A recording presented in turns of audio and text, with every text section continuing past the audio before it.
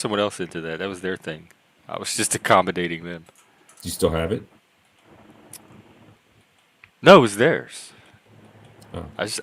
I wore it. I put it on. That's it. I don't own it. What was it? It was a little hood, like a little cloth hood. You just slip over your face. Can you pull up a picture of it? I don't know. I don't I understand don't. what it is. Maybe. Let me see. Only like hood over the face I can think of is like when they put you in the electric chair, like that. I don't know. I've never been put in the electric chair. Let's see. I'm sorry. Did I? I'm sorry, Rat Blood. I didn't mean to be disrespectful. I just. Somebody's asking, oh, what about the process church? I'm not familiar with the process church. That's That's you should Wikipedia it real quick. That's an interesting, like one of these little things. I thought that's a gimp mask, isn't it? Well, gimp mask to me is something that this is just what I would just call a simple hood. Let's get a gimp mask. It's for sensory deprivation during The gimp mask in the has bondage. more. This is more gimp mask. So, but I guess to an outsider, you could call it all the same. I wouldn't call the little hood thing a gimp mask. But. Got it. Yeah, the process church. There's part of this. It's kind of culty. Yeah, There's a religion today. What's it called? The Church of Thought, or it's kind of adjacent to Christian Science. It's one of those new mind. kind of like Bob, the religion of Bob. Ooh, I don't know him. I know Bob the drag queen. No, Probably not the same guy. Bob Dobbs. No, I don't know Check that Bob out. Dobb. There's a world religion for the Church of the Subgenius. Bob Oh, I have Dobbs. heard of that. I just didn't know it was called Religion Yeah, of Bob. yeah. Bob is the deity, just the average Oh, guy. okay. Church of the Subgenius. It's a parody religion. No, it's an actual fucking religion, man. Well, Wikipedia has it as a parody, but What J. is or it? Bob Dobbs, a salesman from the 50s. Bob Yeah, religion? yeah, What yeah. about The Church of the Pastafarianism? Do you know about that one? Man, I thought no. these conspiracists were. Wow, this is way even before the internet. They were coming up with wilder stuff than I ever hear on here. Yeah, I used to be involved in a lot of shit, man. The Church of Subgenius? Is that what this is? Am I in the right Church of spot? the Subgenius. Yeah, It's a parody. Bob Is it the Dobbs. Bob? Oh, No, it's actually a legal religion now. It's not a parody religion. Though they say that it is actually a Like it has registered, IRS documented. status. You damn right, tax exempt, the whole 9 yards. Damn. do you remember when they were putting colanders on their head for their driver's license? The process Um, church? No, the Pastafarians. Oh, were you one of them? I didn't, but I'm thinking about it. Just do You one on your stream. Just wear a collar on your stream one day. No, it was a he- thing. It was a whole thing where people were like, just it's here. Like Yeah, bring it back for the YouTube age, the digital it's. age. Can I present something or not? Yeah. Well, let me vet it first, but It was a whole thing where people were getting their driver's license with a colander on their head because they're Pastafarians. It's like a religious exemption because you can't wear a hat for your driver's license unless you're like a Muslim or something. So people are like doing it. This is real. This is real. Like there. You want to watch this? as long as there's no copyright music. Oh, I haven't seen it, so I don't know. Do you want me to try it or not? I No. get the idea. Let's not risk it. I get Okay. the idea. Um, Midlife. Have you ever infiltrated any of the I think mystery he's schools infiltrated a or few generalized? gay bars, possibly some bathhouses. Oh He's man, infiltrated you the guys sets are. of several bad movies. what was Oh your question, man, Bud? What's your I was question, wondering if Bud? you He ever. infiltrated the White I House. All right, I'll stop. Go ahead. I was Go just ahead. wondering if you had infiltrated any religion, mystery school, or private organization. I don't know how you would describe infiltrated. When I was 17, I used to work with this dude whose dad was a preacher, and I thought I was going to go to hell, so he scared me, and I went to church and I got baptized. Okay, that's not. That's just Christian rhetoric there. Hellfire, brimstone, immersion in the name of Jesus, which is peculiar because I know what the name Jesus means, and that's how their fundamental operation is: scare you to Christ. Do Yeah, you it's have a pretty bad. religion? Midlife. I'm a Pastafarian. You should look it up. Yeah. You could say that he infiltrated a blues band in the recent months. There it is. Yeah, I think infiltrated that. But I infiltrated a bondage and S&M club several times, and time again, and the same club once more. over and over to learn, like for education. where at? Yeah, just educational purposes. Because No, that's a form of religion to me. Where? There's a lot of energies and altered states of consciousness that happen. Hold on. Well, What city? before- What city? Well, before I took off and started touring with Throw Kill Cult, I With had who? the dungeon on Main Street in Louisville. It was an S&M and bondage club underneath a club called Sparks, and we had the basement. And I had turned it into an S&M and bondage club, and we would have after-hours parties there. But then I was with Spotlight Productions at the time, and Thrill Kill Cult came in and needed some. They were lacking, so I filled a position, and that was a Sextasy Ball tour, and we took as much of the S&M and bondage on the road as we could, and sold merchandise and VOM merchandise, and then after that tour was over with, I went back to the dungeon for it was probably about 6 months, and then I invested in a strip club. So, like that kind of infiltrating, have you done any of that kind of infiltrating? Yeah, Aftermath in Barnabas. Chicago. No, I was asking Barty. Oh, I'm sorry. I mean, I never owned a strip club. Did you own a mask? Do you own any kink, any like a little collar, cuff, anything? I don't want to answer these questions. Okay. Honestly. You just ask them. Okay, fair enough. But what I want to talk about Rap Blood. Like what you own an S&M club? Like what's going on in that? Like what's happening there? Well, there was various things. I mean, we had racks, we had stocks, we had a private room, we had a piercing room, we had a projector that was in the back of the club, and people upstairs from the club, we would take selected members that were fetish dressed or bondage oriented, and give them VIPs to get down to the S&M club that I had, the bondage club, and whatever your flavor was, man. What do you have to do to infiltrate a bondage club? Be tied up or tie people up? You have to be a willing participant. You have to be a top, a bottom, a dom, a submissive, or a switch.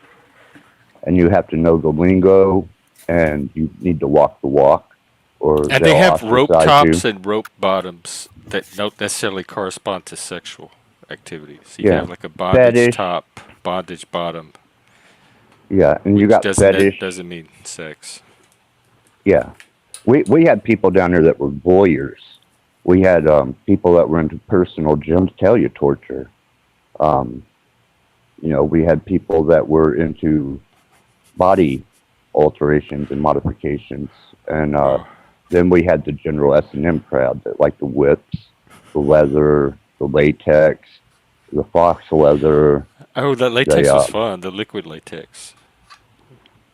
These guys were wearing actual latex. Real There was Okay, Yeah, I think If you came I've reached, to farm content, I've reached my limit. This is too gay and too gross. I can smell the Santorum. Do you know what that is? yes, I do. oh I can man, smell the come on, Santorum, man. and I gotta Would go.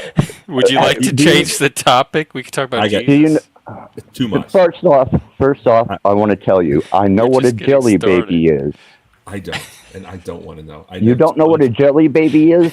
I gotta You go. came for this. Come No, on, dude. I didn't come for this. This is. You I know just you're want to here learn Oh, about the come on. Church of Satan. Check out Seventh and Hill in Louisville. Well, can we get Kentucky. back to the Church of Satan? Hey, Barney, come back. We'll get to the Church of Satan. This was a digression because I want to hear it too. Come back, and we'll do Church of Satan. He's kind of he's one of our fussy, touchy. He's a little sensitive, so that's fine. That's fine. understand. It's all types are welcomed here. He's managing his experience. That's good. That's what I want people to do. See, they don't that's have. He's a big boy. He's They taking don't- care they of don't- himself. Yeah, they don't have like organized sex dungeon club groups in Baltimore. They just have random open warehouses. Random, open. You just drive by until you see a warehouse door that's open. Yeah. Just walk in, see what's tied up. Oh. We'll talk about this. Is I love talking about Satan here. Come back, because I want to hear the Church of Satan. So he infiltrated Church of Satan as well. Imagine how interesting that story's going to be. And probably less gay and gross, although I can't make any guarantees. So you're right. You have a good point. Follow your instincts. It was good to see you, by the way. Excuse me. I bet you if you walked into a Church of Satan with a dungeon, with a sex dungeon like organization in your pocket, you're probably going to rank up pretty fast. Well, my dream is a satanic monastery, and it's going to have a sex dungeon in it, and a mosh pit, a stage, a library, all the satanic accoutrements, because that's part of the religion and the spirituality. But S&M There is can be a lot very of spiritual. S&M and bondage in the Temple, especially the Temple of Knox. That was a very exclusive and private organization that headed Satanism, but they were definitely into extreme lifestyles. Hmm. What do you mean Knox? Like Knox, Tennessee, or In Knox, Indiana. Huh? Knox, Indiana. Oh, okay. Can you tell us a little bit about your Church of Satan infiltration? And was this like in the 60s or 70s when it was still rolling? No, this was in the 90s. Because they had the grotto system. You Yeah, had to find individual grottos. well, they were starting to. They just started as the Temple of Satan in Indianapolis. That come at a later date, but I was online, and there's one in Phoenix. There's a Temple of Satan that's associated with the one in Indianapolis, which is also associated with the one that's in, I think it's Maine. And I hadn't been to the one in Phoenix. I hadn't been to the one in Maine, but I'd been to the one in Indianapolis. I just walked in, introduced, met people, they got to know me, found out I wasn't a fluke. I spoke the lingo. You had your goth gear, like your goth look Yes. on? Yes, absolutely. Yes. And Are you sure? Are you sure it's in Phoenix and not Tucson? Or no, it's in Phoenix. Check it out. Tucson has a big, active satanic Yeah. temple presence. I that's know. what I thought, but I'm not sure. Right. But he said this was the 90s. Okay. That's when I started infiltrating Satanism. Oh. I continued my journey after the Temple of Satan was established in Indianapolis. But go ahead and look that up, man. You got a satanic temple right there in Phoenix with you. That's associated with the temple here that I used to be associated with. So you did Church of Satan and Satanic Temple? Yeah, yeah. That's why Knox was different than the temple in Indianapolis. The one in Indianapolis is an actual religion that is Yeah. tax exempt, and they continue to have a regular Sabbath. They have high ceremonies. They do That's what I marriages. want to find. The whole thing, man. Just like the Catholic Church, but with Satan. Yeah, that's what I was looking for when I joined. I envisioned a But the Temple of community. Knox was absolute dark Satanism. Whereas, Was it you know, theistic? it was hedonistic. It was very much hedonistic. You know that whatever do as thou will is the Mhm. law. But they didn't even follow Crowley. They were their own breed. Believe me, they were different. But yeah, go ahead and check the freak. You can pull it up. And They're very. Praline is Yeah, interested in Judaism as well, some more. Oh yeah, I hear about Judaism. them mostly like they'll come up for from Tucson. Like I think Tucson might be like the main part of it, and Phoenix is here or whatever. But what they try to do is involve themselves into the legislature, into like the House and the Senate of the state. Like, they Yeah. want to pray, they want to do kind of weird stuff with legislation, so they are kind of involved. Oh, they challenge the state and the church, to be recognized as because they are a church. They are Hmm. tax exempt. They are documented as a church, and they're branched. So all these branches fall under that particular tax exempt Church of Satan title. You can also become immersed into Satanism, and you can get your little certificate and everything that says I belong to the Church of Satan, and they give you a little um, plaque type thing with a piece of paper in it, and a few trinkets, and suddenly you're now a bona fide member of the Church of That's all Satan. you get? I would want the Well, no, entire mark of the beast. I would want the whole thing. then you would want the Temple of Knox. Oh, okay. Probably. Yeah, those I are know the the ones. Satanic Temple here in Washington sued, and I think it went to the state Supreme Court for the right to perform a satanic ritual on the Capitol steps, because other religious groups could come, like Christians could come and pray or do a little ceremony, and they won. And so the Satanists here in Washington went and did a ceremony on the state capitol.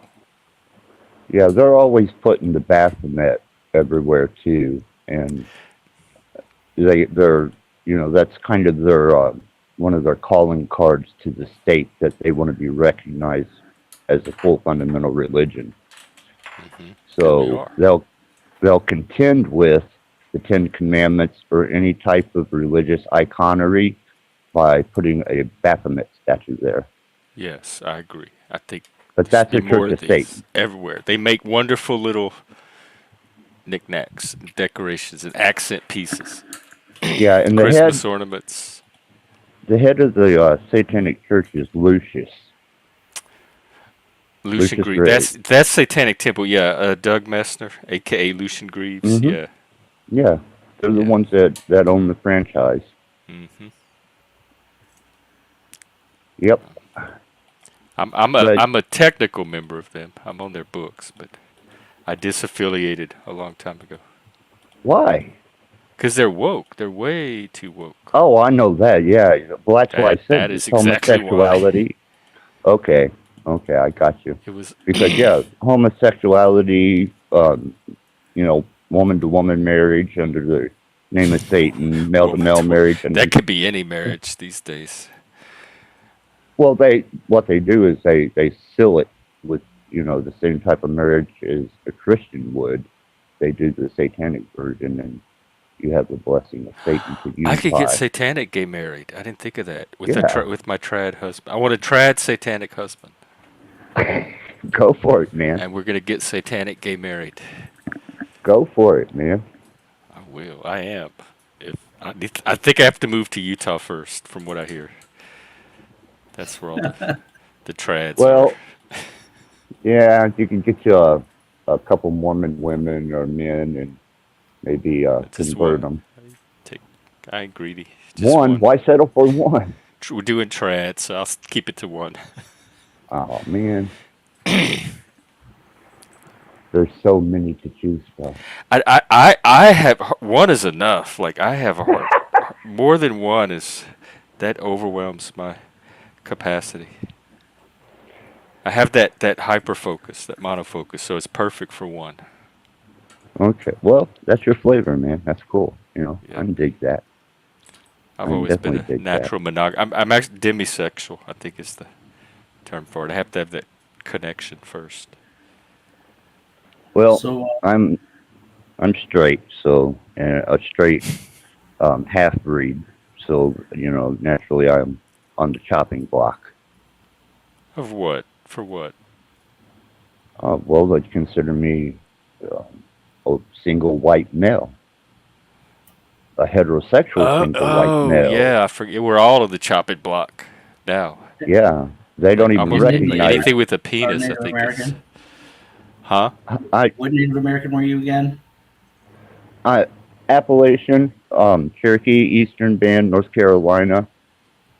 Who? Buck West is the administrator, and also in Oklahoma, I'm recognized, and I can also go to the Hopi and I can't even. It's hard to pronounce it.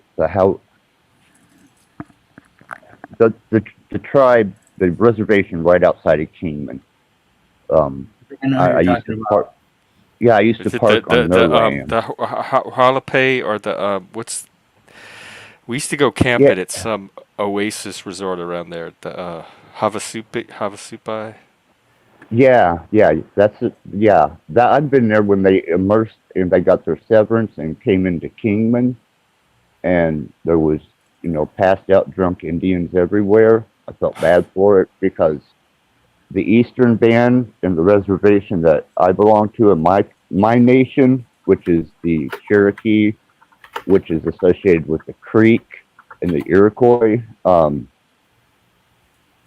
We still have respectable bounds about the severance and maintaining a more of a tourist front, but they don't actually get to go to the reservation and the living facilities and the land.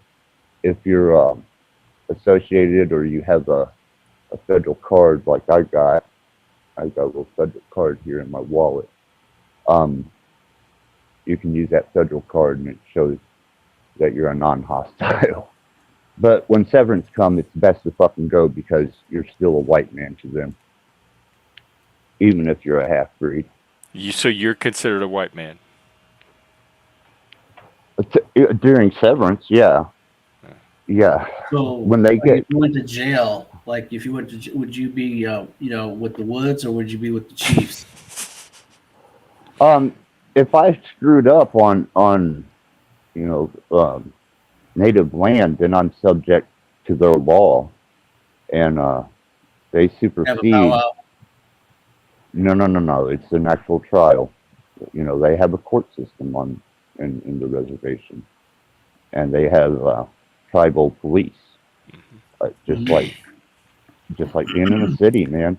But it's not a city; it's a town, more or less.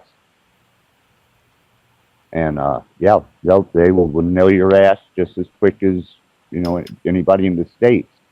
But they're not considered American. They're not considered to be citizens of America. They're a Oh, I thought sovereign they were nation like dual outside of citizens. America.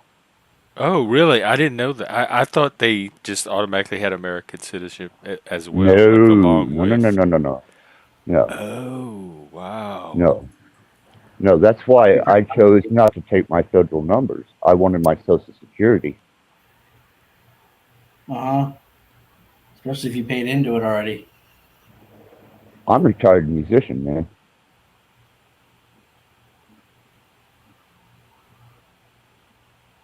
you pay taxes probably, right?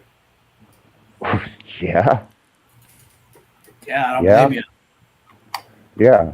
Because if I would have chose the federal numbers and became a resident on the Eastern Band Reservation, then I get my severance and I get my vehicle, my housing and shit at a very minimal cost. But I cannot consider I'm not a native. I'm not an American at that point in time. I'm a sovereign from that, which means that I won't ever get Social Security if I took those numbers and federally registered them. So instead, I settled for a registry card, which means that I'm recognized by heritage, but I'm not a sovereign um, like the ones on the reservation. I think Praline's wanting to know if, after you get banished, if you're still part of the tribe. Do they still consider you part of it? If you're banished from the reservation itself, do you still Well, get to be part of the tribe?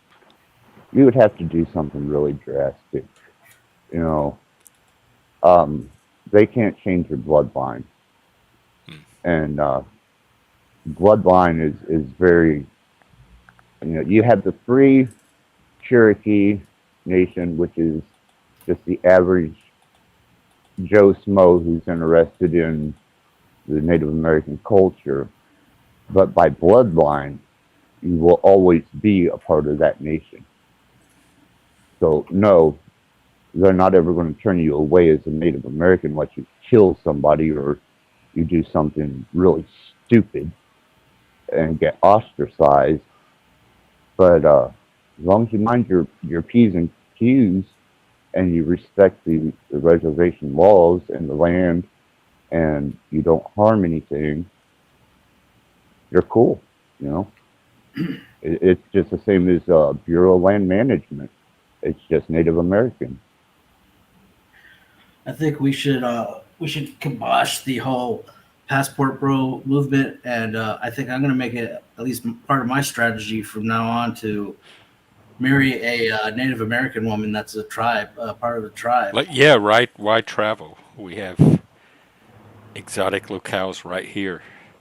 Then you get double benefits, being an American and then being on the tribe, or Are Indian women submissive? Is that part of the culture? Because that's part of Not the not draw for the passport bros. not in the nation, the Cherokee Nation. No, the woman Oh, is actually the she's the fundamental government. oh, You you know, might want to scratch that freak or women rethink really it. woke. well, that was heritage. We didn't live in teepees. We lived in actual huts, and we were agricultural, and we had the creek that we did trade with a lot, which they also walk the Trail of Tears, the Creek Indian, but they're not recognized for it. But they recognize the Cherokee for it. And when they took us out to Oklahoma, the ones that left were considered renegades that came back to North Carolina and established a reservation and eventually wound up with Southern land. But that was a hell of a, when they marched them out, killed off half the nation. And then you had the ones that couldn't survive out west, and they came back.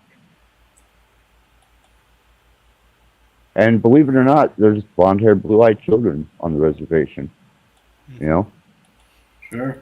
Especially these, like, I don't think, that's what I say. I think in like a few generations, race is not even going to be an issue anymore because it's going to be so mixed everywhere. It's going to be silly to even think and talk about race and divide us that way. See, I'm a culturist, a tribal culturist, and I believe that, no matter what race you are, you should stay true to what your culture is and, support your culture, keep it identifiable, and that comes with a bit of controlling your breeding and keeping it within the confines of your culture so that you don't muddy the water and you still have some rich heritage to give and offer to society.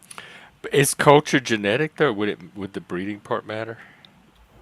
Um, to me, yeah, it Okay. does. And to, be a Native American and to take those federal numbers and have enough history and lineage to be proven that, you're a Oh, part of that yeah, I see. nation. You had the first 13 civilized tribes, which were the ones that made the first treaties with the government. And the Eastern Band was the latecomer to make a treaty. But that's a bloodline thing. If you don't have the blood, then you go outside of that, and you're not practicing, you know, um, doing sweats, doing lodge, spirit journeys, or just general living day to day. That's a culture and a heritage lost if you pollute that bloodline too far. You're not going to have the elders there that hold the same status that carry the pipe or the feather over to the next generation.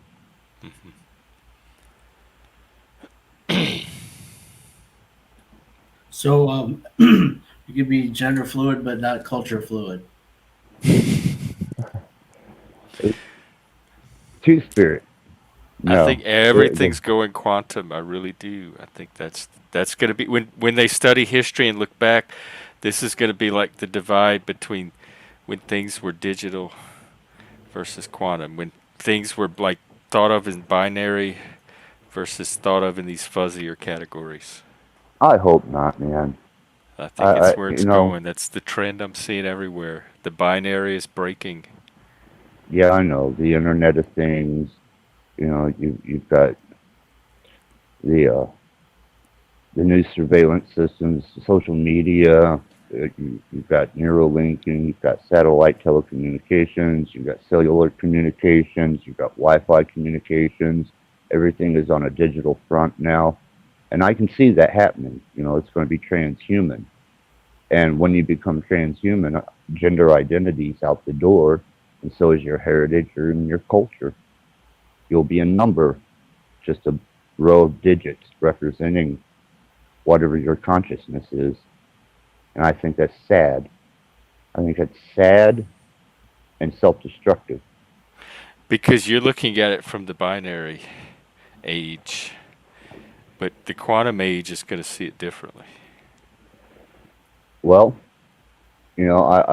I study, the algorithms and machine learning. And, a lot of people, when they hear the cloud, they don't even know what the fucking cloud is, but it's server farms. And they keep producing server farms, and those things eat electricity, but they harness so much information, and every piece of information that goes on the internet is sent to the server farm, which is the cloud, which has massive processing speed and full access. Even you can even have proprietary access to the cloud now, and you can have domain space. I think the internet as we know it, like today and in our lifetimes, is going to seem so quaint and archaic at some point when people look back. Like, people were actually into that and they thought it was this amazing thing compared to what is probably going to come. This is so primitive. This is going to be so primitive historically Have to you ever whatever's coming. have you ever heard of a modern primitive like Bob Flanagan? I don't know about Flamin'. I know they had some in the 90s during like the rave movement. They had some Oh urban yeah. primitives.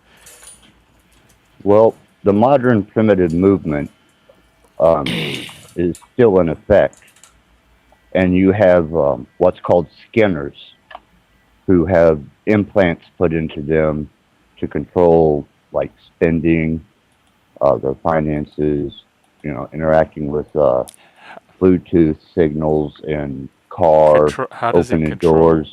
their? It like Through doesn't let them into their bank account. Yeah, actually, what it is it's approval. it's a implant for approval on exchange of currency. Um, What? where you're, yeah, yeah, check it out, man. What's it Skinners, called? man. It's modern primitives. They're skinners, and they're the ones that are starting to take the implants that are utilized to interface with the Internet of Things. Cyberpunks. Remember that one that one friend that you had from somewhere in Scandinavia, and we were talking about that there's already a couple countries in Europe that like Sweden and another one I thought it was Moldova or something, but they're fully chipped and they're fully operating on that economy. I don't know if you remember Yeah, that, Jeff. Was that Dobaz from Norway? Yeah, we were talking about it with Dobez, and that's when you came up with the idea to chip all the migrants. Oh, Or I did? was it him or Sorry. was it you? If the I think migrants it's a get great idea. chipped, it might be my fault. I'm sorry, I don't remember saying that. well, It's, that's a great idea, though.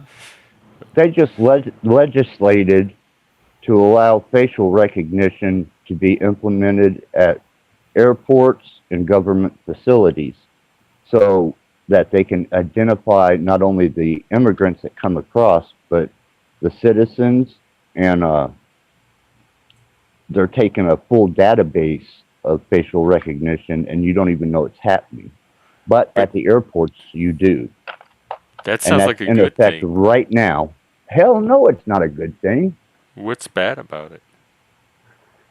Well, for me, back when I was a younger man, I didn't have the phone. I had a car, and I could drive real fast, and I could party, smoke weed, get drunk, drop acid, hang out with friends, drive back home, and was fully anonymous. As long as I didn't get pulled over. But now there's fucking cameras everywhere, and they're all connected to a server farm. And they can identify your car, if you're swerving or whatever.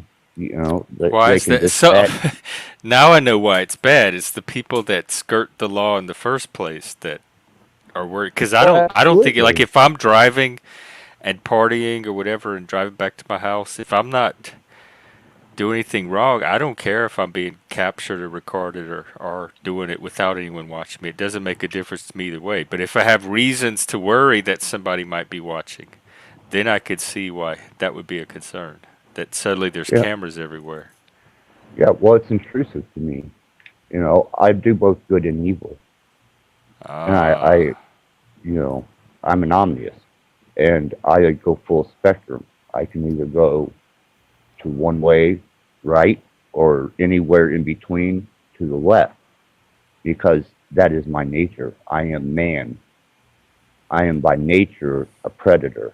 I am by nature, uh, capable of both killing and sustaining life. So I recognize both good and evil, and sometimes my actions are not good and would be considered very, very evil. And I want to keep that anonymous. Yeah, Anonymity is very important to me. I think that it's bad in a way that everyone when we were kids we could get away with a couple things here and there and not get caught in it, and we kind of learn from those because we were adventures, good. That's a credit you to know. our skill as kids. But these are tools of repression, and if you're repressed, it's only a matter of time before you lash out. You know, Like just having possibly. cameras seems repressive. Well, yeah. I mean, if you know that you can't drop a tub of acid, go to a party, and then But instead of that's like calling Uber, cameras wouldn't drive stop home. me. Just I would still do the I don't I would still do the acid even if I was being watched. As long as I would do the acid like in my house where there's no cameras. But if I'm out in public, as long as I can behave myself and keep it together and I'm not doing anything illegal, I wouldn't care if there was a camera watching me do it or not. Well, Right, but it's still, even still, there's got to be some sense of I better not, and so that's kind of a repression, and if enough of that builds up, you could end up, with a mass shooter or something like that.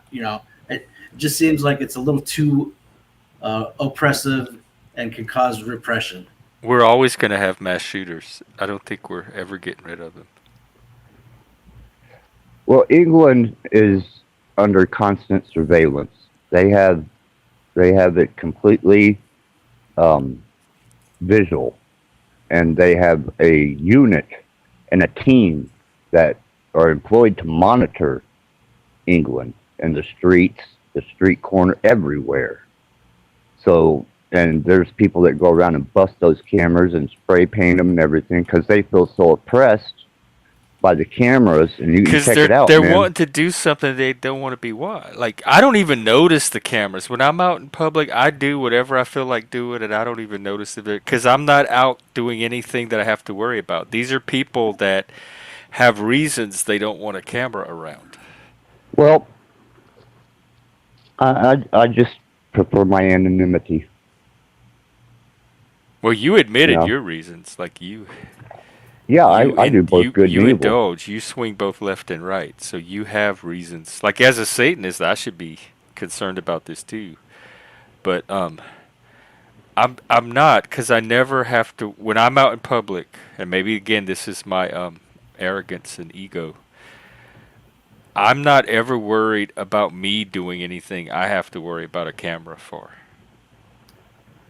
I can usually stay in the lines when I'm out in public. I don't find the lines themselves restrictive. Yeah, that's where it starts. But the worst case scenario would be like if you ever saw Total Recall when the people in Mars were cut off from the air. Get to that point. Or if they declare martial law. Yeah, but those are like so far future scenarios compared to No, just no, no, no, no. day-to-day life. They declared martial law in New Orleans whenever it got. You remember the flood? During Katrina, yeah. Yeah. But those were not normal times, so that makes sense. But that's not day-to-day life. There was an event that shifted it from day-to-day life to martial law. So those things happen, but I don't plan my day-to-day life around that. I just plan for, can I live my life as I live it now? Well, when they had COVID, we'll take COVID for instance, because I can give you example after example. If you would have left your house under surveillance, mass surveillance, and it was COVID time and you were supposed to be mandatorily in your home, you're fucked. Like in what way? They shoot you? Well, they could arrest you. They could identify you on camera, your car, who's in it, by your tags or by video, and then you're breaking what they're mandating. Mm-hmm. And that's what they did during COVID. I did hear some areas did do that, but we were under a mandate to not do that. So again, I don't see anything out of the ordinary about that. It's only the people that were breaking the mandate that had anything to worry about. See, that's why I said you're more upright, and you're more of a. I would consider you to be more Christian than Satanist by every case of. I'm a Christian Satanist, and yeah, I like law and order. I like having a civilized, orderly society. I don't find it overly repressive to like expect traffic to flow in an orderly direction, etc. Well, that's why I said you're an upright man. You're an honorable, upright individual, and you basically follow the laws of Christianity by following the laws of the land. I follow most of the laws because none of them seem unreasonable. Like, I understand the reason they're there and the better benefit for society that they produce. There's a few laws that if they get a little irritating, I might overlook and ignore. So I'm not completely... there are gray areas where I make judgments of how much I want to stay in the lines. Well, I was a convicted Satanist whenever I did my satanic journey. And believe me, I did not want to be caught on camera at many different stages of that, by any shapes of the means. Um, how long ago was it when you infiltrated the Judean temple or the synagogues or whatever that you did? If I understood that right. Yeah, that would have been 1991, 92. Yep. And they probably seemed pretty cohesive and like all on the same page at that point, or like how would you Yeah. describe culture? I guess you'd say. Well, it was Messianic Judaism, and Okay. it's still running. It's Uh, I had just left Southern Baptist because I didn't like the hellfire brimstone thing, Mm. and I was still searching for that Jesus God connection, and I started going to the Torah Institute whenever it was still unmentioned, and I got introduced to Lou White, who's a rabbi, and he started basically filling me in on the Torah text, and how to apply to Yahweh, Hushala, Yod He, Vahe, um, and he introduced me to fossilized customs, which were ancient traditions, the ones to Tammuz to avoid, um, and then he showed me the Torah text and the interlinear, and I started out with a book called Fossilized Customs, which was fossilized what? Fossilized Customs. Fossilized And custom. yes, yes, you can still get that. You can get it through Lou White. He's the author of it, and he has a few other books. So when I went to those schools and became fully immersed into Judaism as a Messianic, I followed all the Judeo laws. I didn't Oof. eat shellfish. Everything I wore was pure. I had a kosher diet. I recognized the Sabbath fully, didn't light fires. Um, Yeah. yeah, I walked the line as a legalist for Um, almost 2 years. they did everything up to like animal sacrifices, basically, as much as they could, right? Or Yes. Yeah, but see, uh, they consider the sacrifice in Messianic Judaism was the sacrifice of the Messiah. yeah, that's a good That thing was, about the Messianic Jews. You know, they recognize Jesus, which yeah, that was blood the other atonement shed. they're basically Christians, but they're Jewish. But I mean, even the first Christians were Jewish. It's just a Right. recognition of Messiah. So I studied that and was fully immersed in that and believed in that. Um, and then once I seen and moved away from that particular thing and got immersed into touring, um, being on stage, playing out, being under a production label, um, dealing with sexual exploits that came along, and all that pent up energy in me that I was given to seeking out Jesus, God, the Messiah, um, the all, the is, and Judaism. I just busted loose and was like, fuck it all, because I got tired of living that way, man.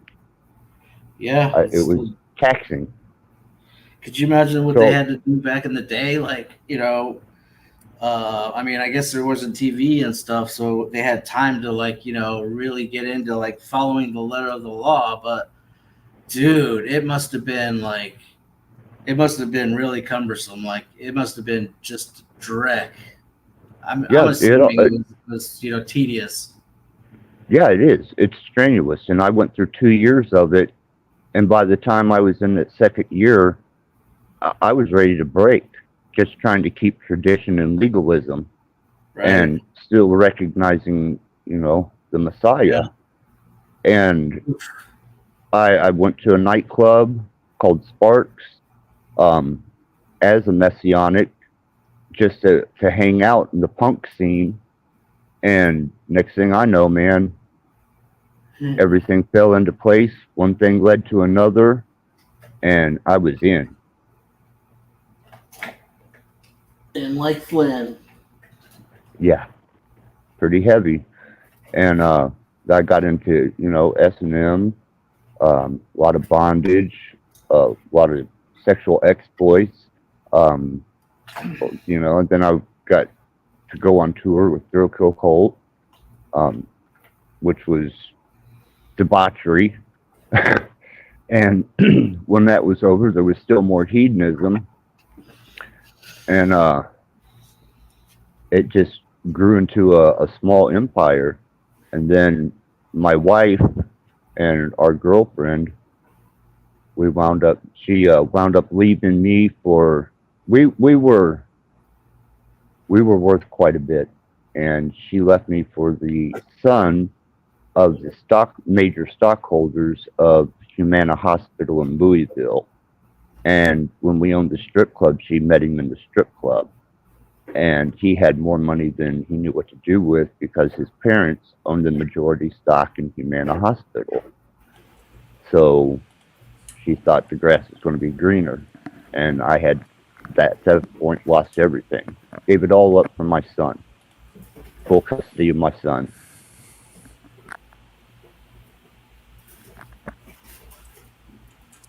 And that's when my life changed, I had full responsibility to take care of, my 4-year-old son. And I had full custody, so I had to change my lifestyle. In terms of following the law and what they, the priests and, well, especially the priests and the Levites and everything that they had to do for the, basically to basically, follow the law and not be under the curse.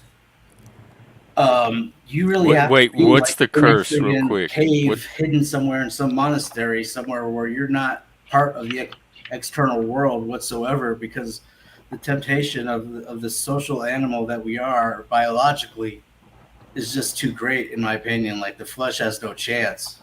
I don't understand the point of trying to so hard to be something that we're not. If that's who we are biologically, then why should we just be it? And what is the curse? You meant something about the curse. Being The under curse the curse is like when you're in violation of one of God's laws, then basically His protection is kind of removed from you, and so you're exposed to the evil of the world, and so like disease can come in, or some other type of something that would basically not enable you to be fruitful and multiply to occur. Are these people that believe if you do follow the laws that you're immune from disease? I don't know, but they might. I mean, it could. At a certain point, I think before Christ, there was a time that your righteousness and how you lived according to the law, if you were a Hebrew especially, directly affected if you were going to be blessed or cursed, basically, whether you're going to have a good year or a bad year, that kind of a thing. It was a direct cause and effect. Right. So they believe. Whenever when I went, kind of exaggerates or kind of exclamation points the beauty of Jesus Christ, because He freed us from all of that completely. Yeah, when I went to temple or to get meat, because I didn't buy meat from grocery stores unless it was kosher. You got your meat that was shipped out of Chicago to the synagogues here in Indiana at Fort Wayne, and you went and got your actual meat there at the same temple. But I had to worship among Orthodox Jews at that point in time. Just kidding. Huh. What was that I had like? to hide. Is that the ones with the curls? No, it wasn't Hasidic. It was just Orthodox Jew. Um, just a general temple of the Jewish temple, and I had to hide the messianic part of me because I knew the walk, I knew the language, and but I wanted the meat, and they wouldn't sell it to a Gentile. They would only distribute the meat to anybody who was Hebrew or Jewish, Yeah. and I had to put on a front to be able to get meat that was kosher and blessed by a rabbi. That seems sinful. I don't know. I told To you, man. I was deceive the close to to law. get good the people. meat. Deceiving for beef. that You do that what was you the got to law. do. Yeah, but isn't that how morality in society gets corrupted? Like you do what you got to do, you sacrifice, or which you think or believe you have to do. Because I'm sure there's other options if people think really hard. But you sacrifice morality and concern for the larger good to expediency and what you need in that moment, what's good for you in that moment, your survival Well, needs. my concept was to render unto Caesar that which is Caesar's, render unto God that which is God's, which is, kind of still outlying and deceptive by nature to the Orthodox Jew, but I was still following the same laws that they were, except I had blood atonement. And, you could always go to the rabbi and he would do a ceremonial cleansing, or you could ostracize yourself from the temple in the community till you became orthodox again, and then the rabbi would bless you and you come back into the fold. And it's just a lot of fucking work, man. Even cleaning your hands before you eat, um, having to have purified blessed water uh, That does sound on hand. like a lot. Yeah, Manischewitz wine. Um, we that was the only thing we were really allowed to drink was Manischewitz and certain beers. Dang. And yeah, That's a lot of it, rules. your clothes had to be 100%. They couldn't be of diverse threading, so no polyester, no synthetic fabric. Everything had to be cotton, 100%. Um, even your beard, you couldn't shave your beard. You had to have a beard unless you were in mourning. Now, if you're mourning something, you can shave your beard off to show that you're mourning. If you're in severe mourning, you can shave your entire head and your beard off to show that you're in severe mourning. Um, it, I still have a lot of the mannerisms that were instilled in me from being messianic, but How many I years try did you live that way? 2 years. Oh God, that's Yeah, it was taxing, very taxing. So when I busted loose, man, it was double time. It's like Sam Kinnison's kind of testimony when he says it. When he was like a preacher, pastor, whatever, and then he, basically stopped believing whatever and became that wild man that we all know.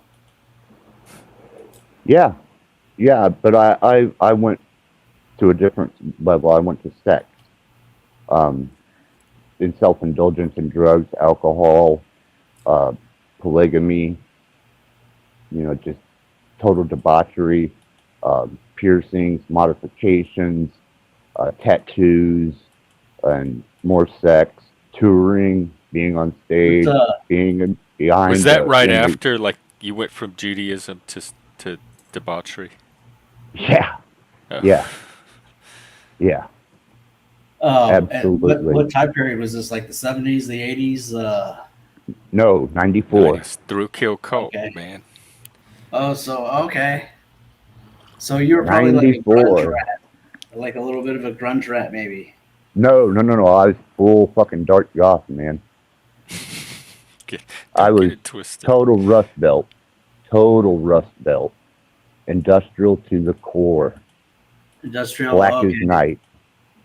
Yeah, Al Jorgensen, Gothic punk. Ogre. 9 Inch Nails. Yeah, I don't. Me and Trent Reznor don't get along. He was supposed to do promotions for the Dungeon on the Downward Spiral tour, and we were doing the after party for that. And he was supposed to do promotionals, and it wound up that he VIP'd himself off. He wouldn't do the photo shoot, and we wound up using Twiggy from Marilyn Manson and the bass player from 9 Inch Nails, and they wound up doing What? the I promotional love these for it. stories. Would it not be in his best interest to do the promotion as well? Like, is it he getting something out of No, it he too? was a fucking smartass. I heard that more than once about Resner, actually. Fuck him. Now Buzz and Groove, they're cool as fuck. And, and Thrill Kill Cold is just absolutely right up my alley, and it was easy for me to fall into that scene and with that group because they're all Satanism, bondage, and drugs. Period. I would hate to get high and then be tied down. I never did miss. I wanted to more than I actually did, but I never did mix drugs and BDSM sex. I would have liked to more than I had the opportunity to, but I'm kind of glad that I didn't. They're both very. They're both their own form. They're both forms of intensity, and to mix Well, both, I'm not sure would have been wise. whenever me and my wife would endeavor into drugs, opioids, alcohol, and we had a partner with us, we didn't go to extreme bondage. It was more dress up and fetish and a lot of play, lots of play for hours. And you tried to carry that out as long as you could. And on opioids and alcohol, man, it was easy, especially if you had, some benzos in there. You could kind of mellow yourself down with the opioids and the alcohol, maybe do a small line of coke and just play fetish all night long. Lots of pussy eating, lots of dick sucking, you know, just touchy feely fabrics and YouTube, if you're still reviewing my channel for monetization, we try really, really hard. This is all educational and entertainment yeah, this is content. just educational. Yeah. It's actually I, autobiography. I personally have no problem with it at all. I'm enjoying it. Well, I was Uh, fortunate. I was very I'm fortunate definitely to be able vanilla. to. That. Definitely vanilla. I think I'm just a That vanilla. was probably the vanilla part, like the safe for YouTube part. Well, I'm Probably. just being real. I'm not. I'm not gonna hide Yes, that. I would say. What? That's So freedom of did speech. Trent Reznor ever take one up the rear stir? No, that wasn't his game at all. I was just That's wondering. not. Yeah, that's not what he was about. Um, He seems the like only thing a I'm going to say is he artist. was an asshole. He was a smart ass and an asshole. So then I'll leave it at that. Yeah. What about Tool? Did you ever get into a Tool? Nope. Never, never got in with Tool. I was all Rust Belt. Um, I was fortunate enough to be in the same confines as Marilyn Manson, God Lives Underwater, Lords of Acid, Thrill Kill Cold. And like I said, we did the after shows for the Downward Spiral tour, and that was in the Dungeon. Um, those are the bands that I associated with and knew the members from, or was associated with the members from those bands, What about and they were like all cool people. nice? What about like Clutch or Smashing Pumpkins? Nope, Is there nope. still a scene? Like, is there a modern version of the same scene, or did we lose Yeah, that? yeah. No, no, no, no, no. It's there's a Detroit scene. There's an Indianapolis scene. Thrill Kill Cult just did a tour Oh, this last year, and it was awesome. As a matter of fact, they're getting ready to go back out on tour, and Buzz was like, it was like reliving the '90s all over again. You know, so Uh, I just Chris take is it not all from hip him hop that it was now. awesome. Um,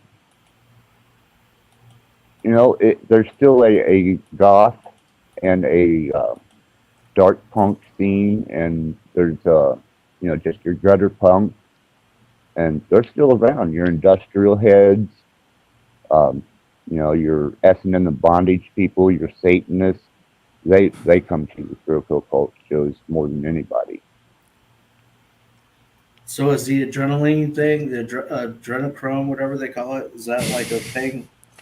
No. No, no, no. Lots of hedonism, lots of debauchery, lots of drugs, lots of sex, and self-indulgent lifestyle to the extreme. Sometimes you'll see like Satanists go up on Oprah or Dr. Phil or whatever. They talk about child sacrifices and stuff. Is all that fake news or That what? was in the 80s, dude, the Oh Satanic man, Panic. brother, no. Look, man. Even the mass that they have at the Church of Satan here in Indianapolis, it's basically a Catholicism mass, but devoted to Satan. And most of those people are alternative woke people, like Jeff said. They don't do that shit. Even when I was with the Temple of Knox, as dark as we were, we didn't sacrifice any kids. Yeah, most of that shit's criminal and risky. It's not worth, like, I don't know why people think that's something that most people would risk. When you say Well, woke, That's an though, extreme talking form about of freakishness. yeah, because the until people you that would say that were always usually like the women, and they were I don't it just didn't add up at the time, so I was just kind of weary about that. But when you say woke, are you talking about like woke racially or woke like sexually or what? know the woke as in accepting whoever, whatever pronouns. Um, you got to be correct to the LGBTQ, Yeah, um, the whole a nine lot of yards, modern man. Satanism is majority LGBTQ, and they see Satan as a rebel that fights on the side of the oppressed against the oppressor. So it's all about Yes, activism, Satanism, like helping the transgenders that are being oppressed, helping the queers. They're fighting against the system. exactly. And they are unpleasant people if you're a The straight heterosexual male. the ones that got canceled by like a few weeks ago, I did a stream on that was woke Satanists. I got canceled because my politics it didn't match theirs. They believed in the Right. patriarchy and all this stuff that they were fighting. Yeah, I walked away because, one, I'm not a homosexual. And secondly, if you're going to worship Satan, don't go to the Church of Satan. Don't go to the Satanic Temple to do it because you're not going to find Satan there. You're just going to find a bunch of Bunch of kinky self-indulgent, faggots. yeah, basically. And but they do keep the rituals and they do the ceremonies, and they I found just it like, very like Puritan. It was very preachy and judgy mm-hmm, and smug and self-assured and smug. authoritarian. Like people had to like toe a certain line or get harassed or singled out. And that happens. That happens a lot. And there's what I call bitch fighting. Um, Satanic bitch fights. basically, yeah, because one person would get ass hurt, and they would start a division, and suddenly you've got a couple cliques happening within the temple, but they're still coming to the same, gatherings, and one's talking about the other behind the other's back. And I was Oh like, my man, God. Modern Satanic Temple Geopolitics. is a drama show right now. There's so many different factions defecting and whistleblowing and fighting each other and Oh telling on my each other. God. So that's, after being in the Temple of Knox and going to the, the Satanic Temple, you know, it was what it was. But I did learn a lot. I think that the solo, um, and the independent Satanist like Jeff is, I think that's the more practical way to be a Satanist. I don't recognize Jeff as a Satanist in what I consider Damn, Satanism. not very good at it. I'm lone wolf Satanism, You're MGTOW you're more Satanism. Christian, man. You're more of a dude. You're entirely too upright and Satanists righteous. can be upright. So, Okay, in well, fact, I'm not one of the gonna. things when I joined the Satanic Temple, that they had their tenets, and one of the things that appealed to me with was that they were all principles designed to support the concept of nobility, of They're trying all to do Christian the right principles. thing, the responsible thing, and I found that a very lofty goal that appealed to me. It wasn't about self-indulgence and hedonism and debauchery. It's about something higher than that. Well, the problem is, and with the tenets, you can read those same tenets to a Christian, and a Christian will go, "Yeah." Yeah, there And then was when you there's tell, some overlap. There, yeah, "Yeah," and and with but secular when you get humanism. into the social politics of Satanism and the organization, no, it's Yeah. you know when I think of Satan and Satanism, I think of absolutes. Um, if you're going to endeavor into summoning demons, praying to Satan, and falling into a dark, rebellious, contemptuous, then mannerisms come along with that.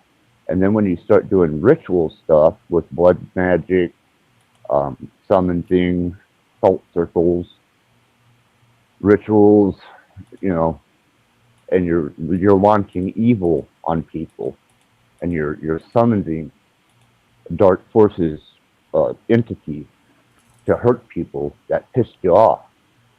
You know, just the same as the father Satan did.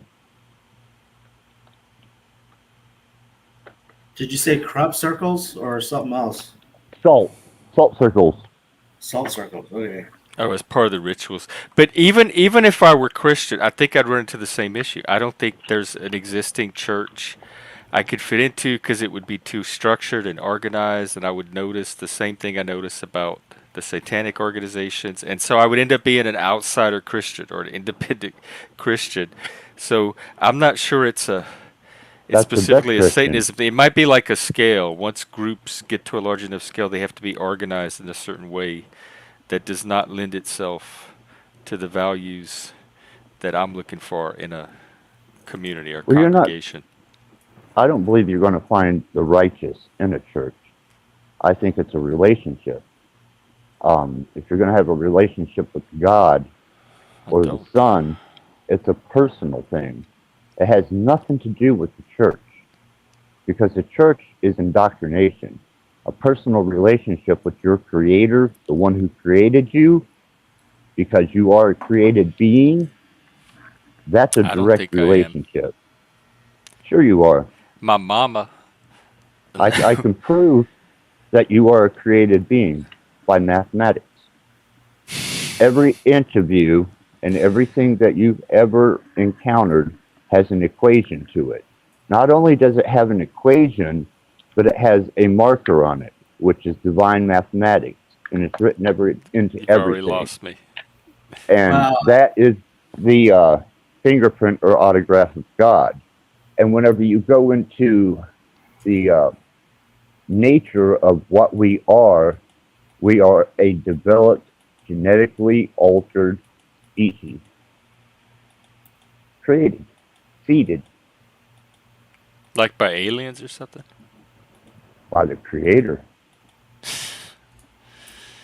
Okay. Freak, what were you gonna say?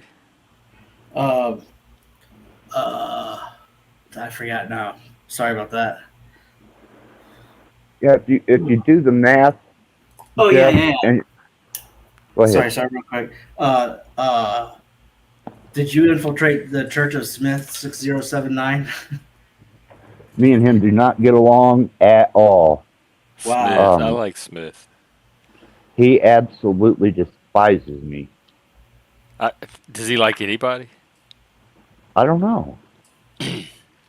I'm not sure, but I know he I despises the I fuck out of appreciate me. Smith. He's quite a Well, rare guy.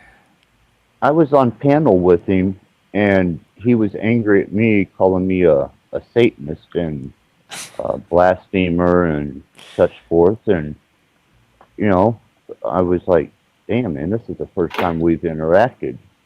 I guess my legacy runs deep. Maybe it was content. Maybe he was producing. He was on. Me and him were on panel with Sean. It was on Sean's channel, I and think I know Sean. oh, I'm trying to think of what his channel name is. He does he does. What is his channel? EBT. Something. No, something. Something experiment or something. Oh, I think I know who you're talking about. In a thought Yeah. experiment. Yes. Yeah. Those guys. Yeah. I was on panel with Smith in that arena. See, I haven't been in that arena over there for going on about a year now. Probably less than a year. There was too much drama, and I didn't want to be a part of it. And my encounter with Smith was just absolutely, ill. So I don't engage. That sounds mature. Well, I don't condemn him. He believes what he believes, and if I'm an omniist, I have to stay true to that.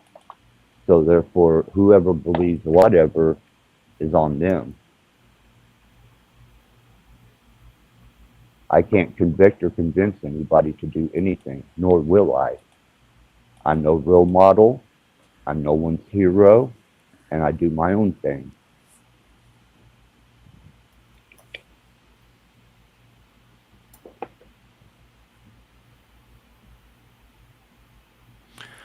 Well, Have either one should of we you guys wrap? ever thought about just leaving everything behind and being a carny at the state fair? I think I'd I run into the same issues, even as a carny at the state fair. I was a Probably nomad. carny That politics. Yeah. wow. No, I was a nomad for 3 years. Um, that's when I discovered myself, and that was in Arizona at Alamo Lake, on top of the mountain up there in the desert. Oh, And yeah, I've been to coast 5 times, man. you've been put what? Put I've where? been coast to coast 5 times. Oh, cool. Yeah, I Indiana's was got to it. be a trap for you then. Like, I hate it. We just now got constitutional carry, and we're surrounded by 4 states that have legalized marijuana, and we aren't. huh? Oh, Red ass state, I'm telling you, and Gestapo pigs. Gestapo pigs. and see, I'm ready to move to a red state. Well, if you want one that's red as fuck, right here it is. Maybe not that red. Maybe It a is deep that blue. red. How's the affordability there? Good, That's good. reasonable. Yeah. Yeah. But certain areas are hostile. You got a lot of gang activity. You got a lot of drug activity. We generally have between 1 to 5 drug overdoses a day on fentanyl. Well, where are all Um, these Gestapo cops? Send them in. Fort Wayne PD, oh, believe me, when they got their eye on you, they take you down, and they don't play, man. Good. And if they I pull feel you like over and find shit, they get evil. And now, since we have constitutional carry, when they come to visit you, they're prepared to shoot you because of constitutional carry. They don't know whether you have a gun or not. And there's red flag laws here in Indiana. It's ridiculous. Whereas when I was out in Kingman, I was smoking weed and carrying a gun, and that was cool, you know? Nobody said nothing. Nobody did anything about it.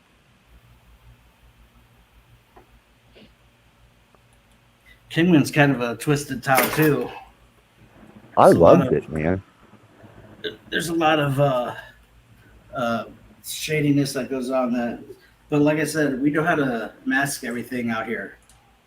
Well, if you go to Birdland in Kingman, yeah, that's junkie town, is what I consider that, where all the trailers are and the mobile homes and the disposable housing, and that area. There's lots of heroin, fentanyl, um, you know, cocaine. All the drug trafficking goes on in Birdland.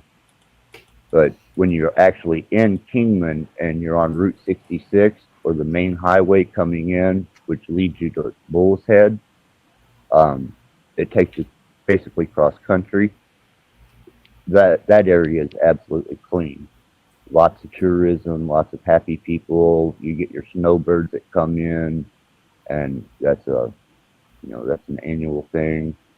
Laughlin's right there. Yeah, it's just a neat little place. And then there's up the road 90 miles, you have Wickiesburg, and from Wickiesburg you can go so far out in the fucking desert that it's no service zones. You can't get a cellular signal. You can't get a radio station. You can't get shit. And if you get stuck out there, you better hope that you got one of those flasher things that maybe somebody will see from the sky, or the buggies, desert buggies. Might alert one of them. Yeah, Yeah. the 4-wheel drive, like little sand buggies. Yeah. Yeah, they're desert rat. I was a desert rat. That's part of the mistake. That used to be one of my screen names, Desert Rat. I had a little avatar Yeah. and everything. Yeah, I was too. Yeah, as a desert rat, I have a hairless rat. I was Axis Rat Blood on stage. I mean, in the industry, it's a whole 9 yards. It's all been focused around a. Was it fucking always rat somehow. RATT? Yeah. All the way to Wax Trax Records, from Spotlight Productions and Bill Behringer, all the way from various Sky Roads productions to Wax Trax. It's always RATTBLOOD. Hey, what about like Rage Against the Machine or Limp Bizkit or any of those like big bands that Corn.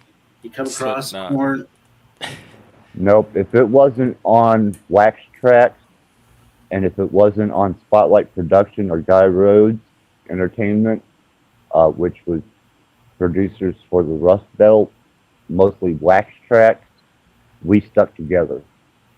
Okay, what about okay? This is a test now. You can either pass or fail. What about REM? No, Yeah. not at all. Thank goodness.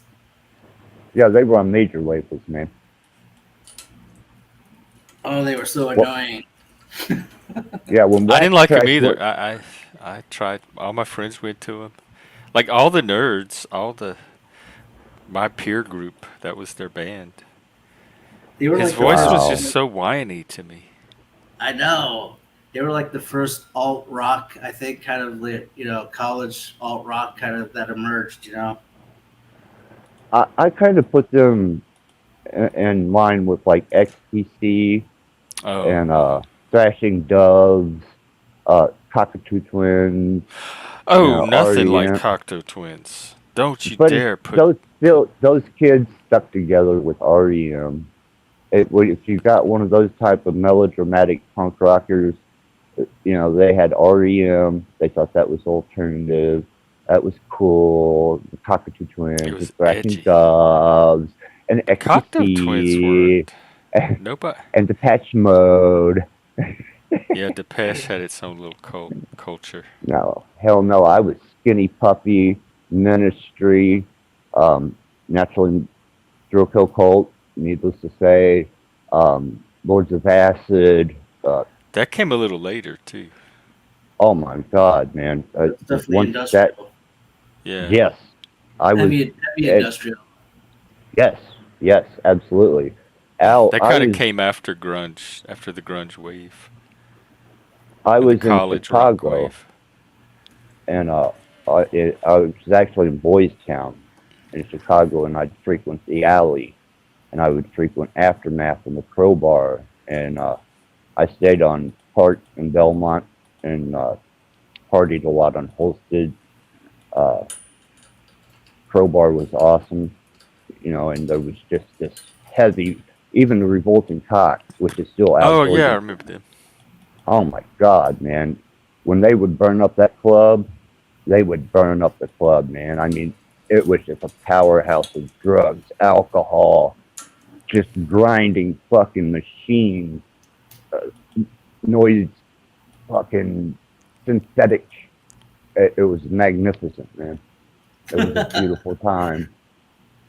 And The way I remember, like techno came out, and then industrial, and then grunge. They all kind of like 1, 2, 3, like almost at the same time.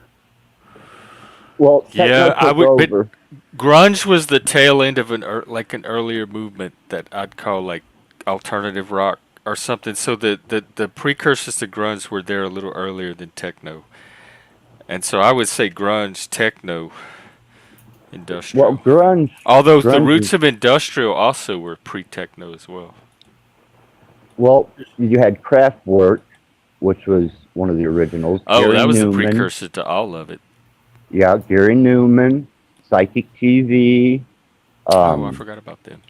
yeah, believe me, brother. When I tell you I was in, and whenever I was a full blown industrial fucking monster. Even my guitar was the effects on it sounded like a fucking grinding machine, you know. Dude, But industrial hit so hard that we would actually go to industrial parks and find a industrial like warehouse and then have a party. raves, Yeah. yeah.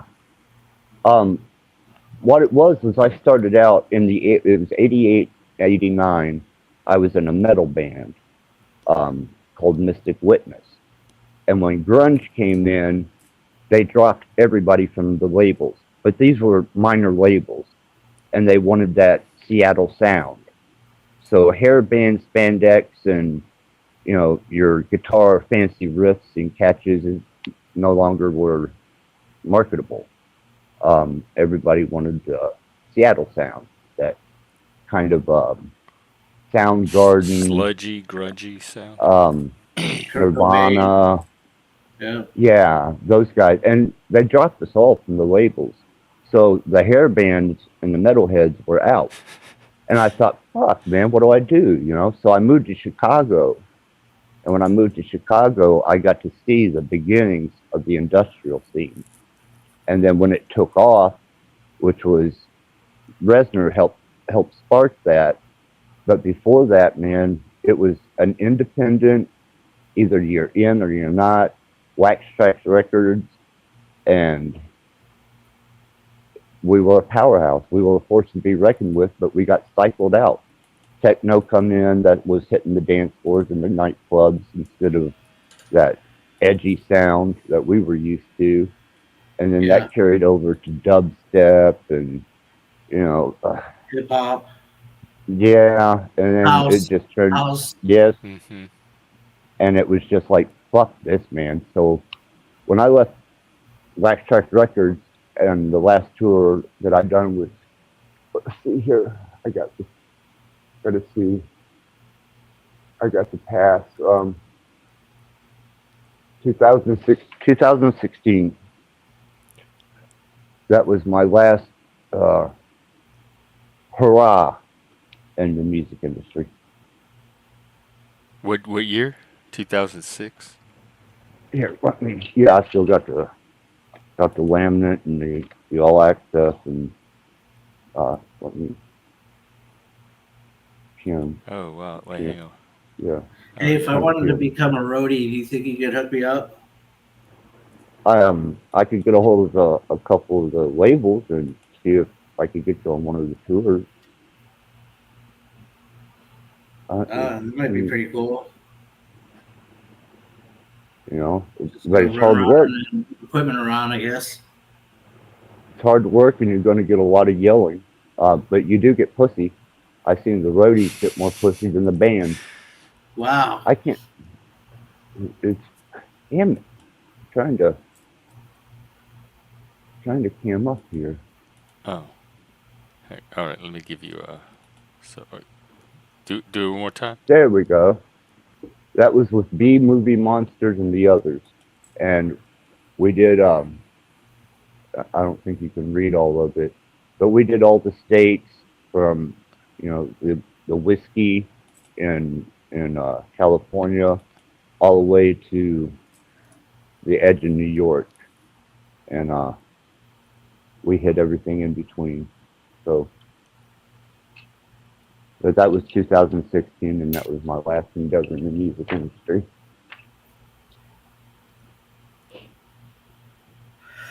A lot of my heroes, the grunge heroes, they all died of heroin. Oh, I love heroin.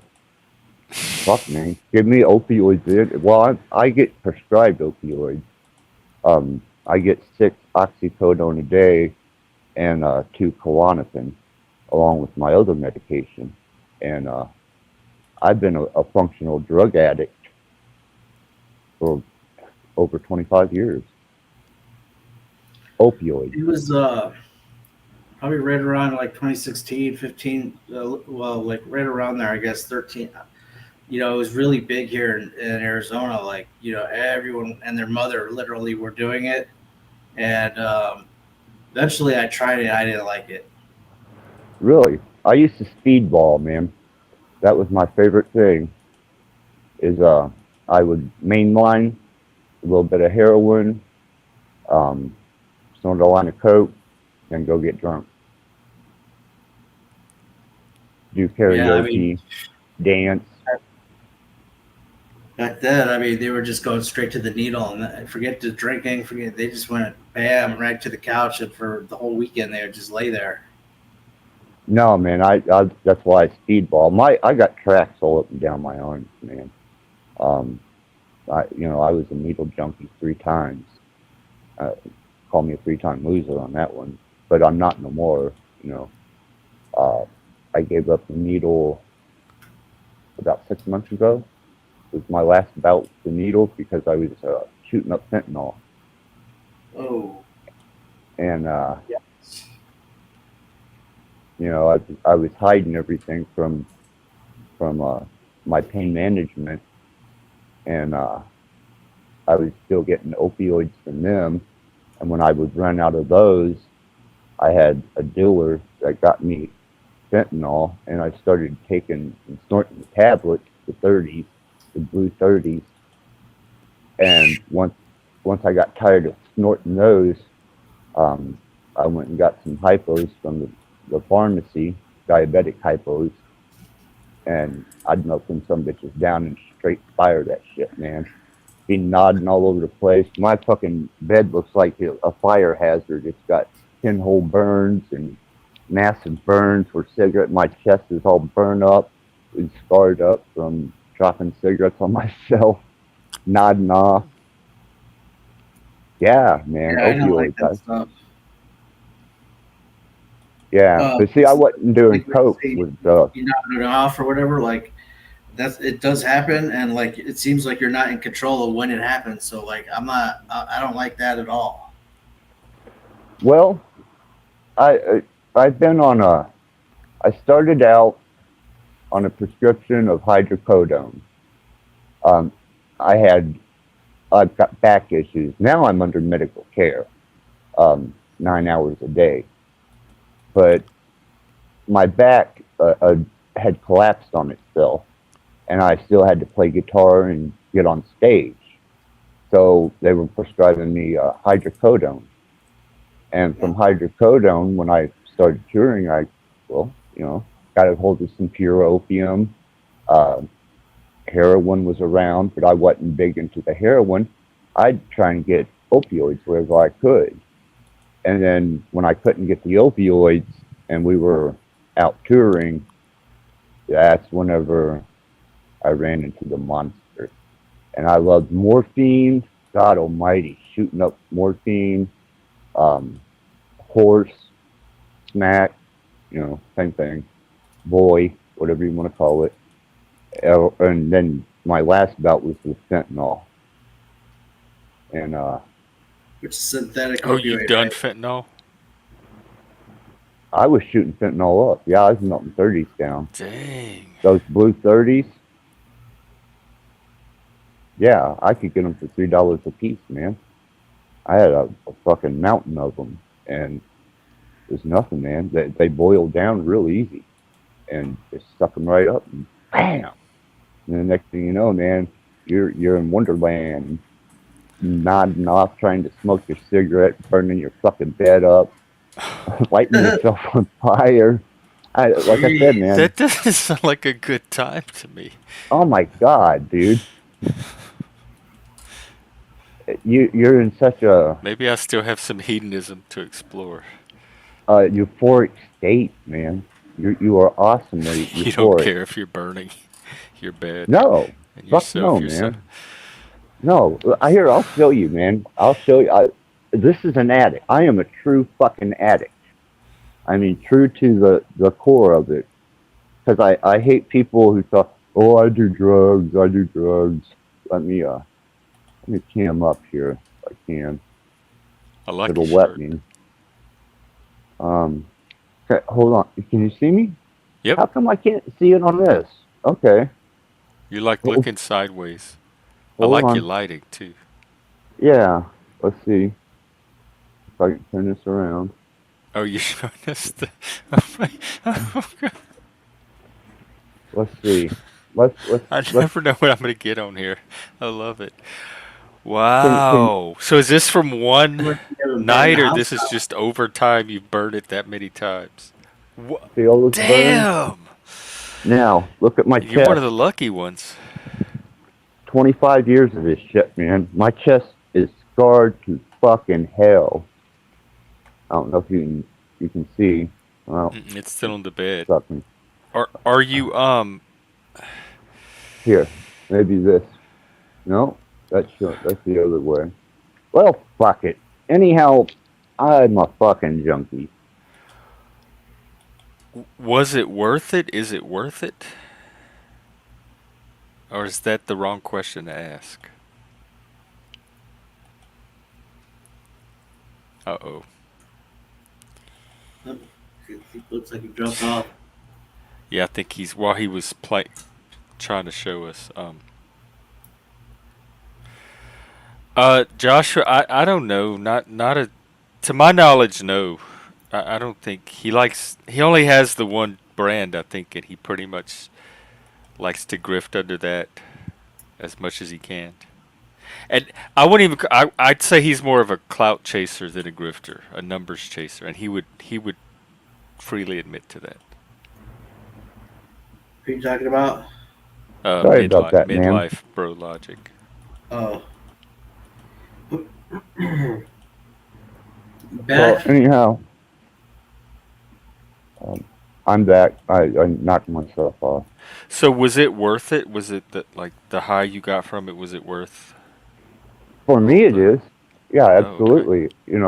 But I'm under nurse's care now.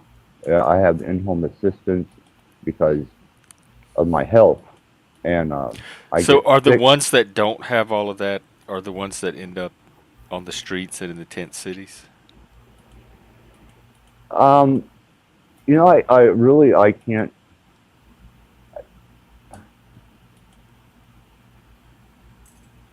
There's a bad side to it. Yeah, there's a bad side to it, but for me, I was a functional junkie.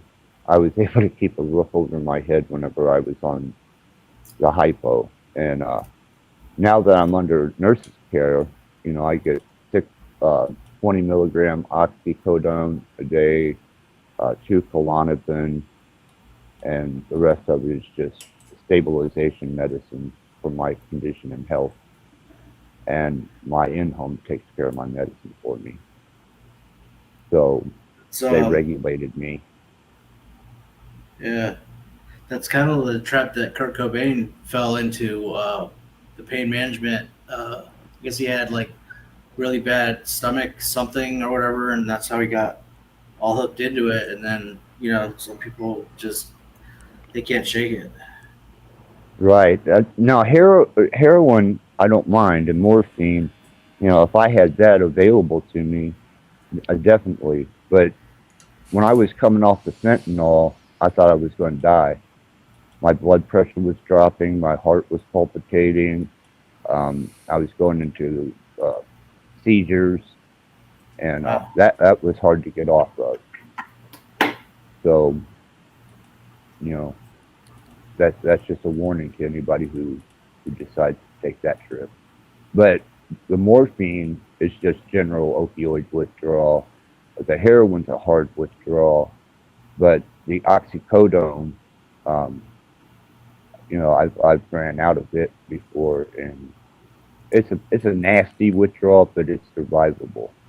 Now the benzo withdrawal, that is psychological, and that one is a mother. mm, That's the worst thing to come off of. That's what I've heard. It is evil. Man, your head goes places. You have no control over your mind. Seizures, shaking, hallucinations, just racing thoughts, delusional idealism flashing in your head, which is very pronounced and almost seems more solidified than reality itself. I mean, fuck, man. That was a miserable son of a bitch. Ugh. But now I'm just a happy little pain management guy, and you know, Yeah. he, I still got Narcan all over the place, um, just in case. I never had the freaking balls to really get that crazy into it. So I always had like regular jobs and stuff like that. So I never really dove into it. But like even now, like the only thing I would think about shooting up would be like steroids, or if I knew it would work. I, no, I would say that as far as hypo goes, morphine, that pure morphine, or if you can get like a 50 milligram tablet of morphine, melt that down, or you could double dose. You could get 100 milligram if you For got the for tolerance, and that'll for take you entertainment, to a for our entertainment channel. yeah. Hypothetically, This is all educational autobiography of not to do these things. I am no okay, one's hero. fair enough. I'm not your Fair role enough. model, and do not do as I do because Rock and roll I is was a dead. yeah, I was in an industry where that was the common thing, and Pralines want to know if you're still in pain. Like, how, does it help? yeah, I'm bed set. I haven't left my house in since they've had me under full medical care. I haven't Oh been able to God. leave So for it helps reduce it, but it doesn't actually eliminate it. no, no, Oh, not at all. No, it don't. I've been under medical care for almost 3 years now, and now they've got me on 9 hour shifts and in home, and I haven't been anywhere outside of this house in a little over 2 months, and I've been kind of fighting off and on, being unable to be mobile. But I did escape the nursing home. I was in a nursing home for a year before I got out and wound up under my own roof, and medical services. So that was a rough motherfucker. What was wrong with the nursing home that you didn't like? Rules. Just no freedom. You would. Fucking Yeah, rules, man. I worry about that. I've got it all documented, man. I got it all documented. It's easy to get kicked out of nursing homes. No, I got to leave because Oh, you left on um, your own. no. I left with medical consent to leave. They wanted me the fuck out of It there. was like me. Bad. Okay. Yeah, yeah. They would call me. I was wheelchair bound and bed bound. I was dehydrated, malnutrition, respiratory problems, and I collapsed. Where I used to do security when I was younger, at the storage place, and I collapsed there. And from the hospital, 3 days later, I was in a nursing home. And once I could get around in a wheelchair, man, I gave them hell. Gave them literal fucking hell any way I could. And when the day I said I want to fuck out of here, because they had me in quarantine because I just left, they put me in the deepest fucking darkest mental institution in Indiana up around South Bend, and they thought they had gotten rid of me, but they deemed me mentally competent, so they sent me back to the nursing home. And the administrator got in trouble for abuse of authority by sending me there because they said that I was fully competent and there's no fucking reason to send me there. So I got attacked by a drunk resident in the nursing home. And after that, I called lawyers in. The lawyers come in, freaked everybody out, the administration, you know, everybody was touchy-feely. And the day I said I want to fuck out of here, they let me go on a medical release. So my insurance paid for everything.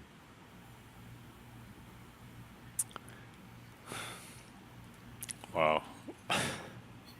What was he white knighting for? Some girl you were hitting on? No, actually, I shut down the vending machines. I was, Now, when are your cameras around? I learned the codes to open the doors by watching, and I'd go out after hours and smoke cigarettes. And they caught me with tobacco in my room. I had a big altar in there with my dog skull and my seer and my scry, my candles, the pentagram, the sage, and Blazing the way, brother. They freaked. Dog skull probably would have been enough. So when I said I was, you know, when that time came and I knew I could get in my truck and drive, I told him I want out of here. Chris Adams was the administrator. It was Glenbrook Nursing Home Rehab, and it's full facility living. I still got the video of the day I left. I had my son sneaking powdered Fetty into me and milk dud. He would open the milk duds up, put the Fetty in there, and then he would glue it back. And I'd give him money to go pay bills, and he'd give me milk duds. Oh, okay. The things you could learn on these channels. Oh man, I hope that was educational and it's all educational. in an autobiographical way. Yeah, everything I'm telling you is my life story, autobiographically for educational and entertainment reasons. Yes. And all you're doing is documenting someone who is in an industry, the entertainment industry, period. So call it what it is, you know? Hey, but at least yeah. It's not laundering money in Houston with gold bars and cash or whatever that like the Chinese illegals were doing in Houston. We paid for we paid for our extracurricular activities, and at least we were honest about that. But as far as debauchery and hedonism, now there was no limit. No limit. Oh, I got another test for it. A test question. Sure. Hootie and the Blowfish. Nope. Yeah. Okay. Nope. Okay. Not at all. All right. Good. We're still good. Here's one for you. Let's see how you do on this. Netzer Ebb. Oh yeah, I know Knights are Ebb. Okay. By God 20. Don't know that one. Oh yeah, they're great. It's Easy is one of the best songs that they ever done in one. Man, there was lots of Big Black was a Yeah, distortion that's band. Jordan. Steve Albini, right? Yep. Yep. Yeah. And Big Black, after they did Jordan, the song Jordan, man, they lost their career right after that. It just went downhill. But they were a distortion band. They were fun. It's pretty much what grunge was. Well, Party with Hammers, songs about fuck, and Automatizer. And Automatizer was the one that had the song Jordan on it, which made the reference to pedophilia. And that was the end of them. Kerosene was one of my favorite songs by Big Black. And then New Botan. Oh, Eisenstein, New Botan. Yes. Yeah, the writings of O.T. Liebach. I listened to their version of Sympathy for the Devil, if you've ever heard of Liebach. Life is Life. Man, there's a lot of shit that I'm just now remembering. Do you know who Ice-T and Body Count is? I don't do rap. I know nothing about rap. They were rappers. I excluded myself from that. That's why I hid in the industrial belt during that hip hop phase and the gangster rap phase. I was in Chicago on Clark, Belmont, Holsted, The Alley, Crowbar, completely removed from rap. And when I came out of all that and out of that scene, when it finally, Wax Trax went bankrupt, Cleopatra come in and bought up everything, TVT bought everything, Nothing bought everything, and then the Nothing Interscope label started producing rap artists. Cleopatra went under, and TVT is still in existence and holds probably about... Is that Tones on Tail? TV Tunes out in New York, and they still own the rights to a lot of the Wax Trax music. So did Interscope and Nothing Records, and I started producing my own stuff, solo, individual after that. And to this day, I still do solo work. It's on my channel. Smashing Pumpkins was out of Chicago, though, right? I had nothing to do with them. Nope. They were not in the scene. They were not a part of our scene. We were a different breed, man.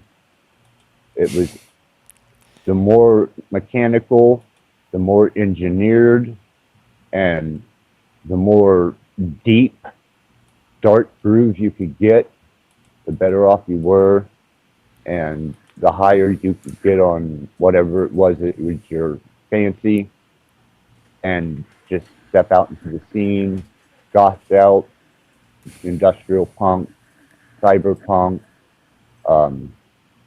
Fuck, man. It was good times. But no, none of those softy bands were ever a part of the scene that we were in. I'm sure they were around the Boys Town. I'm sure they were on Holsted at one point in time. They had to have been. You know, it's you on They Lakeshore started like Drive. those huge like I can't even remember what they called them anymore, but you know they'd have like huge amount of bands playing in one venue over a certain amount of days, and you know there's different names for the what they Like a called them. festival. Yeah, some festival or you know and they Lollapalooza. have a lot of meshing of some industrial with like you know say like Nine Inch Hip Nails with like you know Limp Bizkit or with Bones like Thug Rage and Against the Harmony. Machine. So Yeah, there that was a was little the bit of like Walla. intermingling a little bit. Yeah, the Lollapalooza tours. Yeah, Lollapalooza, right? yeah. Maybe what we need Jane's is a new Addiction. scene. Jane's Addiction was big stable behind the Lollapalooza. Yeah. The Perry second Farrell. Lollapalooza. Yeah, yeah. I like Jane's Addiction. I never had any interaction, or I had, you know, just listened to their music. But nothing shocking. That's my favorite album by them. Yeah, Mountain Song rocks. Oh Um, man, Pigs and Primus Ben. kind of was like a quasi. You know, they could have fit in three different categories really, but they Okay, ended up going top. here's one that'll blow you away. That was actually resistant of the scene, but still showed up. Butthole Surfers, man. Yeah. Oh yeah, oh yeah. They were around the 80s. They had that what's his face? Is it not Kenneth Anger? Richard Kern did that art house film Submit to Hairway Me, to and it was Seven. set to the Butthole Surfers music. Yeah, Hairway to Jello Seven. Biafra. Rembrandt's Pussy Horse. Psychic Powerless, Another Man's Stack. Um, yeah, the early Butthole Surfers is what I was into. Um, like the song Lady Smith or Going to Florida. Um, you know, Jimmy, the song, Johnny Smoke, all those songs, man. I love that shit. All the way up to when him and Al Jorgensen did, um, oh, the song, can't remember. It was Getty on that. I'm in love with my car. It was, and he never spoke properly on it. It was a lot of, oh, It was kind of a mix of like metal, punk, rap, skateboard, industrial, and there's another one. Ska. I can't remember, Reggae. but you know, they had like those meat grinder songs, like you know, just really hard industrial metal, punk, and like loud lyric, you know, and then boom, and then the song would just end, and you'd be like, "Is it over?" yeah, I kind of avoided that, and I kind of filtered that out by going with like Psychic TV, Coil. Um, there was oh, Coil was a big influence in my life. Um, there was I'm trying to think of it. Uh, Acumen. Acumen was a group that held true to the industrial and there's another, oh man, I can't even remember the fucking name. And they did one of my most favorite songs ever. Daiwarzu. Daiwarzu. So That's the yeah, song or the group? the group Daiwarzu. Why does that sound familiar? Oh man, because they did. I've got the song. I just can't think of the name of it. Um, Daddy's little girl, she had puppy eyes. I can't think of the name. Oh, you know who like has been there the whole time throughout this whole all of that and is probably still around today is Social Distortion. You know, I never. I was able to get on the Misfits scene for a bit because they were actually towards the end of the industrial movement. The Misfits were actually playing small bars all over the U.S. and you could just after they were done with their set, man, you could just mingle. Danzig wasn't with them, you know, but Uh, Danzig had already created his own image and label with Right, Danzig, the right. album, and Lucifuge, you know, and Yeah. he did his thing. But I never had anything to do with Danzig either. You know, the groups that I had anything to do with were Wax Trax signed artists. Outside of that, you know, it was just I was basically just a fill in, you know, but I was not important enough to be able to walk up and meet Danzig or you know some of Right, my more like Perry Farrell. I would love to talk to him, but I didn't have the clout. You know, That right. would not Yeah. stop me. I'd be like, hey, Perry. well, How the you meet and doing? greet. I mean, Joe Jett was really cool. Um, I got to see her Cool. before I took off as a nomad. She did a meet and greet, and she was awesome, man. She was really fucking awesome. Tori Amos, been to a couple of her concerts, and I, man, you know, for softer side of yourself and being able to see lesbian chicks everywhere, Tori Amos. Is that where a man could start getting in touch with his feminine side? I liked her first Get his album, ass that Little beat. Earthquakes album. Yeah, Uh-oh. Oh, and Hello. when you go to the Lilith Fest or Tori Amos uh, concert, I've seen her at Deer Creek and I've seen her in Indianapolis, man. And wow,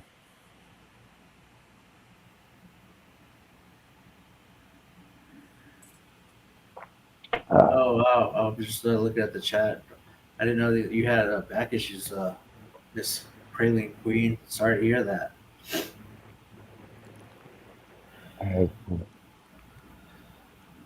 Man, I remember well, they used to have to put like metal rods in people's backs back in the day. Now they just well, not just, but a lot of times they just insert a couple holes and they're able to do the trick. But I guess it just depends on the situation. I used to get injections, man, and that was a part of being in pain management. Was you had to take mandatory injections, and that was how the doctors were making most of their money. It uh-huh. turns out that they were injecting all the patients, force injecting every patient that was in pain management so they could get their pain medicine. And you had to go in once every, I think it was 4, 6, it was every 4 months. Yeah, every 4 months you had to go in for your injections, or they wouldn't give you your pain medicine. Wow. Did it make your Yeah. legs go numb and stuff, or No, it was almost like a cortisone type thing. right? You could, you could feel what they've done back there because you were under anesthesia. And when you come out of the anesthesia, which is fun, you still feel good. Um, they give you about an hour and then they send you home with your pain medicine. And you pretty much lay around after that and recover. I think pretty much if you're a doctor, really, you're just a drug dealer with a degree. Yeah, I'm still in touch with Dr. Alanani, and he's in Palmdale, California. And he was my original pain management doctor from 10, 15 years ago. And me and him have been associated. He's been my friend for years. And he was with me on not by physical, but he was a support when I was a nomad. And now that my son's up on trial, he's still a support system for me. But he owns his own clinic out there now. It seems like if you're a really creative or a really good doctor of any sort, they're moving to Mexico to practice what they want to really do. And it's not so they can, get crazy with drugs. It's so they don't have to get crazy with drugs. You know, I don't know anything about cross-border um, medical procedures or pharmaceuticals. I'm very westernized, uh, extreme American culture because the only place that Sweden, England, you've got dark goth. Um, Norway, you have really fucking dark goth, and you know Scotland, they have their punk, you know, uh, kind of it's kind of a punk. Scotland's falling off, man. They're like, they have an Yeah, Arab running the Justice Department. right. And it there was a couple bands out of there, and I'm trying to think of that one band. Uh, You too? that They were no, Ireland. Scotland was Simple Minds, Cocteau Twins. yeah, yeah, and there was a punk band that come out of there, but um, Dropkick Murphy, Hmm. and they were sat windbags. What's that windbag Bagpipes. thing? Yeah, bagpipe punk band. Dropkick Murphy. Yeah, yeah, they were a trip, man. Bile. I got this. I got to see Gore. Um, I didn't get to make it to the New York Bile concert, but that was one of the best shows that they've done. Techno Horror was probably my favorite album by Bile, but they're a industrial noise band. Um, Alien Sex Fiend uh, for a little bit, that was amusing, but didn't stick. I remember that. Oh my god, I got Preamp. another test. One more Okay. test for you. Fish. Nope. PHIS. Yes. Nope. Thank God. No rainbow. No rainbow kids for me, man. I don't I'm know. sorry, I but don't know that stat, but their music was so just I couldn't handle it. I couldn't handle it. well, they got the Grateful Dead following when That's Grateful right. Dead, I when remember that. Garcia, yeah, the Deadheads, they all went to tour with Fish. So what they were doing at the Deadhead concerts carried over, and I was like, I don't want no fucking part of any of that. You dirty fucking hippies. Dude, Get a their music chainsaw. was so mundane. Like all my college buddies at the time, they were like getting into it. I was just like, dude, I almost smashed the radio because they would play it so much. Yeah, fuck that shit, man. No, Lame. you got to hand a hippie a chainsaw and a pistol and be like, go to work, boy. Do something, you whiny bastard. Yeah, I just wasn't in the hippie scene. Couldn't get into that organic crunchy shit at all. I like steel, metal, uh, black leather, spikes, machine grinding rhythms, punch, power, Yeah. Oh, I melodic think I'm getting sleepy synthesizer, now. Yeah. Keep talking. right? um, yeah. Right? I do think I want to wrap up soon, though. I am starting to wind I down. appreciate I appreciate the time, man. You guys have been absolutely Oh, wonderful. me too. I enjoy doing this. I'll be here again tomorrow.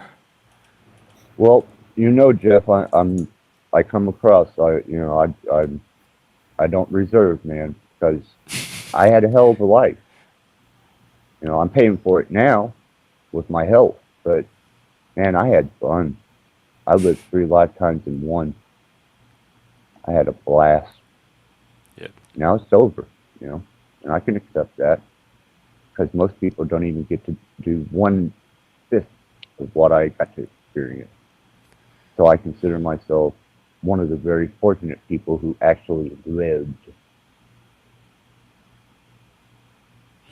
Yeah. I'm not sure if that's humility or not, but it's definitely gratitude. Well, you know, if there's a if there's a grand creator, which I believe there is, he allowed me to have one of the greatest experiences in the human experience that anyone could ask for. Well, and you're testifying of it now. You know, that's part of it too, in my opinion. Um, all the way to Jerry Springer. You know, the You good know, and the bad. right, right. Well, I was the bad guy on Springer. You were on Honey, I have you a were on sex. Jerry Springer. Yeah, honey, I have a sex slave. Oh Steve my Wilco Are God. you didn't come up to my serious? shoulders. Yeah, Wait, we hang got to on. stay in I'm the looking for a clip. ambassador.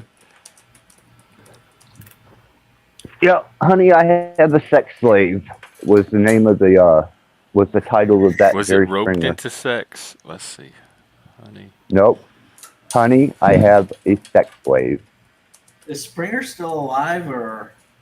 No, he's dead, man. Well, it it's not This on was back YouTube if it's in out there, but that's not to say it's not out there. oh, They had a get on guy. He Google, used to go on man. panels. His name was Mr. Slave. He was on the Crucible for a while. And he used to go on that Playing with Fire show. And he was there with his mistress. He'd have like a leash on a chain. I think he'd wear a little gimp Yeah, hood, and he would do panels and yeah, talk just like we're talking. He was called Mr. Slave. right, right. What I don't well, Kitschy and Kelly was the understudy to the producer, which was Kelly, and or Kitschy. Kitschy was the producer. Kelly was the one that comes to the house with the camera crew. And I had a dungeon in my basement, and I was supposed to be having intimate relations with the babysitter, and we had my best friend, which at the time he's dead now. He Scott. He was our kind of our submissive slave, and my wife was not supposed to know anything about it, and we revealed it on stage, and yeah, they let me come out in Wait, did you full. really have a slave that your wife didn't know about, or that was just a storyline they wanted you to play along That with? that was just a storyline because Jenny Schutte was just a friend of my wife. Oh, okay. So we cooked all this up, you know, and called Springer, and because I had a dungeon, Oh, but so we did have like the Springer people really believed that you had a slave. Y'all were. right, Oh, God. but we Oh, did have a I'm sure you were girlfriend. not the only. Yeah, So the you faked a girlfriend. slave to get on the Springer. Well, we had two of them. Jenny Schutte, which was supposed to be the babysitter, she was female, and then a submissive slave that served, Named which Scott. was Scott Love. Yeah, and then there was me and my wife. And we actually, our girlfriend, our real girlfriend in real life, wasn't even involved. We had close friends of ours that were actually involved in the show, and I gave all the bondage equipment that I took with me: the whip, the cuff restraints, the back restraints, the gag, and the blinds. And I gave them to Kitschy before we left, so she could hang them on the wall. This sounds Well, and like for those of you that don't precursor know, to before the Panelverse. Panelverse, there was this talk show called Jerry Springer, which is in many, many ways similar. Oh, that was a blast, man. That was that was fucking awesome. But that was, Did they fly you out to you know, Chicago and all that other stuff, or wherever they were? yeah, they sent a limo here to Fort Wayne with an executive, and we got to ride from here to the Ambassador. We stayed at the penthouse at the Ambassador, um, and we went to the House of Rock and a small shopping spree.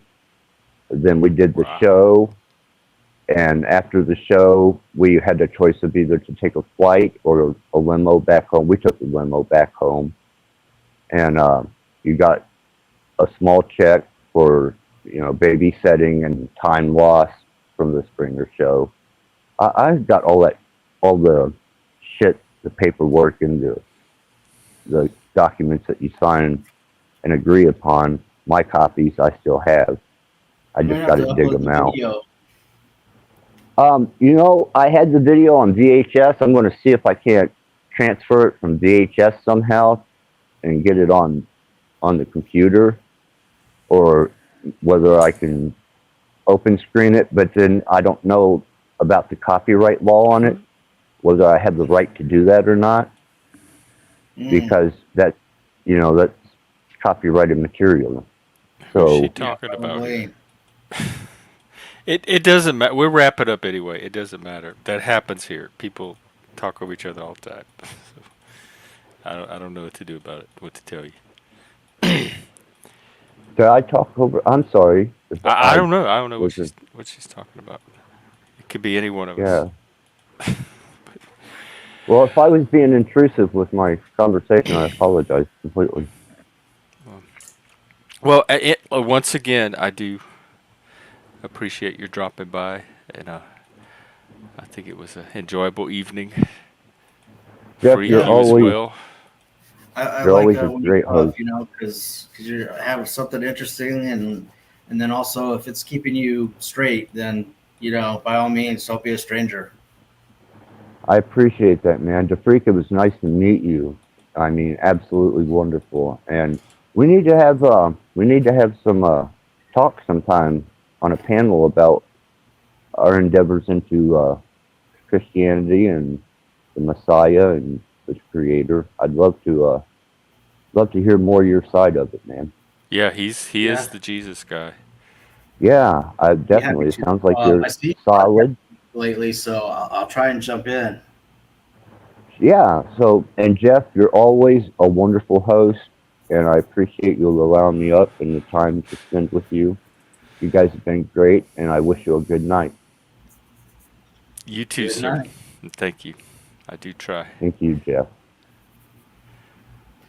Yeah, Freak? man. So I think when I can, I'm just gonna try and come up and read a short chapter or something, and it just helps Oh get yeah, that'd be cool. familiarity. And Yeah. when we read the Word of God, we're actually we're understanding the mind of God, and Well, that I do have a question about that then, because tonight we read the word of Paul. Is that still the word of God? Does it count as the word of God? it counts as the Word of God because it's inspired by the Holy Spirit, and it's proven by the fact that what he said about how people would be acting and perilous times and all that stuff.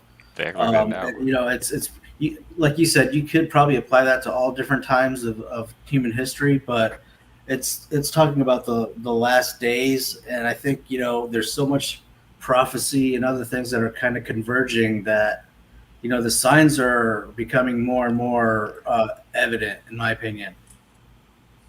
So anyhow, But I know that they always say that, like they all think that the signs are becoming evident in every point in history.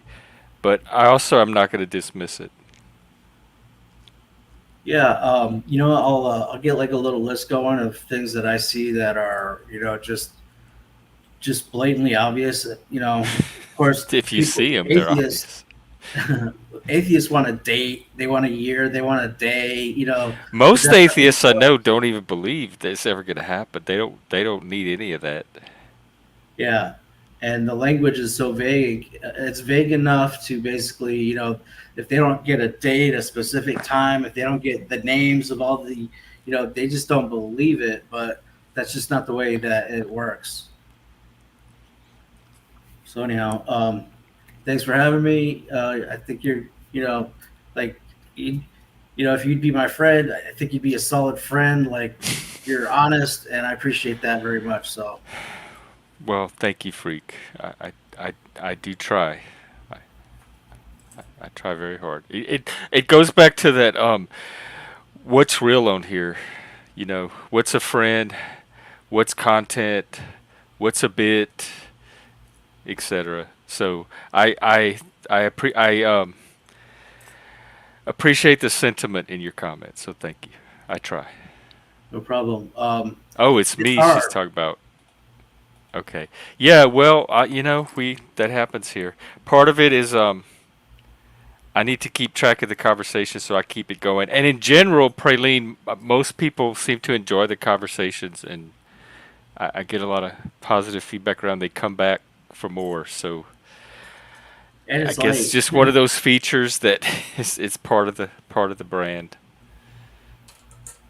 going back real quick to the Panelverse and the circus that I don't think I'm the worst by far in the Panelverse about it. I think I do pretty good here. Okay, go ahead about the Panelverse.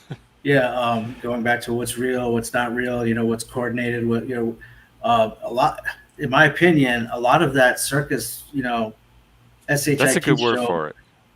just goes away when you have strong leadership and, at the top and kind of throughout. And that's just something that we haven't had in this country for a long time. So anyway. Are you talking about the Panelverse specifically, or just in general? If we had better political in general, leadership? like when Donald Trump was in there and COVID happened, he was in front of the microphone every day, to the point of he was annoying everyone, being on top of what was going on and updating the.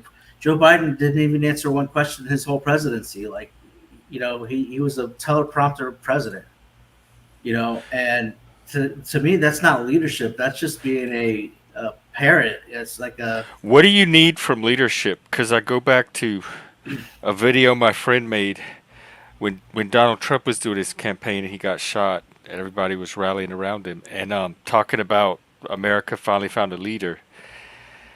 She said, "We don't elect leaders in America. We are self-governing. We elect representatives to represent us in government. But that the concept of looking for a leader or electing a leader is not really an American concept. So is it leadership we need, or is it something else?" Well, it's more than just leadership, but leadership goes a long way because, like when Joe Biden's in office, like it's so depressing. Like you don't even want to wake up and go to work or do anything. But one of the things I liked about Biden is that after 4 years of Trump, I didn't need him for anything. I needed my president to stay in the background, keep things running, keep the chaos to a minimum. I personally did not need any kind of leadership from Biden because that's not what his role in my life was. I wasn't looking for a leader. I was looking for an administrator, somebody to administer the country and to represent me. Right. And what I'm saying in terms of presidential leadership, it's not, getting on your, on your ASS, personally or individually saying, hey, you need to do better, blah, blah. But what he would do is he would have a direction, a positive direction, and create win-win scenarios for like most parties involved. And that would include, the foreign affairs part of it, which is a big deal because we see what we got with Joe Biden's and his lack of leadership. But his best quality is negligence and plausible deniability. We got Ukraine, and we got even to some extent Israel and Iran going about to go at it, if not going at it. And I think I don't know how much of all that you could put down to Biden himself. Well, but Ukraine is definitely Biden's fault, 100%. I think it's Russia's fault. I think Russia is the one that crossed that border and invaded Ukraine, not Biden. Well, yeah, but they were instigated by Joe Biden because he was going to put nuclear warheads in Ukraine, and that was. I still think Russia's an autonomous, self-determining country, and they made the choice to cross into not Joe Biden. The thing, you know what Bay of Pigs was back in the 60s with JFK and everything, right? Yeah. When it was the whole Cuban Missile Crisis and everything. It's the same situation that they try to do here, and so we were trying to do it there, and now like we would have done the same thing. We don't want nukes in our backyard, neither do they. And to me, if Hong Kong was autonomous and had access to the world's financial markets, as long as they did without any nukes, there could have been a deal done in Ukraine, but Joe Biden was insistent on being an asshole, basically. But he doesn't control Putin. He didn't cause Putin to invade Ukraine. Putin invaded Ukraine. So you need to keep the accountability and the locus of responsibility on the person, the actual actor that took the act. I mean, yeah, but if you know they're going to install weapons that have the potential of wiping out your whole country on your back doors, sitting and doing nothing is as bad as going in and having to catch a little flack if you're a It Russian. it's kind of the you left Putin no choice option, and that doesn't exonerate. When you take an action, you're responsible for that act, regardless of why you did it or if you felt like you had no other option. Because Putin certainly had options to not attack. So Putin made a choice and a decision to attack, whether it was a response to whatever circumstance he felt like he had to make it for. But Putin is the one that invaded Ukraine and is responsible for the invasion of Ukraine. No other human on the planet. And to shift the responsibility for Putin and make him seem somehow less responsible and some other human more responsible just defies credibility to me. Putin Well, took the act. Putin did the act. I get what you're saying. He crossed the line in the sand, as they say. But And he had the choice what are not his other to. options? Nobody forced him to. He had the option not to. Putin decided to do it, not Joe Biden. So I just want to get the record clear on that. That's true. I agree with that. But you said he had other options. But like, what were his other options? He had other. First of all, the option to not do anything, the option to keep things as they are and not escalate into an attack. He had that option. Nobody forced him to make the decision to change things as they were. Okay, let's just say that he didn't do anything, and Ukraine becomes part of NATO. We install nuclear warheads in some military base there. And We were then talking about options, that he still had options. Each option and each decision is going to have a set of consequences, but it was Putin that was weighing out the options and deciding which one to choose, not Joe Biden. That's the only point I'm trying to make.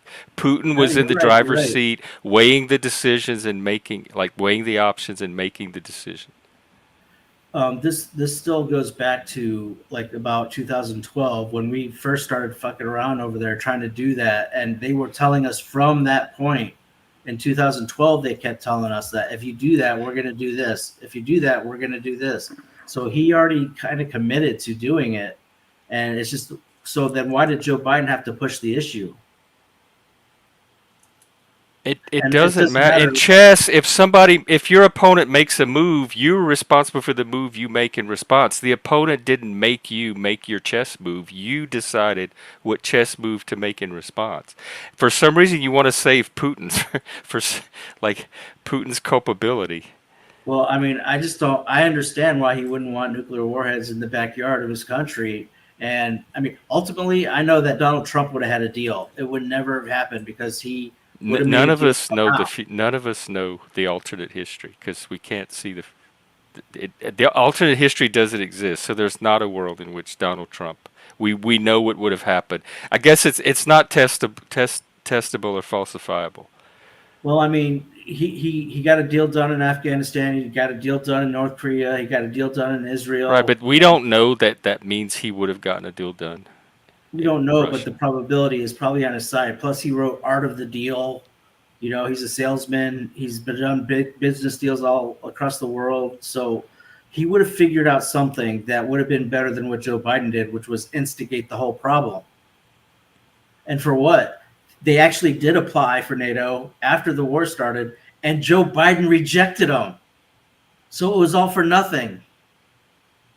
It's totally ridiculous. It sounds like there's way more to it than that. It's way more complex than what you're reducing it to. But I appreciate your narrative. I understand one more thing. Where the narrative's coming from.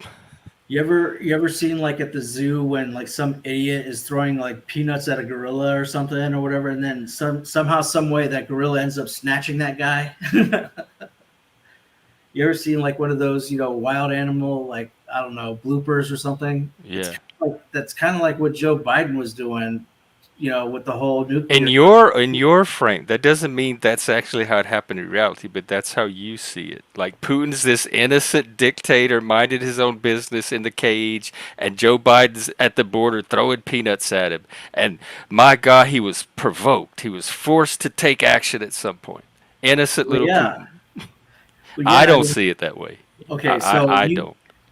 you can instigate and you can provoke and not cross a geographic line, and so like the instigator doesn't get away scot free either, in my opinion. And Biden didn't have But to the instigate the person that chooses to escalate, just like you can taunt someone, but the minute somebody pulls out a gun and escalates it to violence, or punches in the face and escalate it to violence, they carry the burden of aggressor from that point forward.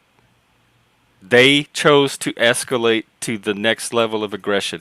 No factor before that it can be held responsible for the escalation once the decision to escalate is made. It just doesn't work that way. Like, I did not get punched in the face because you called me a name. I got punched in the face because you decided to raise your fist and punch me in the face. That's a bitch move. That's what the woke do. That's victimhood. Putin is not a victim. He is a grown-ass man making choices for his country. And once he decides to escalate to an act of aggression, he is now a new actor in a new chain of responsibility. Okay, so you're the vice president, and under your tutelage as vice president, you saw Putin go in and into Ukraine and actually take Crimea or whatever it was back whenever he did that.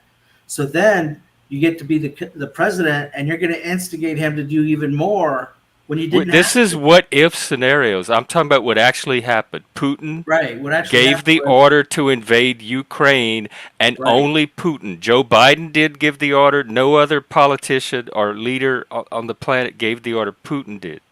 right, and we saw Putin do it before in the past. So And why he's wouldn't not he do it he's again? not an innocent victim. He didn't do it Okay. out of If he did it victimhood. once, and you know what's going to cause him to do it again, and you do it again, right?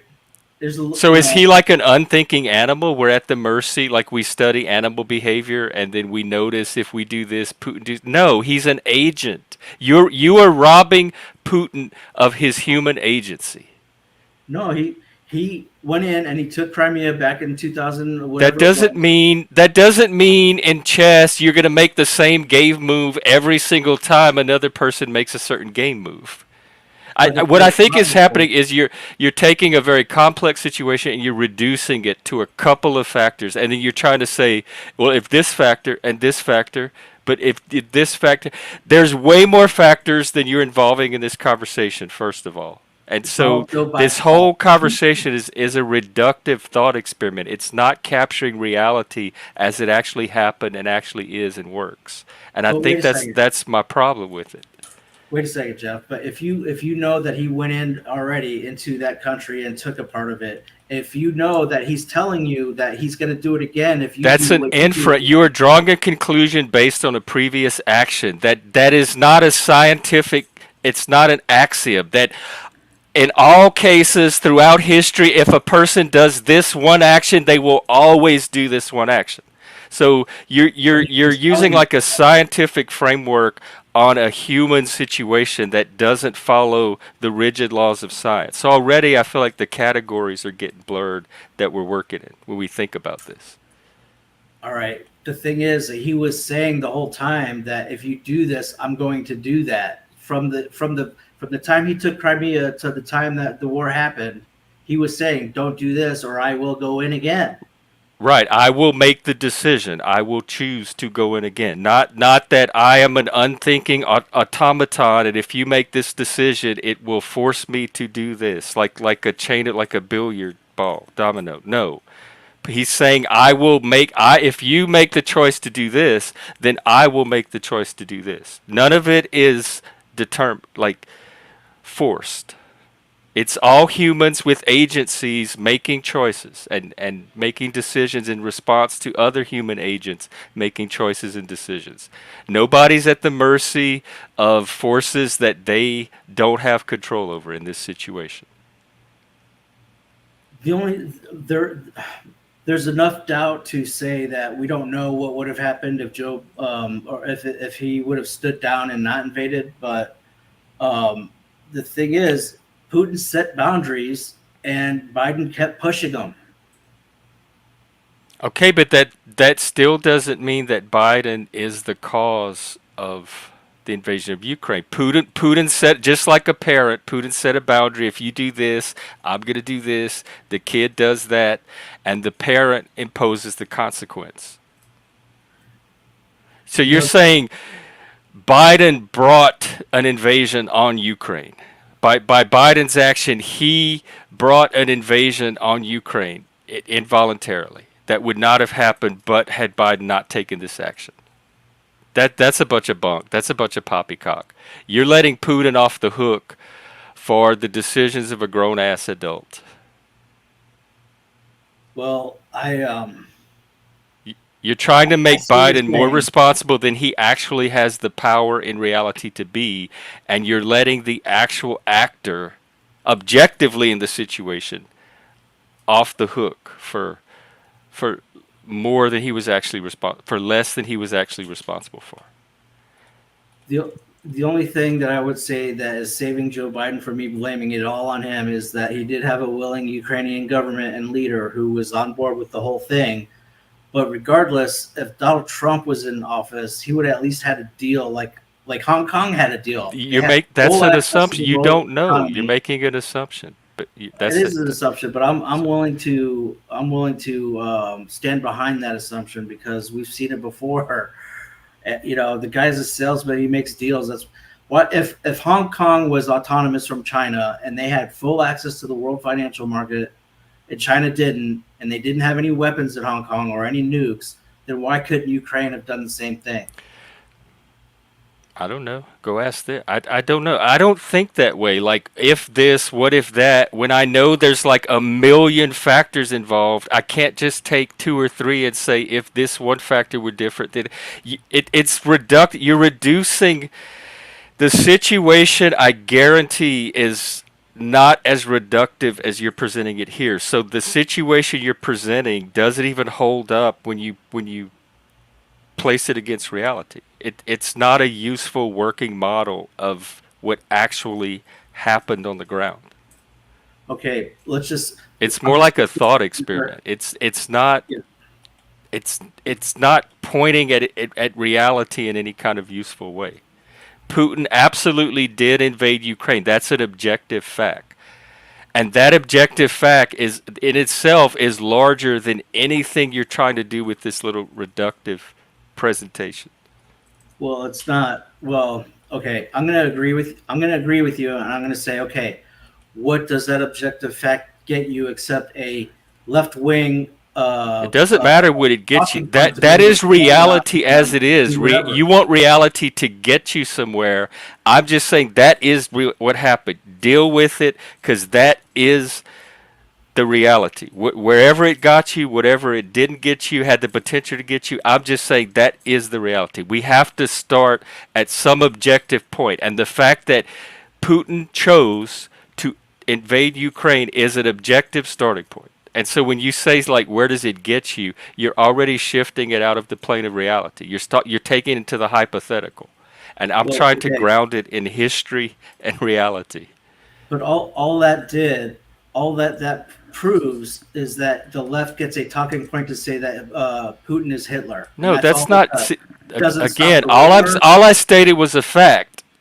Putin invaded Ukraine, and then you're saying, therefore, that proves this, and you're taking it out of the level of fact, and you're drawing hypothetical conclusions of it. Well, no, I mean what I'm saying. I'm putting that all that stuff behind. I'm saying I'm gonna agree with you, but what did it get you? What does that get you except that you can point your finger at him and say it gets you 100,000 things, because you can look at it 100,000. What did it get this person and this for this? What did it get this country? What did it get Biden? What did it get Republican? There is no one universal. What did it get this generic you? So it got a lot of people a lot of different things, and it didn't get other people what they wanted. So I don't understand this generic "what did it get you" question. All right, well, for my bias, I guess I would say all it did was give the left a reason to point the finger and justify a war. So out of all that set of complex factors and events like we've been talking about. It got one single thing, and that's all it got. It got a talking point for the left. Nothing else resulted from that one act but a talking point for the left. And a war. And wars alone don't have like 1,000 consequences that come from them. That's what I'm saying. Like every time you reduce it, like all it got was this one talking point for that, and then I look at the situation. I see a million other things that are relevant to the conversation that are not being included. So I go back to the sense of that this is a very reductive, almost tendentious conversation. Like you're not interested in talking about the reality of what happened, but you want to reduce it, carve out little parts of it to make a very specific point about something other than Russia, like tangentially related to it, like the left or what the left is doing or what Biden's doing. So the war itself or Russia itself becomes like a proxy for talking about something else here in American Right. politics. I agree with that. What you just said. For some reason, Washington D.C. is still playing friggin' J. Edgar Hoover, Dragnet. Russia. They're stuck in the 50s, man. I don't know what it is, but these old time politicians, they're stuck in the 1950 McCarthyism, communism, Cold War. It's really strange. Do But you none of do this you had to not happen. think Russia's a threat, and do you not trust our government, our system, whoever's responsible for assessing threats to evaluate them correctly? You think Russia's less dangerous than other people seem to think they are that are closer to the issue and probably know better than you or I? Yeah, I think Russia's not as big as a threat as Washington D.C. has certainly made But them but out. that's subjective, because every person you ask is going to have a different subjective sense of how much of a threat Russia is. But there are people that are paid to get a more refined sense beyond the subjective of actually how much of a threat Russia is, and those people have determined that Russia is a credible threat, and we should like treat them as such at this point in history. And I'm willing to defer to them more than I am to just one single person on the internet's opinion that Russia's not a threat. So that's why I still continue to see Russia a threat, because I personally don't know and have no way of knowing myself. Hey, All right, Fatty, well- speaking of, How you doing, fellas? What's up? Uh, Let me just say one more Rick, thing. we're Good to see doing. Russia now is a threat because we're not fully engaged, but we're pretty much like 3/4 of the way engaged. But before then, they were so much not a threat. In your opinion, but not in the opinions of the professionals whose job it is to determine. So I'm going to accept their opinion over yours because I just have more trust in it Well, yeah, because of but- their expertise and professionalism. Yes, now they are a threat because even Putin says that he will use nuclear weapons if certain things happen. He's putting up another boundary. But before this all happened, they were ICBMs such a don't just go like 5 miles, though, bro. Hold on a second. They were such a non-threat that they were in a price war with Saudi Arabia to sell oil because they need the money that bad. Donald Trump had to save the oil market. Okay, but you're just one guy telling a story. There's a whole team of really smart human brains that study this in way more depth than you or I do, and they're saying differently, and I'm choosing to defer to what they're saying. So that leaves us at like an impasse or a stalemate, because I'm not You going don't to trust me, adopt Jeff? your version of the story. I don't have a reason to. You don't trust me, Jeff? I don't trust you over them. I guess that is All what I'm right. saying. Yes, your credibility has not been established enough to override the experts yet. What are you talking about? We had Dobez. What's his name? I'm sorry, Dobez? Jobez. And I talked about the chip in the economy over in Europe. That wasn't debunked. We did the dossier. That was confirmed. You can trust me, Jeff. I'm good for it. No, I don't trust you on not in this case. Not about the Russia thing that we've been talking about right this moment. I trust other people more than I trust you. Let's just put it that way. It's nothing personal. All right. I just have to make judgments about your credibility and knowledge in this area relative to other people's, and I've deemed other people's knowledge and credibility more. All right. Go ahead, Uncle Fatty. I trust you, freak. Yeah. I thought you were here to help me out. I trust that you believe what you believe. Oh, okay. That's a good. How did I suddenly end up with almost 50 people? Mail raid. Oh, I got a raid. Wow. See, No. we were actually wrapping up about an hour ago until the freak Yeah. took us down this Russian You're wrapping up 3 hours ago when I left rabbit out of hole, here. and now I guess I'm wrapping up in another 4 or 5 hours. Well, welcome, raid audience from Bells. What's up, Much Fatty? love. We're gonna bring over some high vibes over to the Gen X Yeah, Love tribe. that's what we're doing here. The high vibes. Yeah, buddy. Yeah, buddy. What's on If your we could mind? just Or what do get you, freak what on do the you same have? train, it'd be a different situation, right? It's all Joe Biden's fault, right? Hey, I don't get me started on politics, bro. All right. If we don't talk about politics, what's another topic? Jesus. Oh boy. Satan. How about Bigfoot? There's been some recent Bigfoot sightings here in North Idaho in the past couple weeks. I It's did real not hot. know that. Yeah, they've been Have you spotted down by the water, down in the creeks, and down in the low valleys and the swamps and stuff. You'll Yep. have swamps up there. Have you seen No, it? but you know what I mean. Him? Just the marshy areas. There'd have to be more than one Bigfoot, right? If they're still around. Well, I So- mean, if they're breeding, Are they a you would bimodal think- species? Yeah, you would think. Bigfoot genders. Yep. Are there pictures at least? Like, do you think there's recent? Let me look. Idaho. There is. Check the Shoshone. Was it the Shoshone Tribune or something? They had something in there a couple weeks ago on front page of Coeur d'Alene River drainage, St. Joe River drainage. Couple I of see a fresh video. things. Yeah, there's a few freshies out there, but hard to say, man. You never know. I just think it's maybe. I don't know.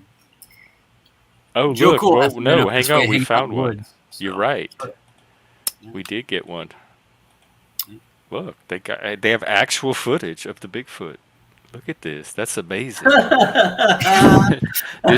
This is northern Idaho. Looks like Mad Max. You need some shoes, bro. Yeah, some frosty toes right there, bro. This I'm willing to believe. I'm not big on psyops, but I'm willing to believe this one. Yep. I don't know. Some say that Bigfoots are interdimensional beings and that they can come and go from our what does Stephen call it? Our realm, right? If I you- think there's a lot of interdimensional beings around here, moving in and out of realms. Joe Biden's an interdementia being. Interdimensia beings. Moving Hey, between dementias. Yeah, I mean, if you're into 5-second news clips and stuff like that, sure, Do you guys think that if we actually found Bigfoot, got a hold of him, and restrained him, that we wouldn't kill him and mount him on the wall? Oh, for sure. I don't think we'd No, kill. yeah. You think we'd kill Bigfoot? Yeah, I Absolutely, definitely man, think- for sure. What kind of country do you think we live in? What kind of government? We're do you think humans, we have? dude. We're human. We're somebody's But got we're to brag humane. about being the Humans first one. are humane. Humane is part of being human. We're humans with an E. I mean, I know when I'm sitting in a deer stand and I start hearing noises that aren't natural, I start hoping that I get to be the guy to claim the first Bigfoot. Why Fatty, wouldn't you want to? I'm chagrined, appalled. I mean- My image of you is.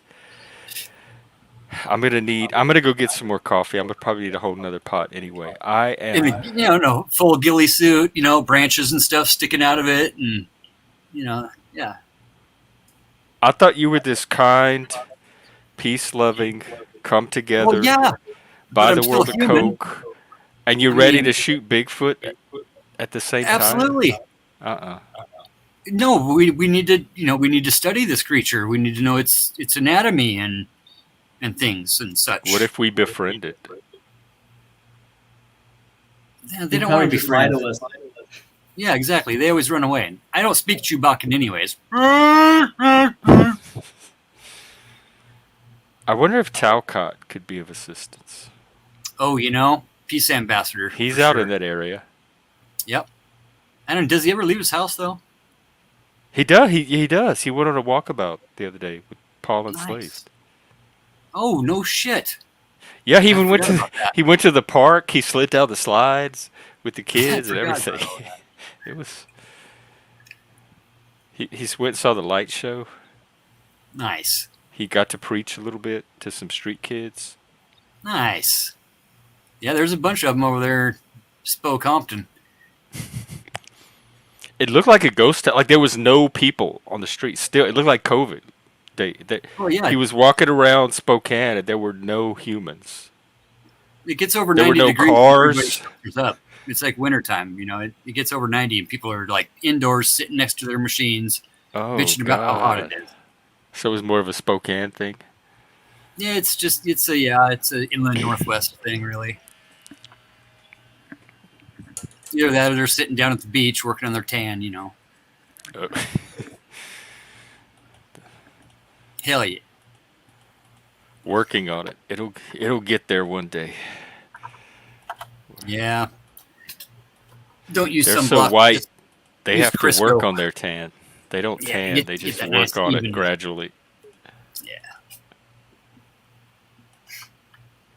Well, what's new with you? Did you do your marathon thing? Dude, we ended up doing a freaking half triathlon. Yeah, we got a triathlon that we're in on Labor Day weekend here in 3 weeks. Second weekend of September. So we did half-mile swim, 30-mile bike ride, 14-mile run. That 6 was hours. it just a day? Yeah, 6 hours straight of go. Where do you find time to stream? Middle of the night. Having a real life and all. Yeah, I don't. I mean, Oh. necessarily. I mean, I'll throw down some music stuff here and there, but Oh, hey OTW. I Yeah. have whatever. I've seen you or your name around. Familiar? Wonder how his card game is coming. The Who? He's got a whole new what do you call it? He's got a card game that's going to probably second as a revenue generation model. Wait, who is this? Who is what? OTW. Oh, really? Yeah. I'm interested in that. A content creator putting out their own game. Yeah, like all the Panelverser people that panel. No way! Card. You're gonna have like a dungeon. I don't know if it's Dungeons and Dragons, but they have a card with certain power and certain attributes, and then you can I don't know exactly how he's going to do it, but it's going to be. Is there a website or like a Kickstarter or something? Come up Because and we explain talked it. about doing some Panelverse games or making some Yeah. Panelverse trading cards or something, but to see somebody actually do it, this is exciting.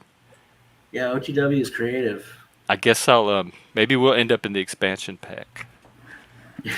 Oh, right. Yeah, come up and explain it. Okay. Yeah, OTW. I guess I'll turn the panel light back on. I will go get that coffee though if we're doing this. Maybe this will be my 12-hour stream for getting monetized. Although technically I'm not yet. I'll be back. Yeah, hit that sub up button, y'all. Jeff just got it to his 500.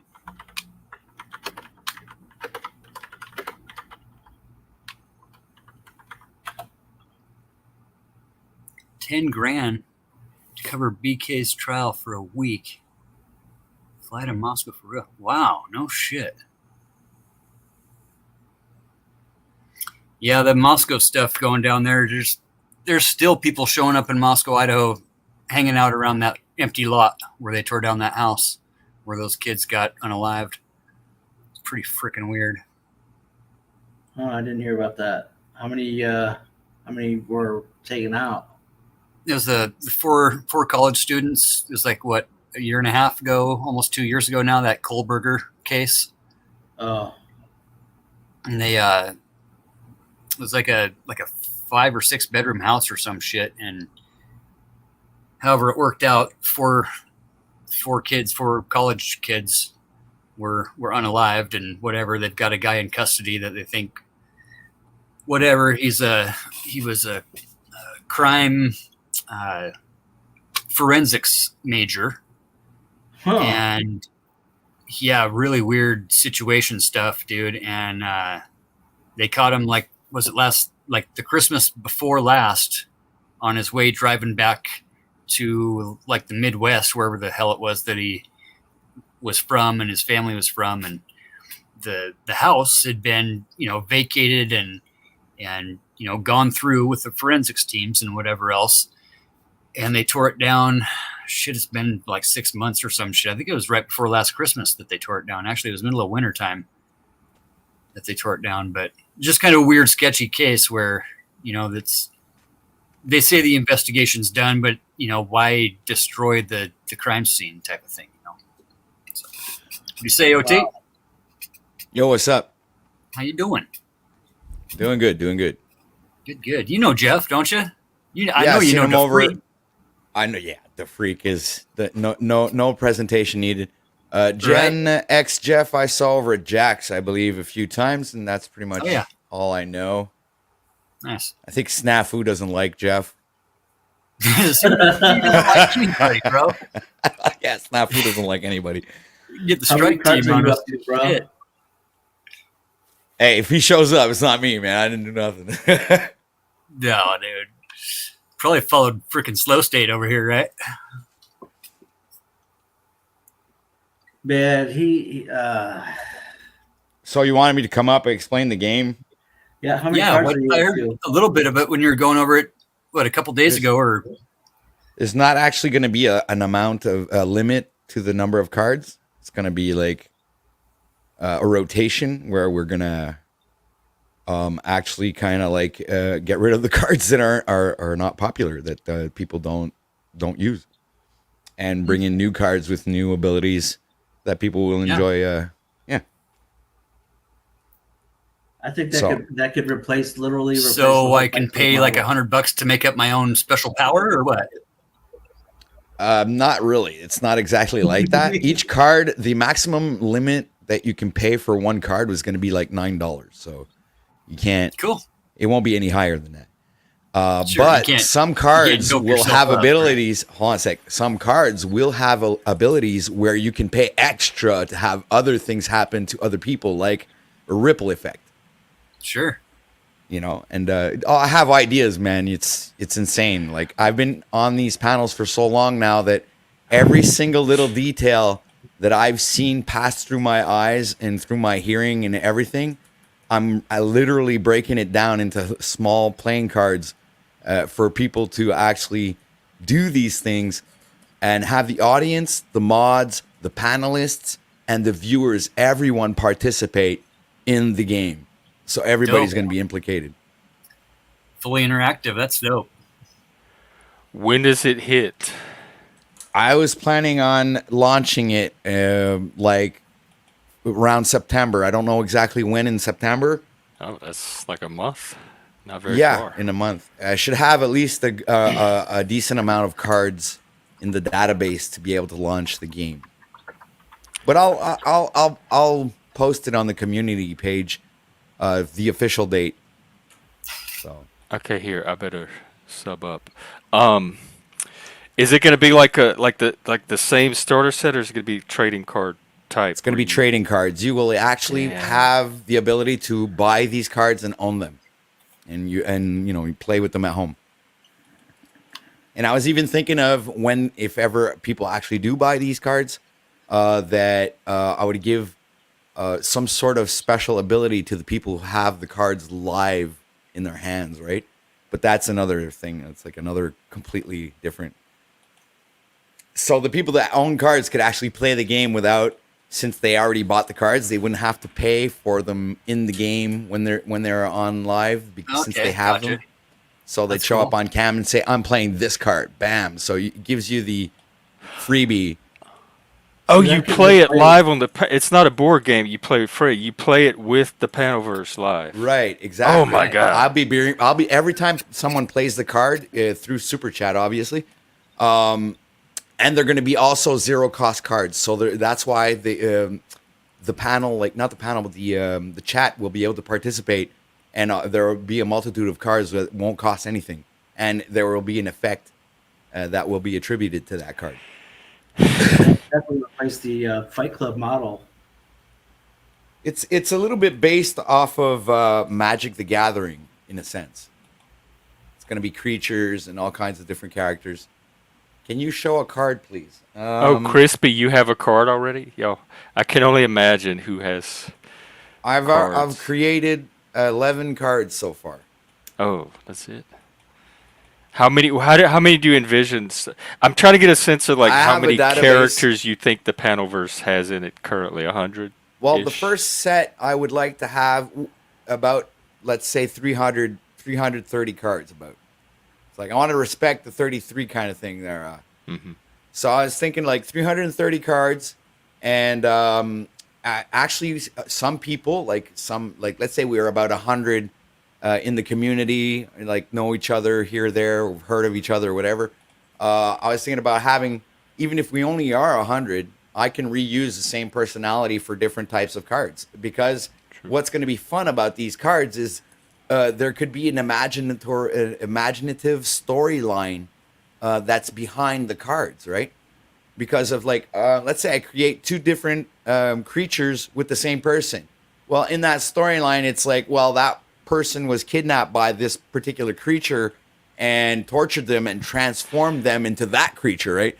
So you're going to be able to have books written because of these cards, right? It's like, I'm not even saying myself. We're going to have storylines too. Right, exactly, yeah. Panelverse Pokemon.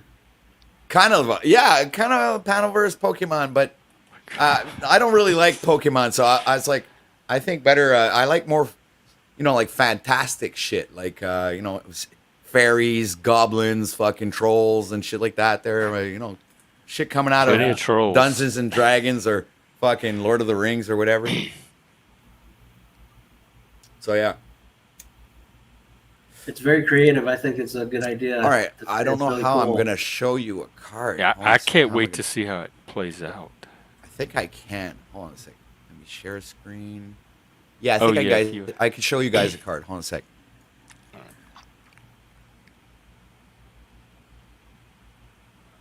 Oh, yeah.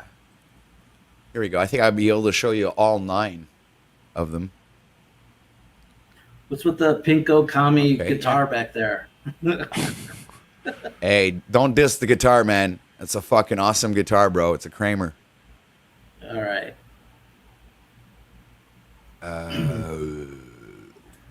Window. Oh, there we go. Okay, here's the first one. Yeah, it's backstage, so you can share it if you want. That's the first one. Let me see. Legendary creature. Vampire. No way. Enters the topic of. Ooh. Oh. Wow. It's not bad, eh? And you're going to play this Jack's live as if there's not enough Jack's drama. Gonna be, right, but Jack's actually going to be a black creature. I'm going to also make him a white creature. He's going to be on the good side and the bad side. Because so you need there's a storyline for when Werecott comes out. Oh, Werecott. Hey, that's a good one. I like that idea. Oh, yeah. All right. Here's one for Ezra, Sasquatch creature. Nice. Oh, my God. Sasquatch eruption. Blank is the number of cards played. All right, here's Freedom Grower. Here's the panel field. Ability to dictate the next. Oh wow, this is gonna be like Cosmic Encounter, where the rules change. Freedom Grower is in play. Right. I see how it's gonna play into like things you can do with the panel. Right. Okay. And there's a dick move. All right. On this card, where is the caster? It's like a sacrifice move where it's an extra casting cost. The caster must be timed out for 5 minutes. So it's like an extra casting. And cost that's to cast this automatic, card. or you invoke it optionally, or it just It's comes the mods when you play have the to. card. The mods have. That's where the mods come into play, where they have particular duties. So they're gonna have to time out the one who casts this card. Right. And then you got Goblin here. When Goblin enters the panel field, I Goblin recognize that face anywhere. deals one Oh, damage to just target from creature. walking in. And then you got King of Unslavia, legendary creature Unslavius, mythic rare. When King of Unslavia enters the panel field, destroy all other creatures than Unslavius. Protection from white, protection from black. We're too kind on this one. I don't know how Yeah. we got so much justice done to him. Yeah. Look, oh, We got one for Lindsay Smith. And we got two for Lindsay Smith. We got this one. See, I made two for her. She was transformed from a fairy to a merfolk siren. Target has his or her presented. Yeah, it's the All right, same hold up. ability. But I two gotta go to the different. bathroom real quick. I'll be back in a couple minutes. Okay.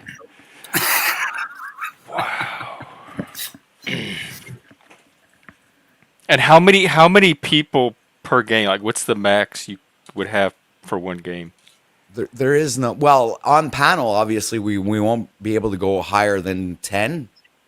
But there could be a rotation. Some people can get kicked out, and there's going to be all kinds of craziness going on, I imagine, when this game starts. So this one's Nub's Revenge. I don't get it. I I'm don't a get slave. it, I'm a slave. Then I have my own card. Okay. God, who's the hot blonde chick? Yeah.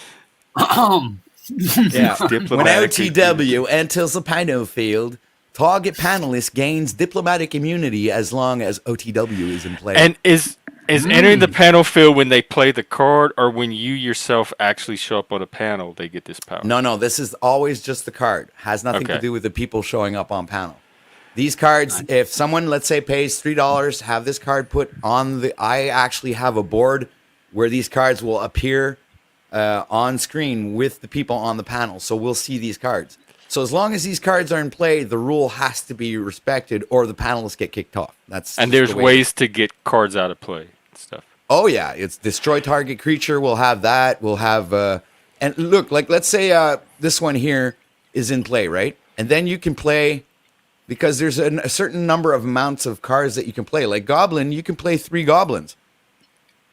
Oh, So you pay like $6 and OTW's gone. And do the card? Is there like? Do they get like a superpower if the person is actually on the panel that matches the card? No, but I was thinking of making panel walkers, which themselves are actually as if they were panelists. And the panel walkers will have 3 different abilities that you will pay to activate whenever you want when they're in play. So that's going to be a different dynamic as well, the panel walkers. I love the creativity. I'm so inspired by the creativity. Here, we got one for Snafu Snaps. Okay, wait, can't wait for this one. Ah! What? That's bait. I That think is you were bait too. right there, bro. I don't want to be too, like a lot of people say some people, I've been getting feedback for this game from a lot of people, and a lot of people are asking for positive things and like not too negative, because I could have been worse than that. I think it could use a little more worse. I could have, but I No, said that's right I on want the to money keep though, it. dude. I want to keep it Yeah. user friendly. The game, I don't want to go too hard. I mean, Maybe this is I'll the have Hanover's different. talking about. And like I said, I'll make another card for Snafu. That's for sure. He'll have his. Yeah, this he is not needs the to only get card. transformed into something. Yes, he'll be transformed into the zebra. I'm Yes. making a zebra card. Yes, don't worry about it. I already thought of it. This one kind of looks like EVP. Of course. We got one for Ixtos the Leopolis. I like this card. When Ixtos the Leopolis enters the panel field, target card cannot be played as long as Ixtos the Leopolis is in play. So you can actually target a card and say that card cannot be played during the broadcast, and as long as this creature is in play. So it's gonna, dude. I'm gonna have like a multitude of different abilities. So that's pretty much it. Those are like the first cards of the first set. Wow. Nice. Well, thank you for that. I Pretty excited. dope, dude. I'm in. I'll be doing it. Does that mean Slow State's going to be a zebra hunter or something, or what? Dude, I have all kinds of ideas for Slow State, man. He's gonna have one hell of a storyline. That guy. He's gonna like 5-6 cards for sure. You fucker, I'm sure you. I'm gonna try to get one of a guy, installing drywall or something. Of course. You dick. And his ability is all panelists, because I'm gonna be giving everybody on panel that's gonna be playing and participating are gonna have life points, right? So like next to your name, you're gonna have can I edit my name? Yeah, hold on a sec. So like right next to your name, you're gonna have 20 life points. And this is how I'm gonna do it. So you see next to my name, right there, you got the 20 points. So creatures will be able to attack panelists. People will be able to pay in chat to have creatures attack the panelists. But the panelists have the ability to pay for cards too. Get it? If they want protection. And they will also have the ability to choose which creature can defend the attack, because we have to at least give the panelists the ability to defend themselves, right? So, Oh yeah. So let's say, okay, I take, whatever cards on the thing, I take Snafu Snaps to defend from, let's say, the attack of Ixtos the Leopolis. Nice. So Snafu Snaps gets sacrificed on the board because he defended the panelist, and then that effect goes away. Whoever had the tag gets to remove the tag from that card, and it's going to be a lot of stuff to follow, because that's the whole thing. It's every new card that comes into play is the new rule. So that's how the rules are going to be in the game. Are you going to put Cage in a cage? For sure. All right. Man, I can only imagine what TML's going to end up. Oh boy. I'll put him in the vampire category. Yeah, it'll be in the vampire category. But he's not a vampire in real life, but just the way he dresses, I figured, that's going to go with the way he more looks. like- And he never looks sleeps. More He like never the Borg sleeps. or something, When did you think of it? Like, how long between you had this idea and now did it take you to execute it? I had thought of it earlier on last year, but I figured it was too complicated, and I didn't have the AI back then. Yeah. Now that I have AI, I can produce face swapping shit and making really fucking awesome art for the cards. And I knew about the card site where you can make your own cards and stuff, but for me, it didn't really correlate until I started making my new thumbnails, and that's like a few months ago. And the idea came from other panelists. I mean, an amalgam. It's like alchemy, guys. It's like I took ideas that were let's say, Flow State, fucking Speakeasy, and a bunch of other panelists that do all kinds of different things. Paul Enslaved, myself, Jack. All right, Jack. Many of these cards are going to be inspired by what happens over at Jack's. Many of the cards are going to be inspired by what happens on these panels and these this big wide community and crossover panels. Excuse me. Yep.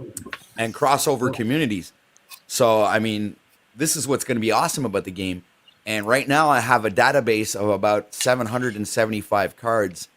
So I have room to make about 2 sets, Nice. Yeah. Nice. What are you using for image generators? You on what, Mid Journey or Night Cafe or something? Or No, it's pretty. It's like it's a. Yeah. I use like 2 or 3.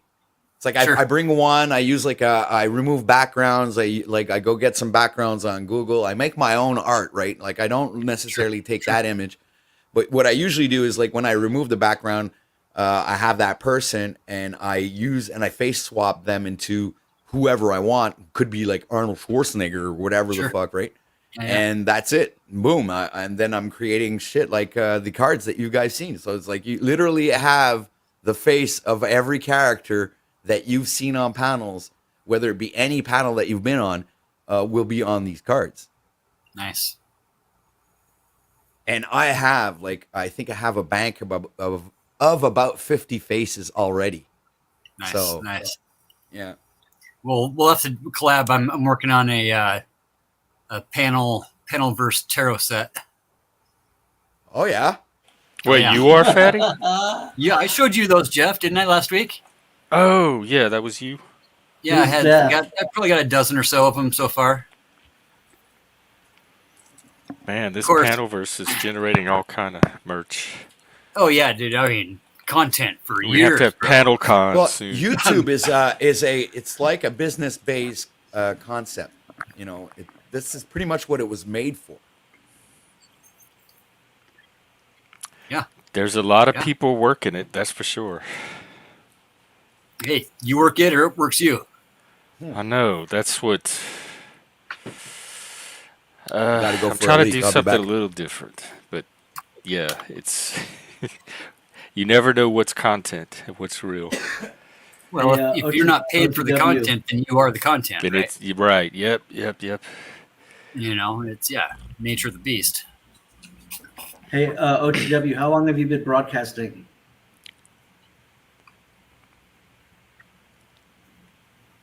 Oh, he may have stepped away. Sound like All right. yeah. So As long as he what doesn't was start going on? clipping his freaking fingernails, everything will be fine. What went over at Mel's tonight? What was the topic? Or any good chat? Are the kids these days, you know, just kind of doomed from the get go? Do they really have a chance? Are Doesn't they- every generation think that about the Well, next yeah. generation? Yeah, it's I don't think they're doomed because I think they're facing a world that none of us have faced, and we don't really know what the fuck's going to happen to them, and they're going to be the ones figuring it out better than we can. So they might be the ones leading us. I lean that way too. I really do. I mean, I think it's the kids that are going to really embrace the technology that are Yeah, I going to think be they the will. ones that, pull the future to what it's going to be. And it's not up to us to say, I don't think don't it's do not this. going to look like our world. We're in Oh, their no. world. It's going to be their world. It may not be recognizable to us, but I think they're going to adapt to their world fine. Yeah, I see some Fifth Element kind of Jetsons, kind of action coming here in the next 100 years, but I won't live to see it. So, Everybody's going to be wanting cards now. yep. Where the hell's Resto's card, OTW? I haven't made his card, and plus I have to go onto his stream, go to get one of his lives, clip out an image of his face because I don't have any of his faces. I don't have any images of his face. Oh, yeah. Yeah, I got. This is a lot of work, guys. I don't know if you know, but Yeah. it's Okay. time consuming. Yeah. It sounds So like you it. guys can't be impatient with me with these card creating things because I might launch it a little bit later than September. Right? Hopefully Well, then I'll be see. done by September, but That's only a couple weeks away, bro. oh yeah, but I was thinking when's school going? When are the I kids think going back some to of them, some schools are Labor back Day. now. Labor Day is kind of the traditional first weekend. They'll usually go to school for like 2 days before Labor Day weekend and then get like a fucking 6-day weekend on the first week of school. Yeah, Yeah. that's how they did it in Florida. Oh God. And a teacher work day too, Throw a couple of those.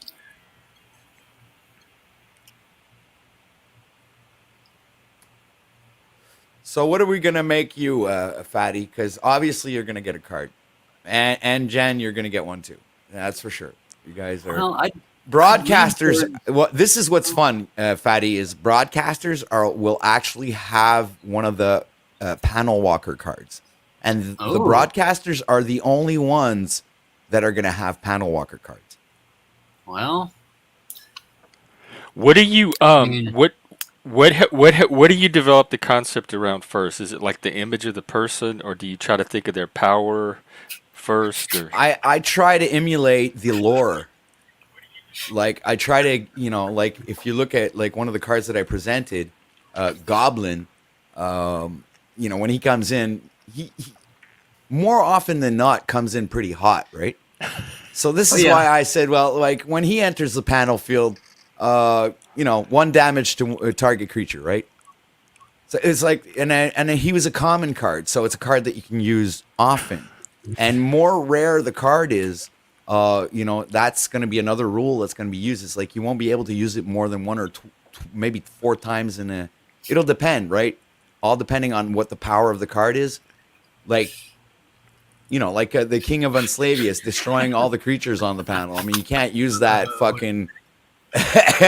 You can't use that 10 times in a game. That'll make it pretty boring. So we have to limit the powers of the cards, like, or how many times you can play them in a broadcast. Talcott needs a card where you can keep playing the card and then backstaging it and letting it on and playing it again over and over and over. Yeah, that's what I was gonna say.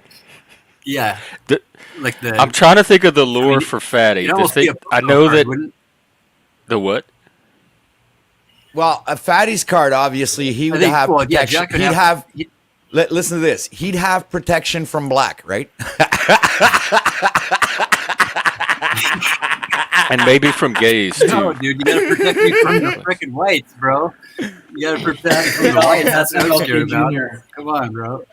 Yeah, okay, here. Protection from black and protection from white. That's for sure. That'll be Fatty's card. He'll have the same ability. And he can marry dogs. Maybe he could join. Keep me away from the different furry cards, princesses. combine their powers. This is the problem with the people with their ideas of abilities. These abilities can only affect either the chat, the audience, or the panel. It's like it doesn't have anything to do with what you can do outside of these panel verses. So it's like somebody was like, Slow State's card should have like when his card enters the panel field, everybody should become depressed and and dissolute, and it's like, no, that doesn't work. You can't make panelists do these things. It's like, and broke, great ideas, and broke too. Everybody's got to put in a few bucks, right? Like Slow State's gonna have a couple of cards. I can tell you that, because the grifter card for sure, right? Yeah. Oh yeah. I was about to say the grift. Obviously, there's gonna be the grift. It'll be a mythic rare. You can play that only once in a game. Hey, multiple personalities, multiple cards. Yep. You know this, man. He's my favorite grifter. Damn straight. I support all kinds of debauchery on the Flow State program.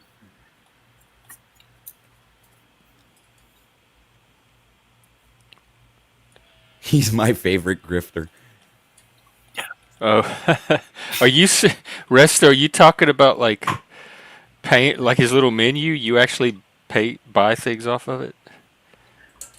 That's How dare you, yeah. Resto, pay Slow State's names? Rent? Oh, for sure. How dare you? I lost a $40 bet to him though.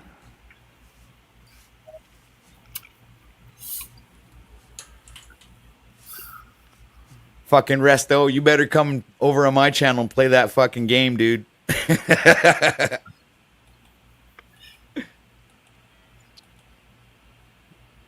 Do you know how to Watch actually it. do the tarot cards, Slim? Like, you know how to like the shuffle a deck and like read a deck. You do tarot, dude? Yeah.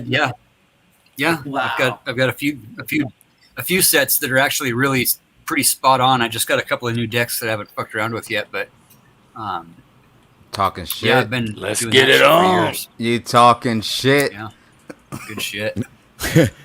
Who you talking to? Good What you shit. talking about? And No, I yeah, do, I did like your kind of add up the cardboard super is- chats, and it goes to about like 200. From just Flow State, just that one channel. Oh yeah. I give Flow State a lot of money Oh yeah, Who you keeping off the channel? change name. because it's Yeah, you funny. can't come on panel without changing some names for sure. And my thing about Flow State is like, so I know that I can't bully him in real life because he's bigger than me. He's probably, I wouldn't say he's stronger than me, but he's bigger than me, and he'd Oh, probably God. bully me in real life. Dude, So this if is my I way was- of bullying him. He'd run away from me, man. Yeah. You have the urge to bully I him? swear to God, he'd fucking run. I know he would. Yeah, because when I send super chats, I make him say dumb shit, and I always like pick on him. Oh yeah. Like my favorite thing is to tell him that he eats corn cobs the long way. I don't know why. But it's just funny. Like like at the start of his streams, sometimes I pay him to kick himself off, so like he loses engagement. He's such a whore. It's funny as fuck. That is funny. Like it'll be just you write a 20 song minutes of about him. No, I didn't write a song about Flow State, but it'd be like 20 minutes of Flow State not I there did. because I paid him not to be there. Oh, It's Hey, Gen hilarious. X, you should play the diss track. Have you heard it? The diss track? Is it copyrighted? I made it. No, I didn't copyright it. Well, it's copyrighted, but the channel's Yeah, not no, as long as monetized, there's no, but- like, nothing that's going to get my channel. No. Check. I won't copyright you, dude. Yeah, if you want to share it or post a All link, and I'll right, share let it. me get that. All right. hey, Dude, get the you're link gonna for trip the, when you fucking see Open this Up one. That Earth song too, because I really like that song. It was really fun. The drywall shit killed me. I'm not gonna lie to you. Yeah, dude. Yeah. As a former drywaller, I can tell Yeah. you that's fucking hilarious. I like bullying Flow State. Like I like Flow State. I'm not gonna lie. Like Flow State is funny. Yeah. He's Yeah. honest. I like him. And like I do things that I'm like a kind troll. Like I made a short about him, and I went back like 7 years of fucking Flow State videos just to make that fucking short. Like it's just funny Somebody's shit gotta like give that. him some hell. That was good. All right, there you have it. It's backstage. My favorite quote is the one where he's like, "What time is it? I don't know. It's probably 3 o'clock." Like for some reason, it just fucking gets me, and I think about it every time I see it 3 o'clock on the time. But you did good on this one, OTW. I'll let you have that. All right, I'll let her roll.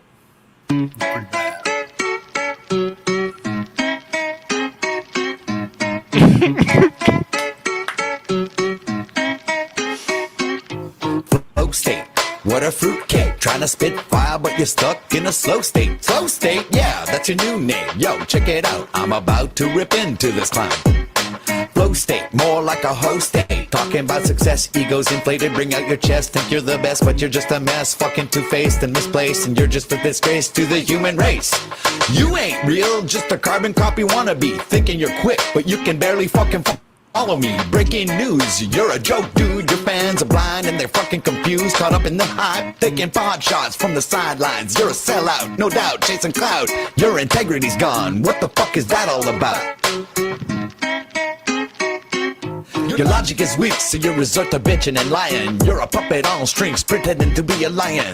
Lost in your illusion, confusion, and delusion. So keep ducking behind your screen. Everybody knows that you're a has-been, just a stain on the scene. Living in a dream, no originality. A chamber echoing, copying bits. Be my guest, I ain't impressed with the rest.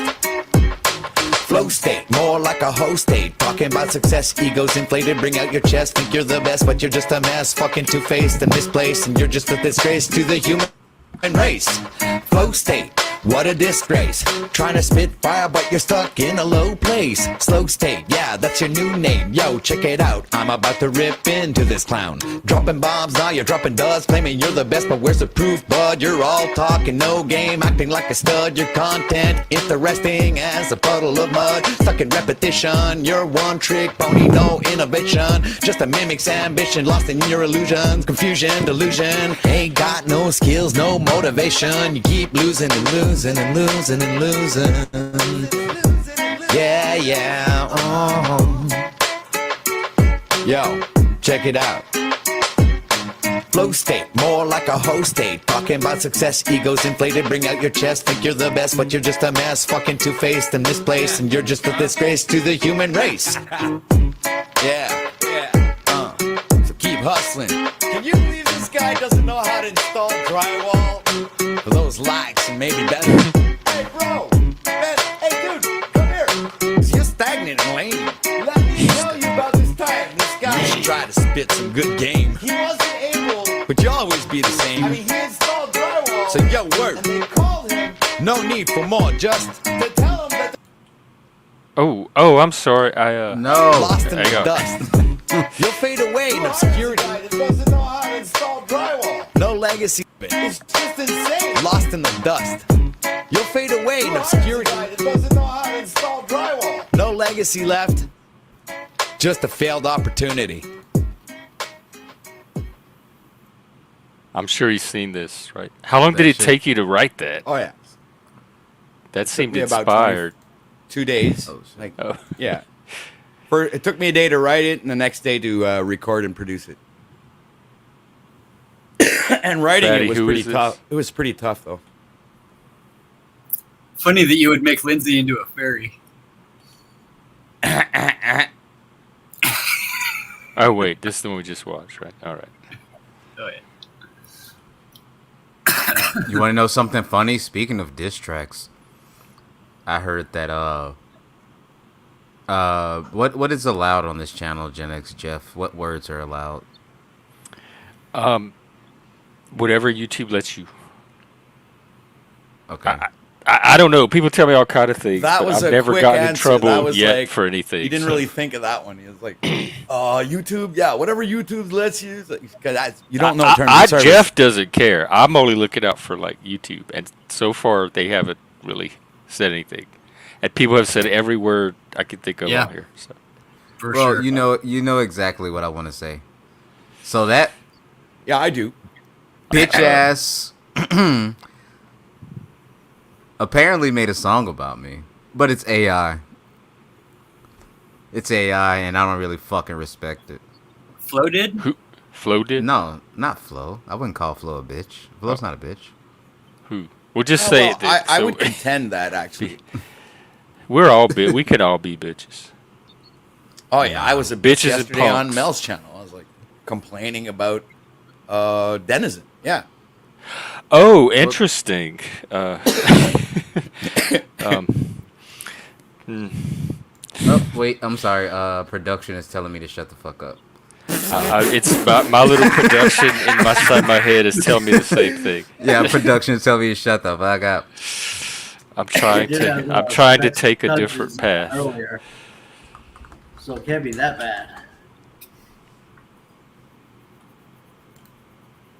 All right. All right. Shut the door. Wait. Hey OTW, I need that Flat Earth song that you have, man. That thing rocks. Right. You got a link for it? Oh yeah, Uh, dude, the Flat Earth song is pretty badass. Honestly, it's Well, it's badass for flat earthers. yeah, right. I don't know. Resto, you must have Flat heard Earth that one. right? observers. Yeah, I've heard Flat it Earth like observers. twice. LTW. okay. Have you heard it, Jen? No. You haven't Is heard it- the is it flat a earth rap? You got to Nope. be kidding me. We could play it. Is it a parody of Flat Earth? No. It's It's- it's It was based. back when I really, really believed. Now I'm like elsewhere on the topic, but anyway. So yeah, it's back when I fucking really believed in that. You know.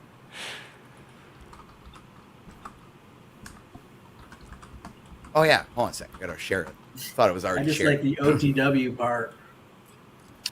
Yeah, that is the best part actually. Yeah. Oh, there we go. All right.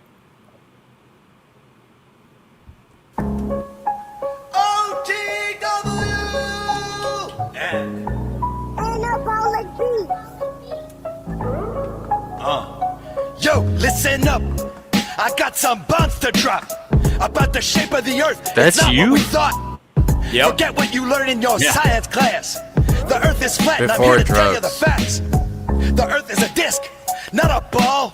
All the proof that you've seen, I mean the writing's on the wall. Oh, The horizon is God. flat, and that's a fact. No curvature here, no time to backtrack. Flat Earth, it's a different perspective. Open your mind, don't be selective. Question what you've been taught all these years.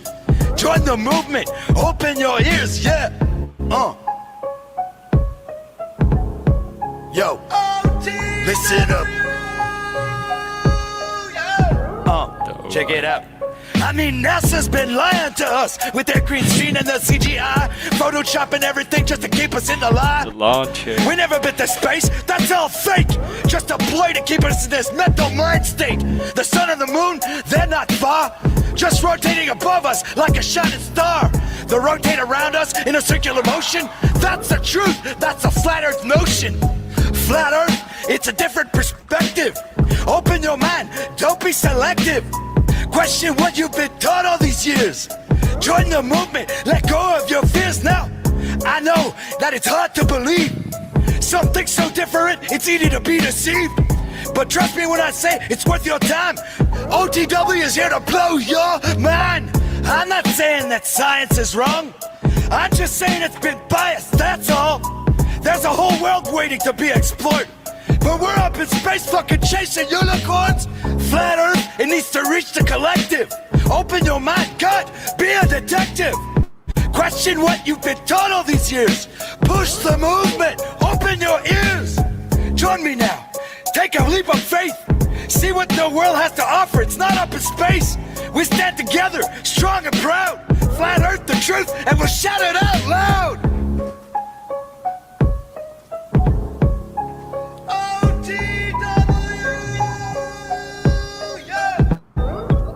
Getting pissed. I had to calm down.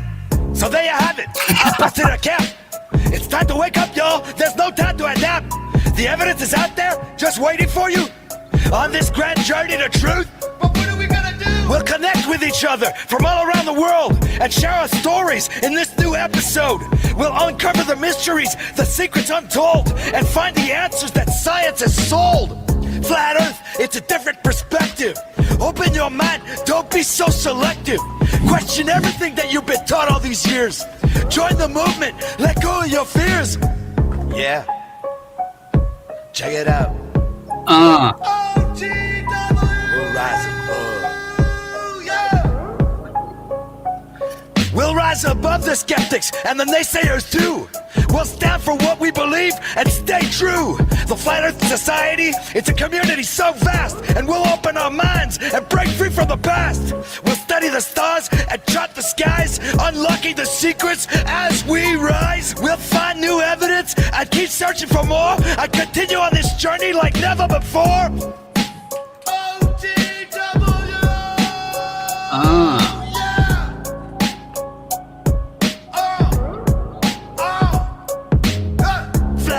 It's a different perspective. Open your mind, don't be selective. Question everything you've been taught all your life. Join the movement, open your eyes. Flat Earth, it's a different perspective. Open your mind, don't be selective. Question everything you've been taught all your life. Join the movement, open your eyes. So there you have it, my Flat Earth rap. My belief in this won't collapse. I'm ready to explore, I'm ready to learn. On this flat plane and let their globe turn. Mic drop. Oh my god. Yeah, well, that Hardcore, my bro. belief in that did collapse. OTW. I have so many questions. I don't know if I want to get in that rabbit hole tonight. Yeah, let's not go there. It's an oblate spheroid. We need the oblate spheroid wrap. There Right. you go. Yes, it There's is only bass one way to ass. find Bass out. ass. And whoever said it, Shady, yes, Eminem's album is fire. The new album. Banger, Check dude. it out. Total banger. Sure. It's just what we needed at this moment.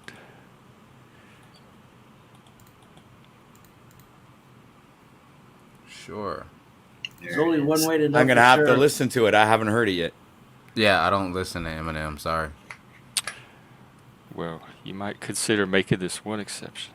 It's a good album. Nah, It really is. yeah, it's very refreshing because it's all the stuff that people feel like they can't say or talk about now. I used to And know of a course, that never musician. stops Eminem. I used to know a musician that, if you listen to anything else but what he played, he kind of get pissed off at you. That's Damn, he fucking sounds funny. like a control freak. Yeah. It's like, do you know this band? No, man. What, you don't listen, do you listen to me? I was like, what do you mean, listen to you? Sometimes. It's like, what do you mean sometimes? Uh huh.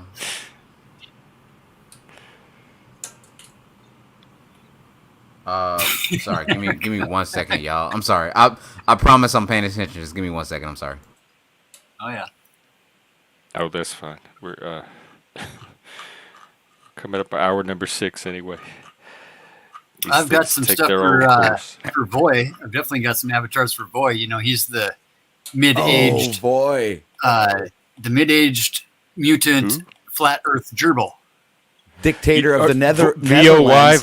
VOY. Yeah, VOY. Oh, yeah, I've seen him He's before. the He's a dictator flat of the earther? I didn't know. Netherlands, and he's also Flat Earth Fabio. He's got a couple of monikers. There.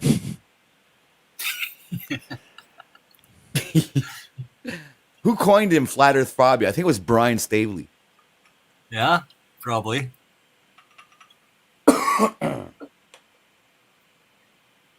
No, he's the flat Earth gerbil. He's like the Hindu version, with the space turtle. Do you say turtle? Yeah, because the Oh, I heard gerbil. well, I'm he's a sorry. gerbil, not a turtle though. He's Oh, he's tur- half gerbil, half turtle.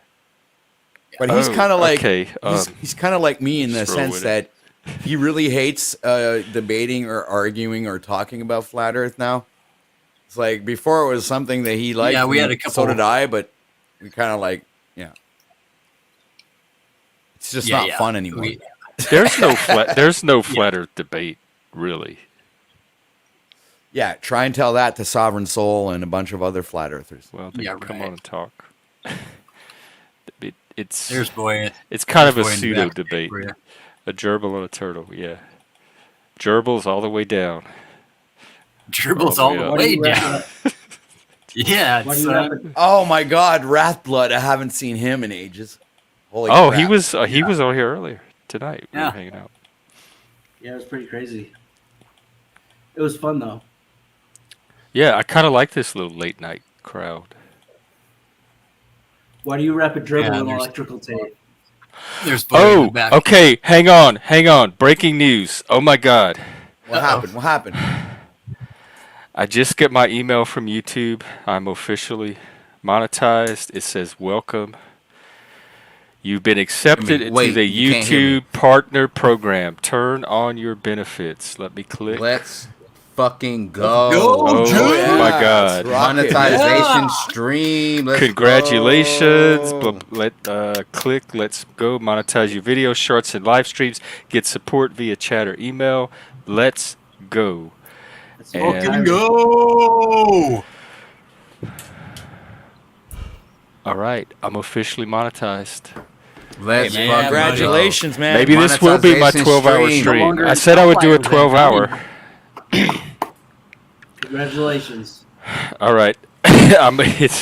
It's sitting in. I mean, it's sinking in. So it'll. Let's Thanks, get those Moose. We fucking super chats up. we got there. This.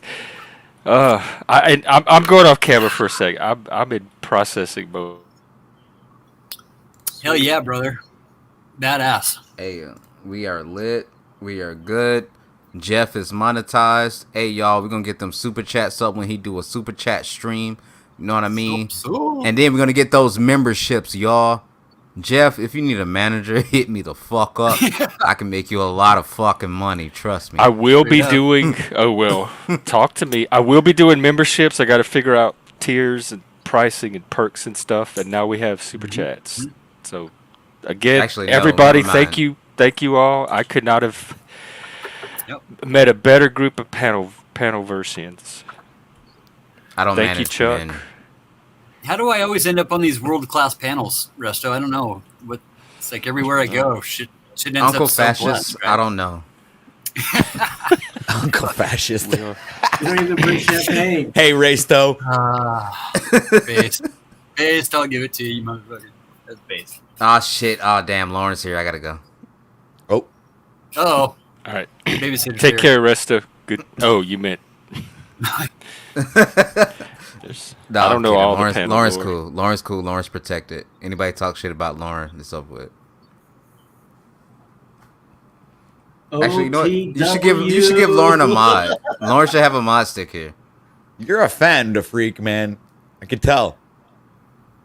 Man, you know, I don't know. Yeah, the I worst just- part is I'm I going to think be that's- screaming OTW all damn day. Yeah, it's he just fucking in your writes head, it everywhere. He sees me Yeah. in chat. He's like fucking screaming it in chat. Oh, DW. I'm like, okay, the freak. It's a hook, man. It's got me hooked. Well, two Patricks don't make a right, but All if right, we're going you to know tag what? team on Fuck something, just production. don't look me in the eye while we're doing it. Fuck production. I don't care. That motherfucker Speakeasy made a fucking AI rap about me. No way. It Yeah, was he did. Speakeasy. He made an AI, bro. Why would And production- They're gonna I kick don't. my Why ass. would he do that? He doesn't. Is he that rap his bad? own Like shit? making an AI is bad now? It's like a. Well, yeah. I diss? mean, as a I musician, mean, like if you're you know, like, no, dude, yeah, like that, I felt I insulted. make my was own like, stuff. So if he had made a video, that's fine. But the fact that it was the AI doing it was the Yeah. insult. Yeah. yeah, that was I the can see insult that. to me, bro. yeah, That yeah. was the insult to me. Just the same way that I got mad at fucking Based Oracle. I wasn't mad that he made a diss track. I was mad that he fucked it up. Like, Yeah. Yeah. and I told her, "You right, Lauren. Who? Who? Yeah, I do that every time. Who? Yeah, weak AI bitch. There we go. Yeah, bro. Don't make no fucking AI diss track about me, bro. Yeah. Don't make, bro. It was so many falsehoods in that fucking rap. It was fucking ridiculous. I'm thinking about actually. You know what? Nah, that was one of the things I shouldn't talk about. So I ain't gonna say that. Nah. But now I want to know. Oh what it is. man. You can't tease. Right like when that. you're about to get into the juice of it, you know, it's like, oh, I'm not gonna say anything. Squeeze Did the Nah. berry. Speakeasy get along? Okay, for so a I'm while? actually fucking retarded. So so I have people that are behind me that are not, and they tell me to not do stupid shit. So And you listen.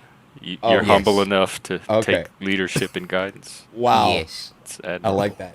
I guess. Welcome I, back. I I understand that. sometimes do that, but not always. I'm a little bit of a rebel, you know. Like how I don't people always think listen. that I manage Mel, or I'm in charge of Mel. Yeah, when Mel's doing her streams, but like when I'm doing my shit, it's like people behind me doing the same thing. It's like we all just manage each other.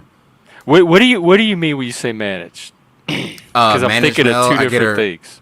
So for managing Mel, so like so for things that I do for Mel, so when she goes live, her link gets posted in mad discords depending on the fucking topic. If it's let's say it's depending on religion, so that gets posted in mad religion discords. Everybody's gonna come over there. It gets shared out on my channel. I basically handle everything on the back end on StreamYard. People that come up, I vet them before they even come up. I do all the graphics. I do all the sounds. I basically just handle everything, and she just has to sit there, look pretty, and be the host. That's what she has to do. I do everything else on the background, and we have a lot of people on our team. We have Leopard Print who handles the Discord. We have a lot of things that go on in the background that a lot of people don't know about, and that's why her I need channel to get has hooked grown up so with much. Discord too. Yeah, her channel has grown so much ever since I started because like I really feel passionate about like her direction. So I've been getting her like reviewed, like she's been reviewed in sectors that like she has not even touched. People know Yeah, Mel. that she doesn't. Yeah, exactly. So she probably doesn't even understand how much a far of a reach that she has. Yeah, Because like even her- I've been through the experience myself where I've known other people, like I've been on broadcasts that I've never been on before, right? Like in chat and whatever, or watching them, and my name would come up. So it's like it's very understandable that her name would probably pop up places that she doesn't even know exist, right? Yeah, like people like it was somebody today. They was like, yeah, I was talking to somebody talking about panels, and then your name came up, so I came up here. Like it's stuff like that, and it's like people that don't even dabble in this sector. They're reviewing her lives. Like, how crazy is that? How crazy is that? And like, she doesn't even understand. Honestly, she doesn't. Like, I'll send her a text message like, "Hey, this person's reviewing your live." She's like, "Okay, my love, I'll see you tomorrow." And I'm like, "Okay." Like, Oh, yeah, it's but time no, to, like, have a life now too. But that isn't that great? Because like when It's I great. get an email or get a phone call or a text saying that I'm being reviewed, I'm fucking curious. I always go watch and go find out, right? So she's like, "Oh, okay." So they're just like, oh yeah, I'm because kinda like I'm Mel. there. Oh, I'm it's always perfect, there. though. I'm always there to bulldog for her. Anybody that talks shit, I'm there. Like, they already know not to say her fucking name because that purple motherfucker gonna pop up. They already know. Tito, Discord is another platform. It's kind of a chat. Tito's Video, bullshitting media. you. He knows what He the knows fuck. what Oh, it is. okay. He knows what it is. Tito's bullshitting you.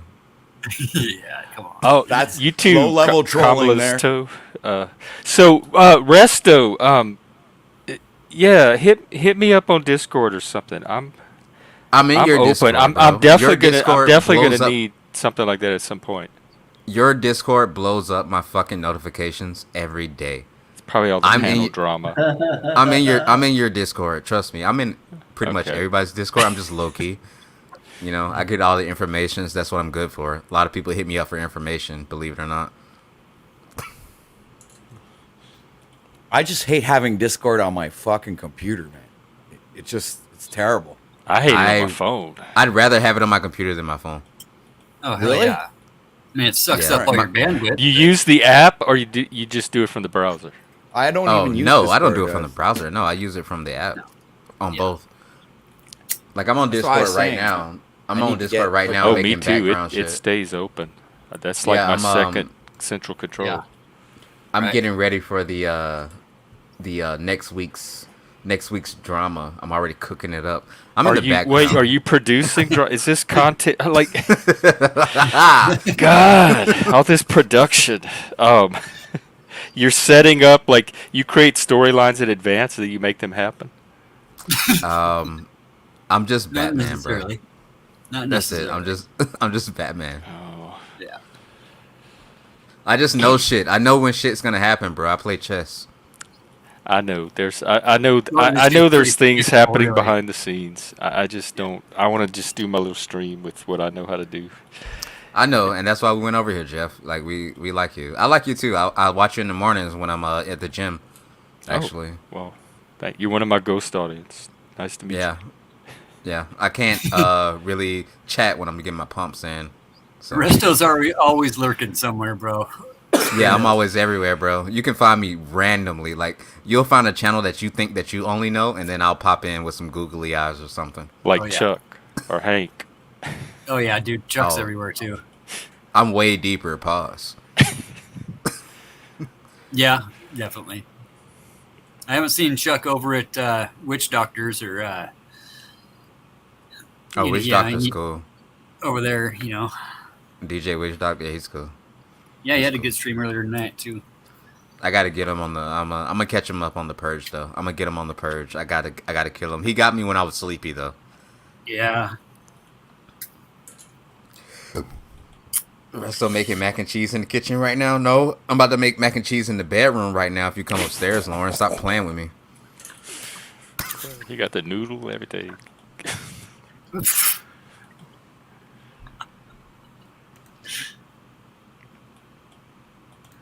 Well, I can't wait for this panel game.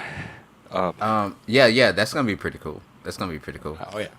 I'm excited and inspired. We were working like months ago. We were working on like some kind of live panel Survivor or panel Big Brother, where it plays that'd out be good. over hours and hours and hours, and we gradually eliminate and vote people off. Yeah, I was thinking about something like that too. Actually, We should have. I'm not gonna give it away. I'm not gonna give it away, but like I was thinking, I don't think this sector would take it too kindly though, so I'm not gonna give it away. There you go, teasing again. Yeah. Is that my wife? Who's my wife? Lauren? Lauren's not my wife.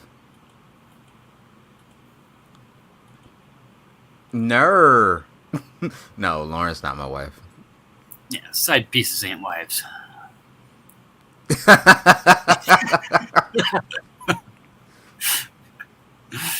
You know. Yeah, Lauren's not my wife. Would you like to be? Why are you pushing me into a corner? Is she part of your harem?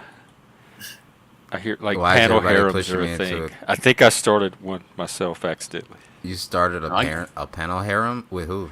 People started. I don't know. Somebody started creating Who? soccer like Who accounts. do you got in your harem? Jeff's Lost Boys. Somebody created a new account. Oh, dude, if you got a troll account, you made it, bro. Dude, I have a troll account. I have a couple of hate watchers. You got a whole new I'm other panel people's I hate watchers content. here last week.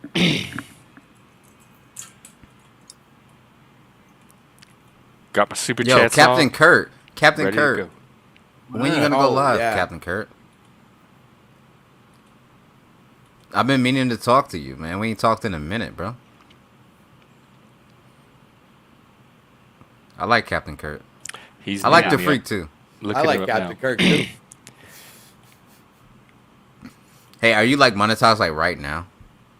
Because I was gonna drop as a of bag today. real I, quick. I clicked the button. I don't know if it. How do I tell? Let me. See. Oh, Let me it has. Yeah, it has a little dollar in the corner. Okay, hold on. Give me a second. Let me. You got- Let me do this. If I refresh the chat, it should give me a super chat option then, right? It should give me a dollar thing down in the Uh-huh. corner. That's the super chats. Let's see what happens. Oh my here. god. It took a year and a half. Fucking A, brother. And I just gotta keep it. Hey, everybody, hit that motherfucking super chat, bro. Ricardo, is that any panel you go on, or will you come on this one particularly? Because that does happen a lot here. You are on a Satanist panel. Oh, I mean, it is You you. super chat except EBT. Yeah. Yeah, I need to see, as a former EBT user, I need to see how to get that hooked up. Oh, it's 2-for-1s on the EBT. Yeah, 2-for-1 on food stamps. Yeah. I don't see the dollar sign. No. Let's see if this works. We'll figure it out. Oh, it showed Yeah. up on my end. Let me see. Yeah. Hey, What? It fucking it works. Oh my god. Okay, wait. How? All right, Oh, let yeah, me figure this super out. chats Fuck, are rolling fuck, in, fuck. man. All right.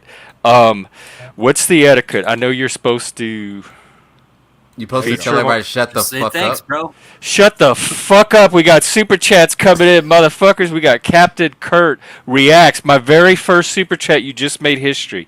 I don't even know you, Captain Kirk. I already hear good things about you. Thank you. Hell of a guy. This is my first super chat in my life. You're looking at it right here, and we have Mr. Resto Chesto, generous patron. I'm Captain not Kirk good at popping this. I'm not cherries, even bro. good at taking compliments, much less when there's money attached. I got you.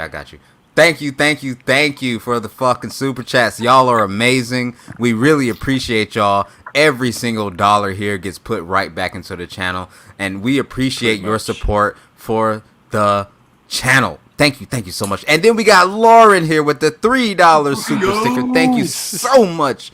That goes straight into the channel, and it's stuff like that that makes us keep going. Y'all know that, we know that, I know that, we all know that. So let's keep continuing to know.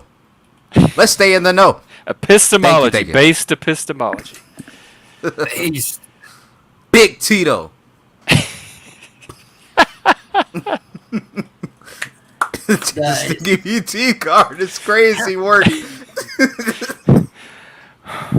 Horns Oh, that's up crazy in the work. chat. Horns in the chat. What's up? Let's go. Hey, congratulations, bro.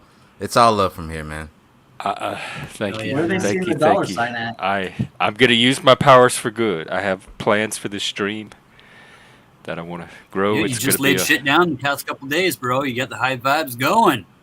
Yeah, this is a community. It's a support network, a mental health community. It's going to be more than just a channel. So, thank you for helping make this happen. No problem, Jeff.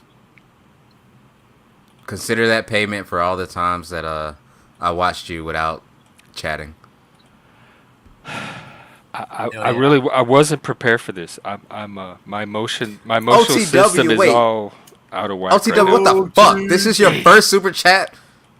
No, I've super chatted Mel. My but first she- this, or as far as I Sophie. know, this is my first Canadian super chat from No, this foreign is country. Let's celebrate their first super chat on a live stream. OTW, Actually, what the Resto, fuck? you're in a foreign country too, right? Right? Hey, come on, Yeah. we got to encourage the guy. I was just following suit, Resto. You did it. No, I I said, get okay, it. Resto did it. I'll do it too. I mean, I'm on panel. What the hell? I was here when it happened. Fuck it. I'll give Yeah, him five. that's great. Well, That's great. We all OTW give it- Live. I'm gonna be doing your game when it comes out anyway. So thank you so much. No, we really appreciate that for real. Like us as creators, honestly, like we spend a lot of time making this shit, and it's not easy, bro. Like it's really not easy to hit that fucking live button. Like no matter how long you've been doing it, like looking at that fucking go live button and then getting into that character and like going at it on YouTube, it's really not easy. And like for the people that do it every day, I commend y'all. I can't do this shit every day, but I understand that it is honestly a fucking job. It's honestly a I fucking put job. more investment in this than I have in most jobs I've had. And that's crazy. I'm not crazy like in a bad way, but like it's crazy in a good way. Like a lot of people don't understand that like this takes a lot of work. If you don't think this takes a lot of work, go start a channel with like without your name, without anything connecting to you, and then go try to build it. Like people always get on people saying like, "Oh, you only got 100 subs, you got 200 subs, you got 300 subs, you got 1,000 subs, you're nothing." Do you understand the work that it takes?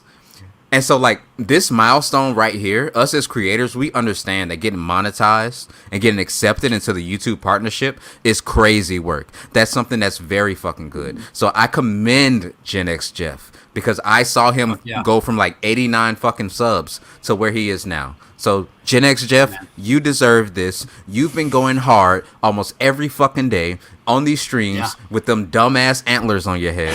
But but it's okay. It's okay. I have to admit, understand you. I don't like the antlers either, but what the I hell? fucking love them. I did them one day, and people kept telling me to keep doing them. That's the only reason I even have them on anymore. I Keep didn't doing it. intend to continue them. Keep doing it. I got You're audience amazing. captured. You're amazing. You're amazing, Jeff. Well, You have to refresh. thank all of you. I'm not good at this. Sincerely. Fucking I badass, think I'm gonna bro. go get a refill and come right back. Do you? Hey, how long have you been broadcasting, Resto? Now he's gonna yell. Me? Yeah, Like on this channel? on like YouTube, you know, like Oh like, shit! I've in been general. I've been on the internet forever, but Yeah, on same this here. channel for a year. I started off on 4chan. I started off on Newgrounds. I used to do a lot of animations on Newgrounds, so I've been on the internet forever. I did a lot of Flash animations. I did a lot of I worked on a lot of like did some freelancing for a few games. If you're old enough, maybe you might know them, but I don't think so.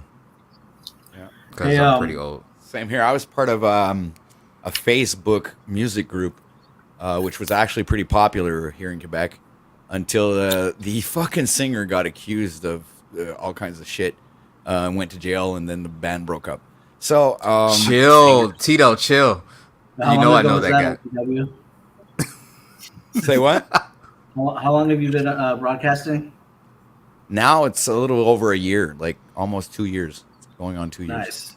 I've been. This is not my first channel actually. Like I had a lot of different Yeah, channels. same here. But well, it's my first YouTube channel. I say that.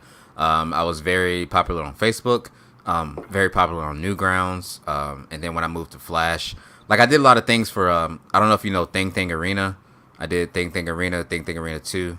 I didn't work on 3, but I did a lot of Macromedia stuff for them. A lot of coding for them. I came to YouTube and I was just a chatter, just watching, and then like I decided to live stream. I was a not professional but competitive Call of Duty player. Played a lot of Call of Duty, played a lot of Pokemon. I toured a lot. I traveled a lot just to do Pokemon tournaments.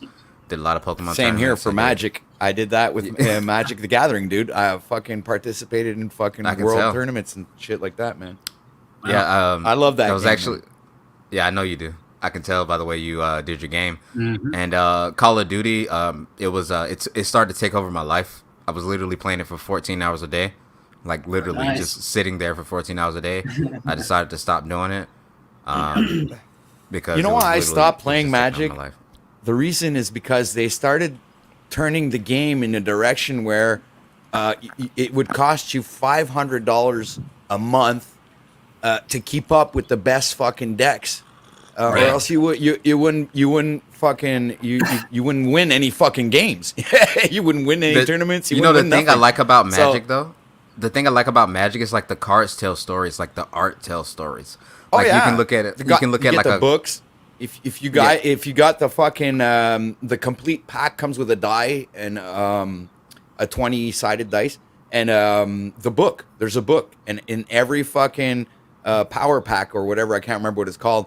You had a book that came with it, so you'd have the whole storyline from A to Z with all the characters and all the fucking abilities and even on the cards you'd have quotes from the books on the cards, which would be Oh, interesting. Skinnerack know what Newgrounds is. Yeah. I used to work with Newgrounds. I used to work with 4chan.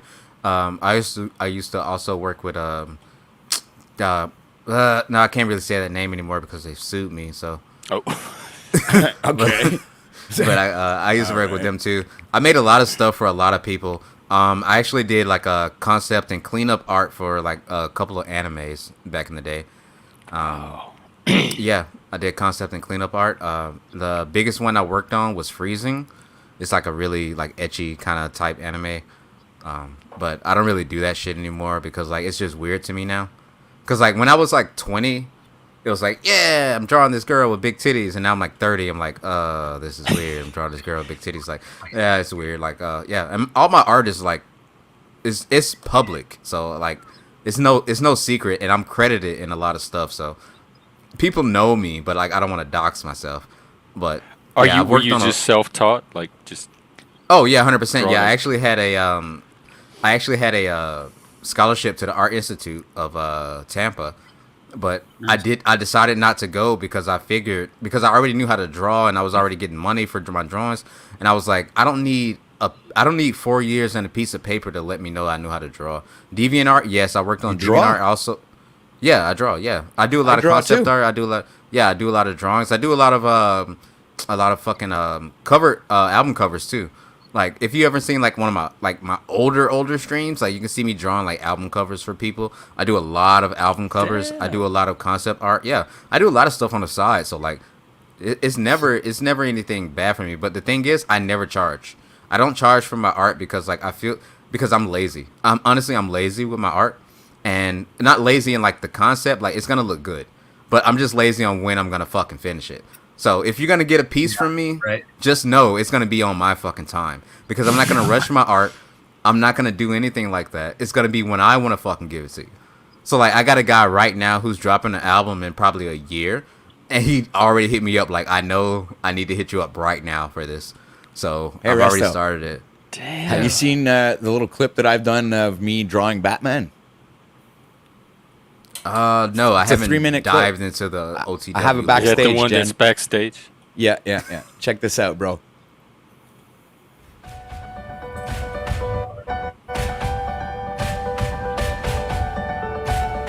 Took me 3 hours to draw it, and I brought it down to like 3 minutes.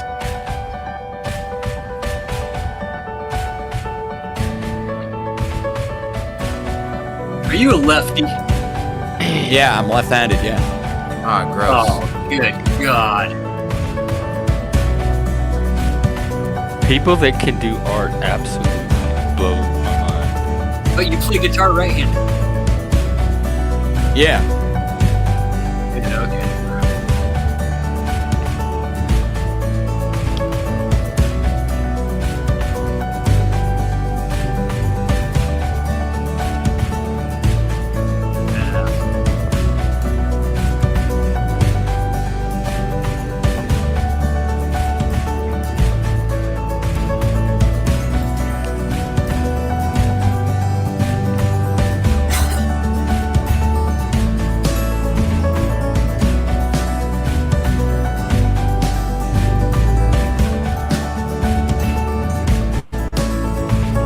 actually sold this drawing for $140. That's it? Oh, I probably would have paid more.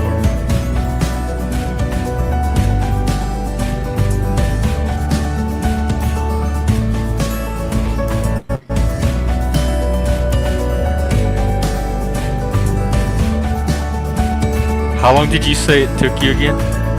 3 hours. That's it?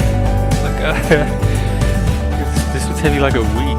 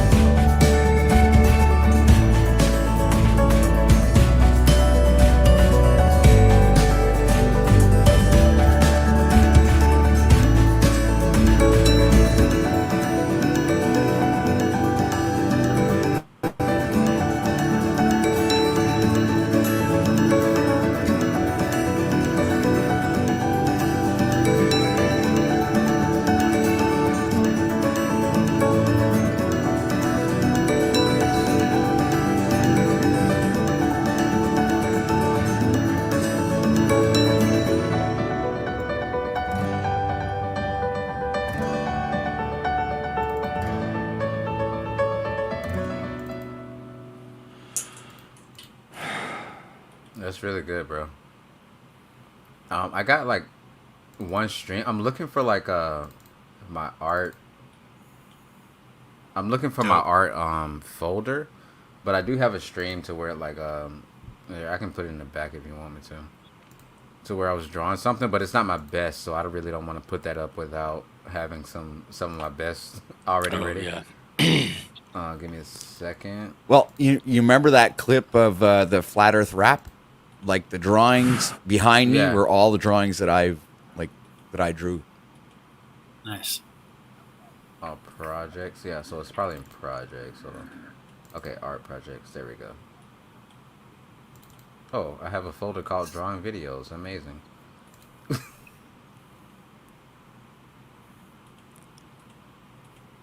Fatty, you do art too, right? Yeah. My fucking shit's all torn apart right now. I'm remodeling my fucking house. All my shit's all torn down. I'm jonesing. It's funny My you're saying fucking that because fingers are I'm bleeding doing though, the dude. same. This new Jägermeister fucking Schecter guitar I got's pretty much my love right now. Yeah, I even spent the whole day yesterday setting up the. I painted that wall so I could get the green screen, a larger green screen, right? Yeah. So I got it in a bag. Like it's just like a piece of the stream. I don't really know if how it. Oh wait, do I have it muted? Then it's not as pixely, but I'll just go through it. It's just me drawing, and then I'll zoom out in a minute. Oh yeah. This is digital drawing. You drew it. Yeah, with yeah, the program. Yeah. Wow. Resto Josh, hot bitches. Mm-hmm. That's fucking nice. Yeah, I drew it on paper first, so like I think I showed the paper drawing first. Oh shit, somebody's calling me. Hold on. Give me a second. I think I showed the paper drawing first. Alrighty. I think what the fuck? I have to, right? Fucking hologram. Never a bad thing. I think for that one though, I do but I just do like on-site filming. Little stuff like that. I was not a. What was I doing here? Oh, probably just some. And that's how I write my initials.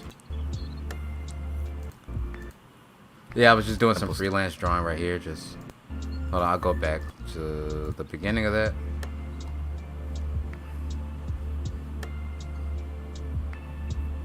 Little stuff like that.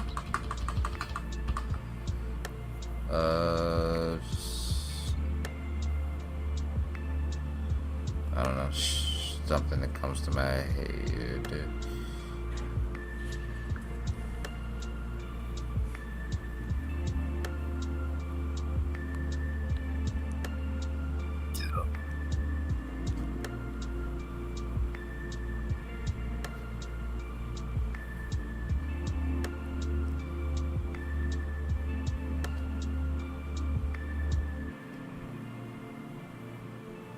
How many teeth do people have? How many teeth do people have? Yeah, there you go. I don't know how many teeth people can have. Yeah, that's just This something like I program was makes it Yeah, look that's so awesome. easy. I like that. That's Yeah. pretty cool. Yeah, I wish I can. But do I you know do I it with your can. mouse, or do you have a pen and I have a and, pad.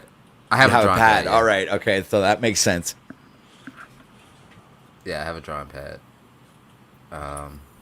I have a few drawings here, but I don't know if I can share them through StreamYard.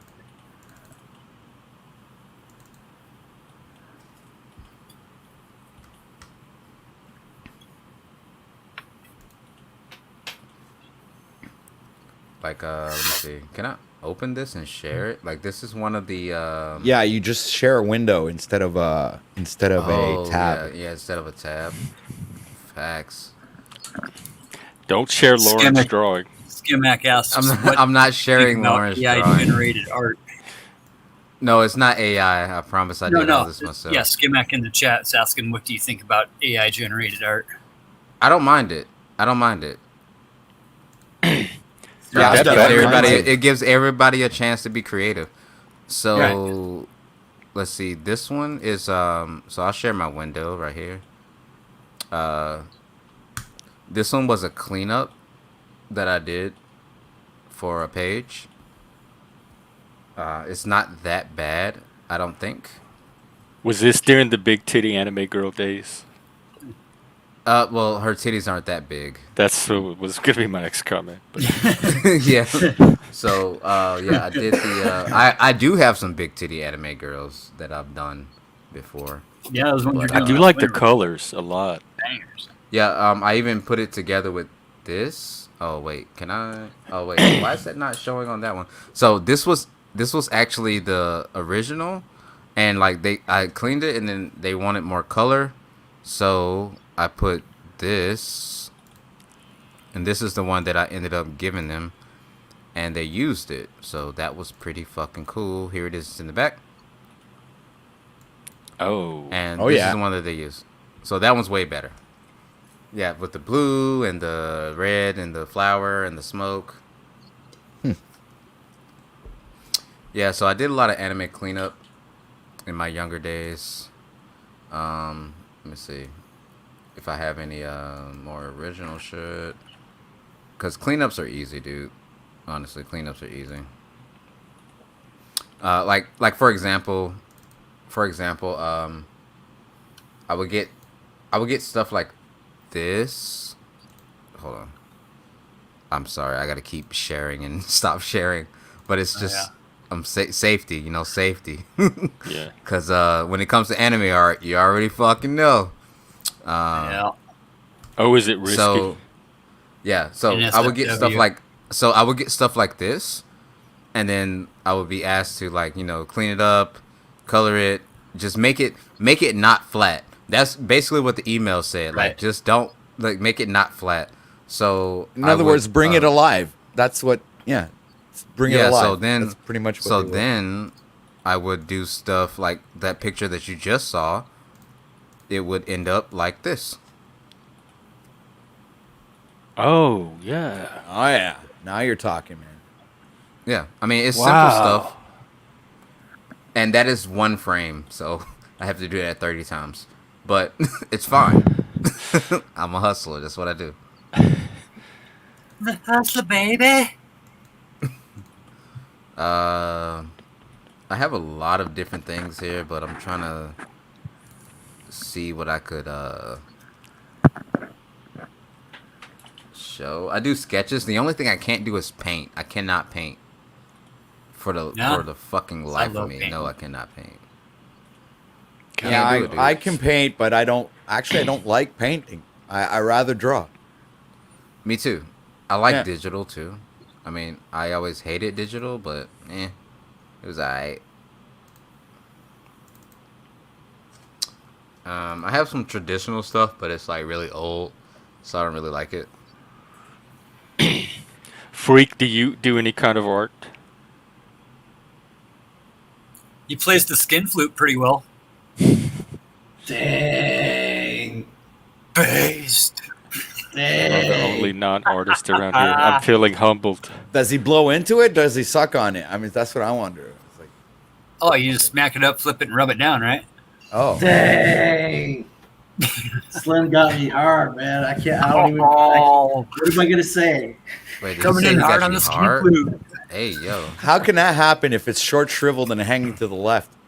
Is that a pun? Mindful. I do, Jeff. Congratulations on your monetization. I do have to finish this game, or they're gonna kill me. I have Okay. to finish this game because if I don't, they're gonna fucking kill me.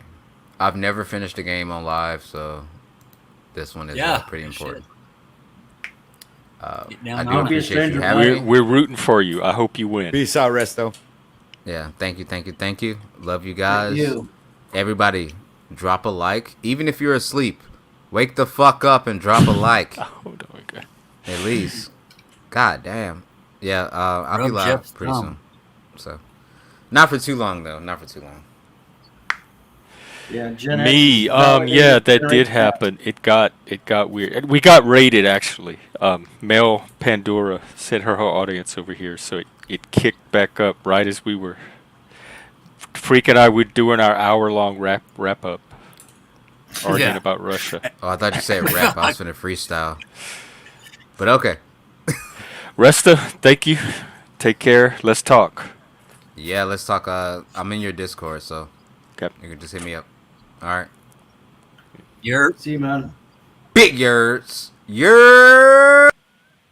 big up. Right.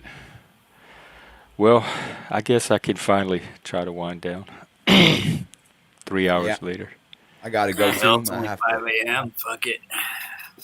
Oh, it's How long you going on? on No, 8 you're on- a.m. here, so You sound like you're in Canada.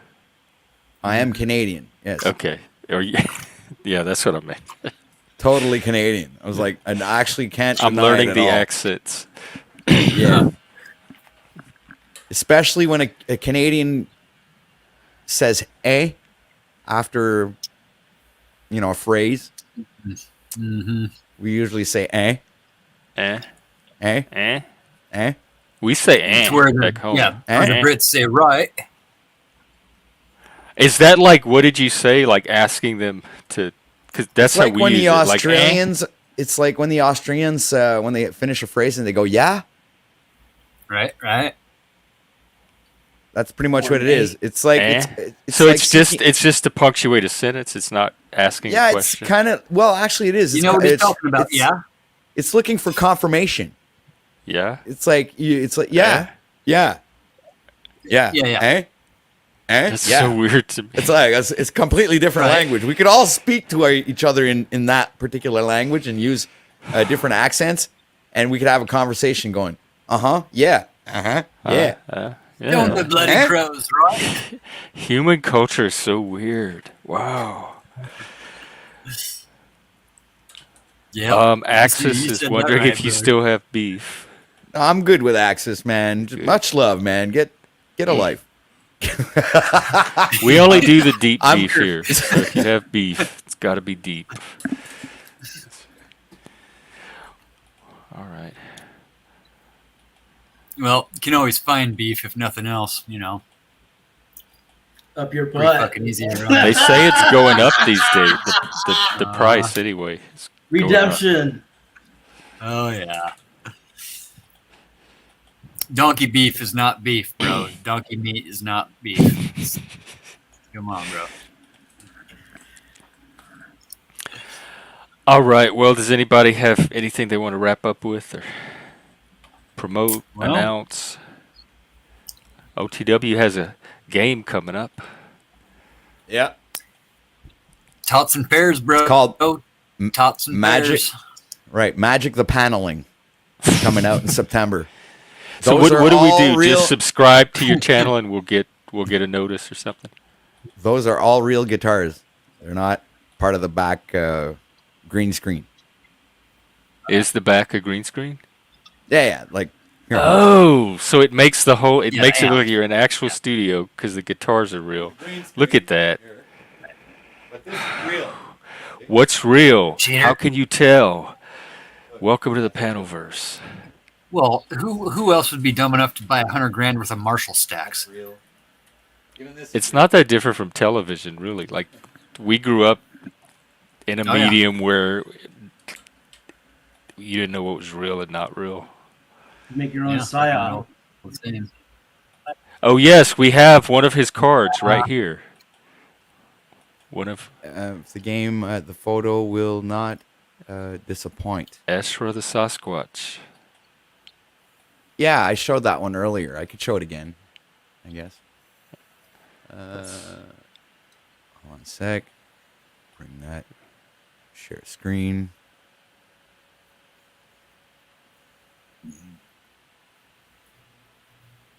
Oh, here we go. There it is. There it is. Fuck. All gotta right. organize Oh this no, shit. that's not you. That's That's not Esther. Hold on a sec. Here it is. There you are. In the house.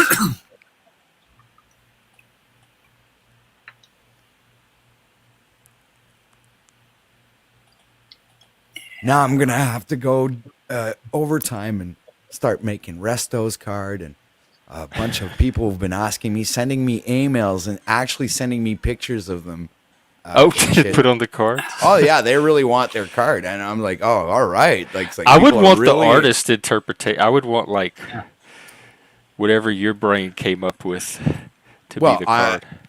Well, some people ask me, like, make me a Sasquatch. Like Ezra literally said, oh, I'm a Sasquatch. All right, there you go. Oh, okay. So I turned her into a Sasquatch, and then boom, I gave her an ability, which related a bit to her personality, if I do say so. That's it. Yeah, it deals X damage to each creature and panel walker, where X is the number of cards played during the broadcast. I think that's That pretty sounds kinda awesome. powerful. Ability. Yeah, it is pretty powerful, actually. But the card only costs $2 to play as a creature. But then as you cast the card, you can pay X as an option, and all depending on how many Yeah, cards nice. were played during the broadcast. So, and I'll be changing like Panel Walker because I haven't created those cards yet, but I'll be making also panel lists, right? So it could be creature and panel list, and because the panelists will have life points. So when your life points drop down to 0, you're dead. You're going to get kicked off the panel. Oh man. What I was gonna ask, Resto, are they gonna send you something, Jeff? Like YouTube?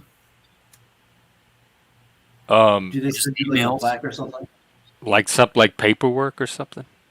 Well, that or like some of these people they have like an Oscar award or Oh, your plaques. Yeah. Those are, I think, for like once you hit like 1,000 or like 10,000 subs or something.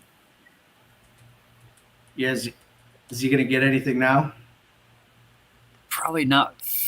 Probably not for a while. I mean, You have emails. to now, or you might be monetized, but now you have to create your AdSense account and do all that stuff. Yeah, I had to enter do your- that before I got it. It so far it looks Right. like it's just all done online. I don't know that they send anything in the mail. I just have to click through a bunch of things. Yeah, they do send something in the mail, like they got some secret code to make sure that it's you. I think it's to identify you. Okay. That might happen. And besides that, what's the other thing? Yeah, you get like they pay once a month. So Yeah. They do. Is it like direct deposit or do they send a paper check? That seems No. inefficient. I think it's direct deposit. For me, it's Yeah. direct deposit. That makes more sense in this age.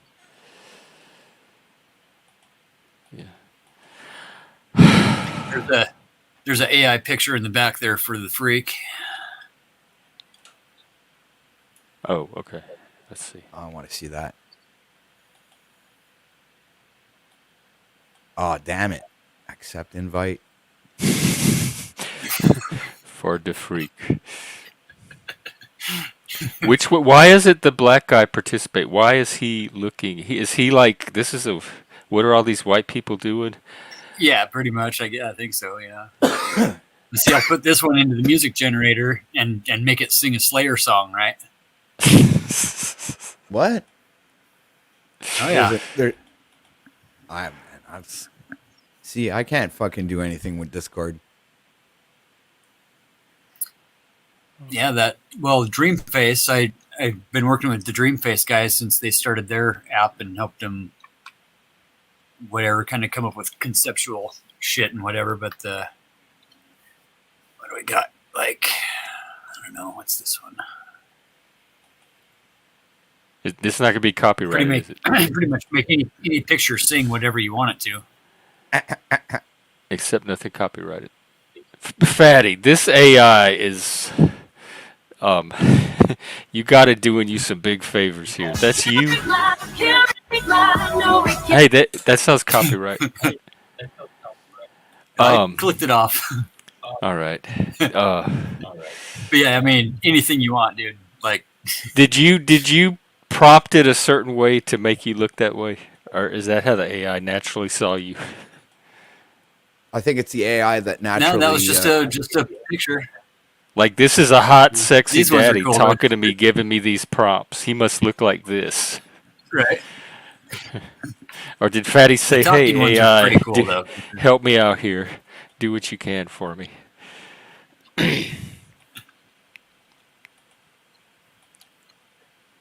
Someone for our group to. Oh, that must be some other group. But yeah, we do have a Discord, by the way, for those that don't know. So just contact me for an invitation. Yeah, It's Gen X Jeff on Discord, same name. OTW has a Panelverse game coming up Yeah. in a month or two. Subscribe to him if you haven't already. Freak, you got anything? You have a Just, channel. You're thinking of yeah. content. Yeah, actually, I need 4 more subs so I could go live on my phone. And All right. other than that, just Let's say get you. congratulations. Let's get you live. Let me see. Oh yeah, hell yeah. What's up? No freak. was Here, going I'm gonna live. put the Freak's channel. He's 4 subs short of being able to stream live on his phone. Fuck yeah. He plans to Been looking do for somebody new to troll. what? Conversations, dream analysis, and what else? Yeah. Yeah, well, for the phone, I'm just gonna do like regular, I don't know, just adventures out on the street or whatever. But Cool. actually, I'd like to get a little show where there's callers, calling in with their dreams, and I can do a dream interpretation because that's one of my gifts. Bro, I fucking had a dream the other night that I shaved off all my facial hair. And Yeah. my kids didn't recognize me and shit. Yeah, I was in this fucking like weird ass. I've got this reoccurring thing where I can slip back into dreams from like years ago, right? And basically started when I went to jail and fucking quit doing drugs and had these incredible fucking dreams like the first month going into jail. I've taken this place that I was in. It was like a fucking asphalt shingle recycling plant where they were burning roofing shingles. And now This it's is like the dream. yeah, but now this outdoor area that they were burning shingles in is like a factory. But my kids and all my family work there and shit. And I've been like, whatever, like a supervisor dude, and I dream about numbers all the fucking time. Is the other thing too. Like, and remember numbers from certain pieces of wood that I cut on certain pieces of jobs like years ago, right? 66, the number 66 is always it always comes up on the job site. Like every day I end up with a 66 even. Beyond all that, I'll have Wow. like flashing dreams, like numbers like coming at me, right? Not like Matrix falling, but like flashing like at me dreams and shit, like just numbers, random numbers, like tape measure numbers and shit, and whatever. So I was dreaming about numbers, and then I was fucking dude, I haven't shaved my face I haven't seen my chin for like 10 years. And it's the first time that I've ever dreamed where I'm looking at my own face, right? Where I'm like not in the mirror. Oh yeah. but like from Because a you normally third- don't see yourself in a dream. It's all Right. first person point of view.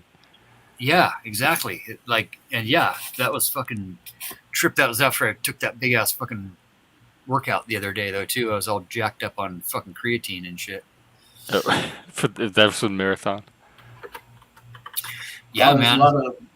There's a lot of meat in that. I probably need to ask you a bunch of questions, like But let's go over some shit. I write shit down every night, every morning that I have actual like, lucid dream and some to the point almost of astral projection. But I've always had third person out of body experiences and shit, especially when I'm getting hurt and snowboarding, especially, and anything with sports. I'm always outside myself, watching myself. Is that a form of dissociation? I don't know. Because I have that too from trauma, like as a trauma reaction. Yeah. The first one I really had, we were jumping off the Spokane River Bridge. This kind of sloped, off. You got a high side of the bridge and a low side of the bridge, and we were kind of right in the middle of the freaking river. In the springtime, water was high. Probably, I don't know, 20, 30 foot. Now, probably more towards the 30, 40 foot side. There's the high side's at like 60. And like 2 steps onto the rail and like a 1.5 gainer. So you're still hitting feet first. Backflip style.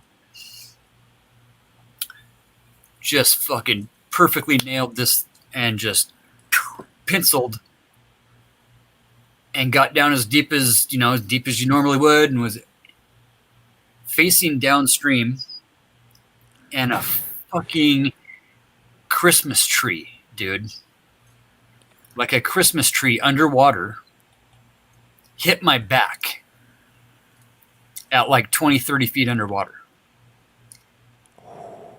So it was like getting scratched, I felt like I got hugged by like something electric, basically, is the way I imagined, like the prickly fucking, you know what I mean? Like, and I screamed. I fucking screamed underwater. And like turned around and tried to like fight this thing, and I didn't know what was, and then realized that I didn't have any breath.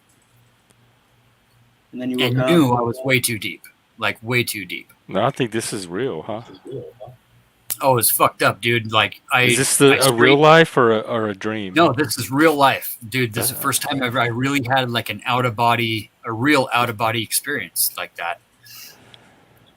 I'd always, kind of looked at, like when you're riding your bike or something, you can always kind of see yourself from the back, or you can imagine how you would look from the side doing a jump or something, right? But not like this one. And underwater, screamed and turned around and then was like, realized it was a tree, and then realized I was out of breath, and then was basically back up on the bridge looking at myself in the water, knowing that I was floating downriver with no breath, but was still consciously like, climbing for the top of the water. And where was your actual body? Still in the water? Still in the water, and But your consciousness was on the bridge, looking at it. Yeah, dude, and I woke up about a quarter mile downstream, lungs full of water. Don't even really remember how I even got to the shore. There's kind of an old lumber mill that used to line the bank right there, and just kind of a little dirt walking trail and shit. Now it's all developed with houses and shit, but like basically woke up on the side of the fucking river just coughing out water, and all my buddies were fucking running down the fucking deal. They didn't know what was going on because I was just underwater. I just popped up like way the fuck down there after like 90 seconds, 2 minutes. And since that point, like, when you're getting like a dodgeball or a soccer ball's coming at your face, and you get that slow-mo. Yes, I do. Right?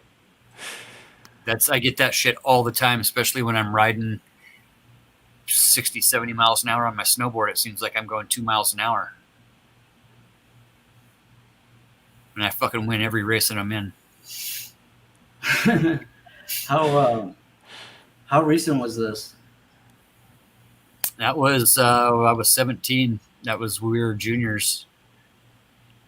It was in between junior and senior year, but even still, like last year, I mean, I won 3 out of the 4 I always win my age group and the border cross and bank slalom shit. But like even just beating every like first overall and shit. Like I fucking love going fast, dude. There's nothing better than going fast. And I can ride fucking 130, 140 days in a row and not get tired. Eat like a fucking horse. Literally. So fucking, I need to eat some more right now. But, 17 when so that was 30 when fucking years washed up on ago. the river? Yeah. Wow, there's a lot of meat there to unpack. I mean, Yeah. first of all, the dream, but then the out of body experience when you were essentially blacked out, apparently, Yeah. but kind of semi blacked out, and you're lucky you were so young at the time because who knows what could have happened. Yeah.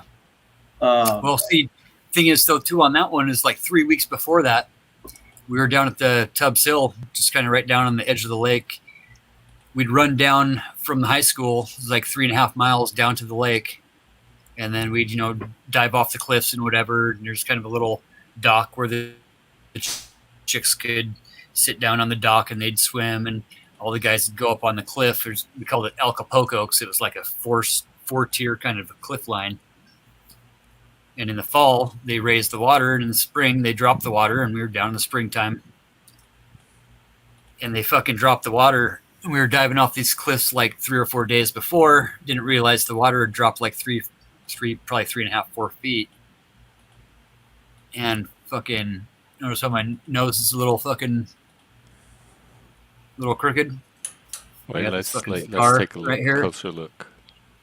Yeah, well, whatever. It's Oh, definitely yeah. not straight.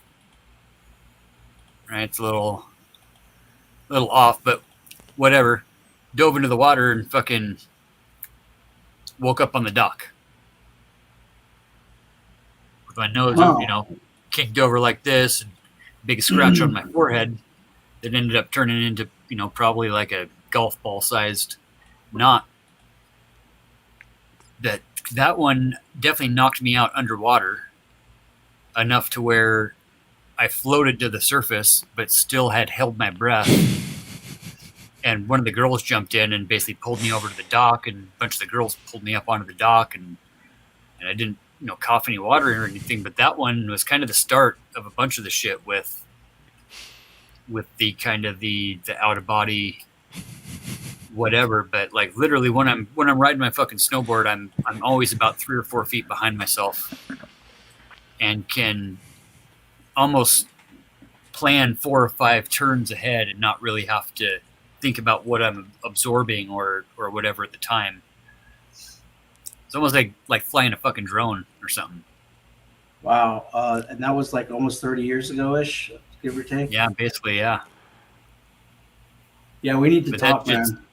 That's why I never fucking I'm addicted to snowboarding. I seriously am addicted to it. I'm fucking jonesing right now. I'm actually looking to go into Australia in a couple of weeks if I can get my fucking visa. Wow. Yeah, we should talk. Yeah, for sure, brother. Yeah. We For sure. should talk, man. I mean, we've already had some pretty good discussions, like on your experience with Oh, yeah. exorcisms and stuff. That was interesting, but this is something else. And That's another thing too that I would like to finish with you guys too, because that day, man, that just telling half of that story brought back a lot of shit that I'd forgotten in the moment. Like the reasons why I fucking denounced Christianity straight up, like for real. I mean, some fucking scary shit that doesn't have anything to do with God or Jesus or the devil or anything else. It's just fucking energy, man. It's just energy. You can't tell me that Lord Shiva or the goddess Kali Ma or fucking Muhammad or Abraham or anybody had anything to do with things that were happening to these people, like physically happening. And that's something else I really do. What kind of energy would dive they back be? into. What? I don't know, man. Just positive and negative. I don't know how else to explain it, but the way I came out of that last one that I was involved with is that basically what rang in my head for a good few months after that that last one was that we're all energy, and we have the conscious choice to choose our polarity, whether we want to be positive or negative.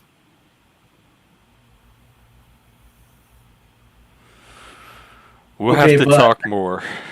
Yeah, we Yeah, for definitely sure. need to talk more. Yeah, for sure. Are you in his Discord? Are you in the Outliers Discord? Yeah. I'll hit you up in there too, for sure. All right, man. All right, For Jeff, sure. I'm gonna take off. Congrats on the Congratulations. monetization, brother. Yeah, man. Thanks. You're in the big time Figure out now, what to baby. do from here. Yeah. Big need to- time. Thanks again, Fatty, everybody, OTW, Yeah, brother. Freak, Yeah. Moose, Ezra, me, all of you. Mm-hmm. Who else is out there? Where's brother Chris Axis. been? Who's Crispin? Is that Tito? Where's Chris been? Oh, Chris is doing his own thing. I don't know. It's been Yeah. we haven't talked in a while. Yeah. Life happens, brother. You know. Life Life. do happen, and life keeps happening. Damn right. Me, I'm gonna I cook think some I'm gonna fucking try. spaghetti. Get carved up. We got another freaking run tomorrow. I don't know if I can handle another fucking 15, 20-mile run tomorrow, but I'm gonna try. Oh, that close together? Yeah, man. Fucking triathlon training is fucking hardcore. Oh yeah, right. I'm probably pumping 2,000-3,000 grams of protein a day. Well, I think it's great that you're challenging yourself like that. Oh, I fucking love it, dude. Getting out There's there and nothing better pushing it. than natural raw adrenaline. Everybody thinks I'm all fucking on fucking crack or something, but tell you what, man, there's no better high than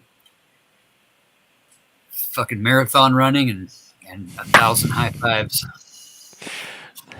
Spike, are you serious? Oh no, this could get worrisome. Yeah. Hey, Prairie. Good morning. It's good night for me. Hopefully, good to see you. All right, I'll wrap it up here. Well, and If you somehow could get us all side by side, you could have yourself a little Patrick sandwich here. what's a Patrick sandwich? Well, you could be in the middle of two Patricks. Oh, are you both? Are you Patrick? Yeah, buddy.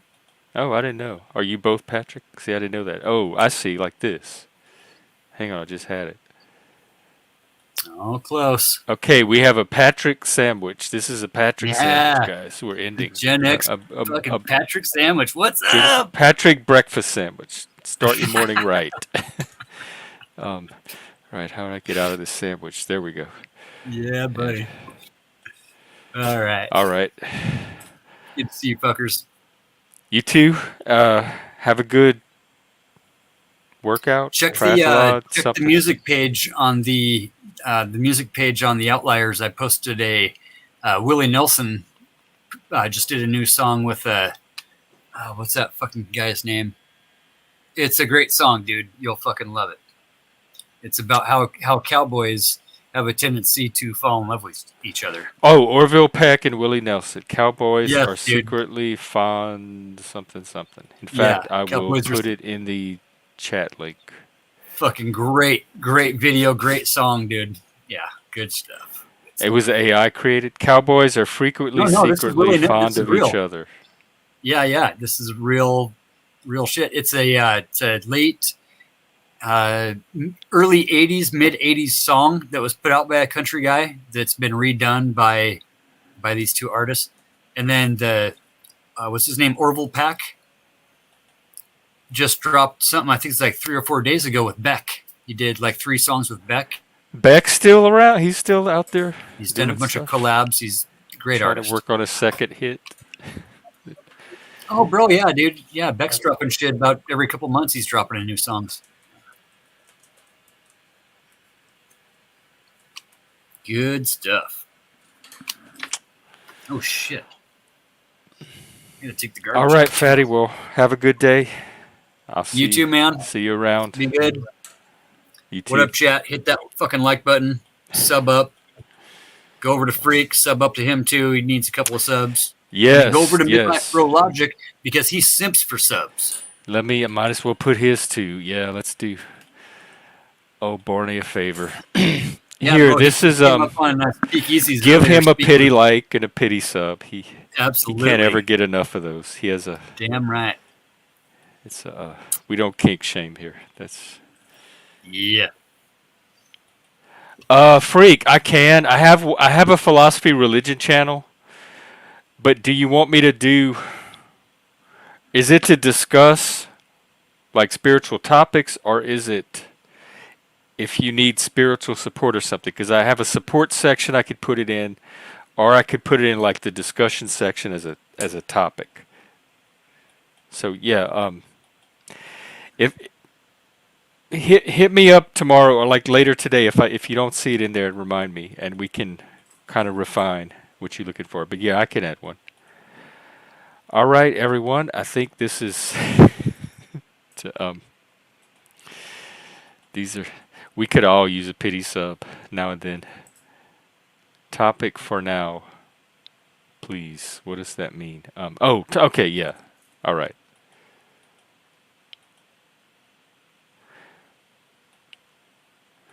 Okay, thanks everyone. I will probably not be doing a morning stream unless somehow I don't get to sleep in the first place. But I'm going to try to recharge the body and maybe afternoon, early evening. Who am I kidding? It'll probably be midday in a few hours. But at some point today, I'll do another one. And thank you again. This is a milestone for me. Stream-wise, it's a milestone for me professionally. It's a milestone for me personally. I plan to tie it into my other projects I'm working on mental health-wise. So thank everyone. I'm surprised that kind of interest and support is even out there. So this is encouraging beyond belief. Thank you. Christ is King. Jesus is Lord. Hell, Satan. All the other deities, whichever one works for you. One or none. All or none.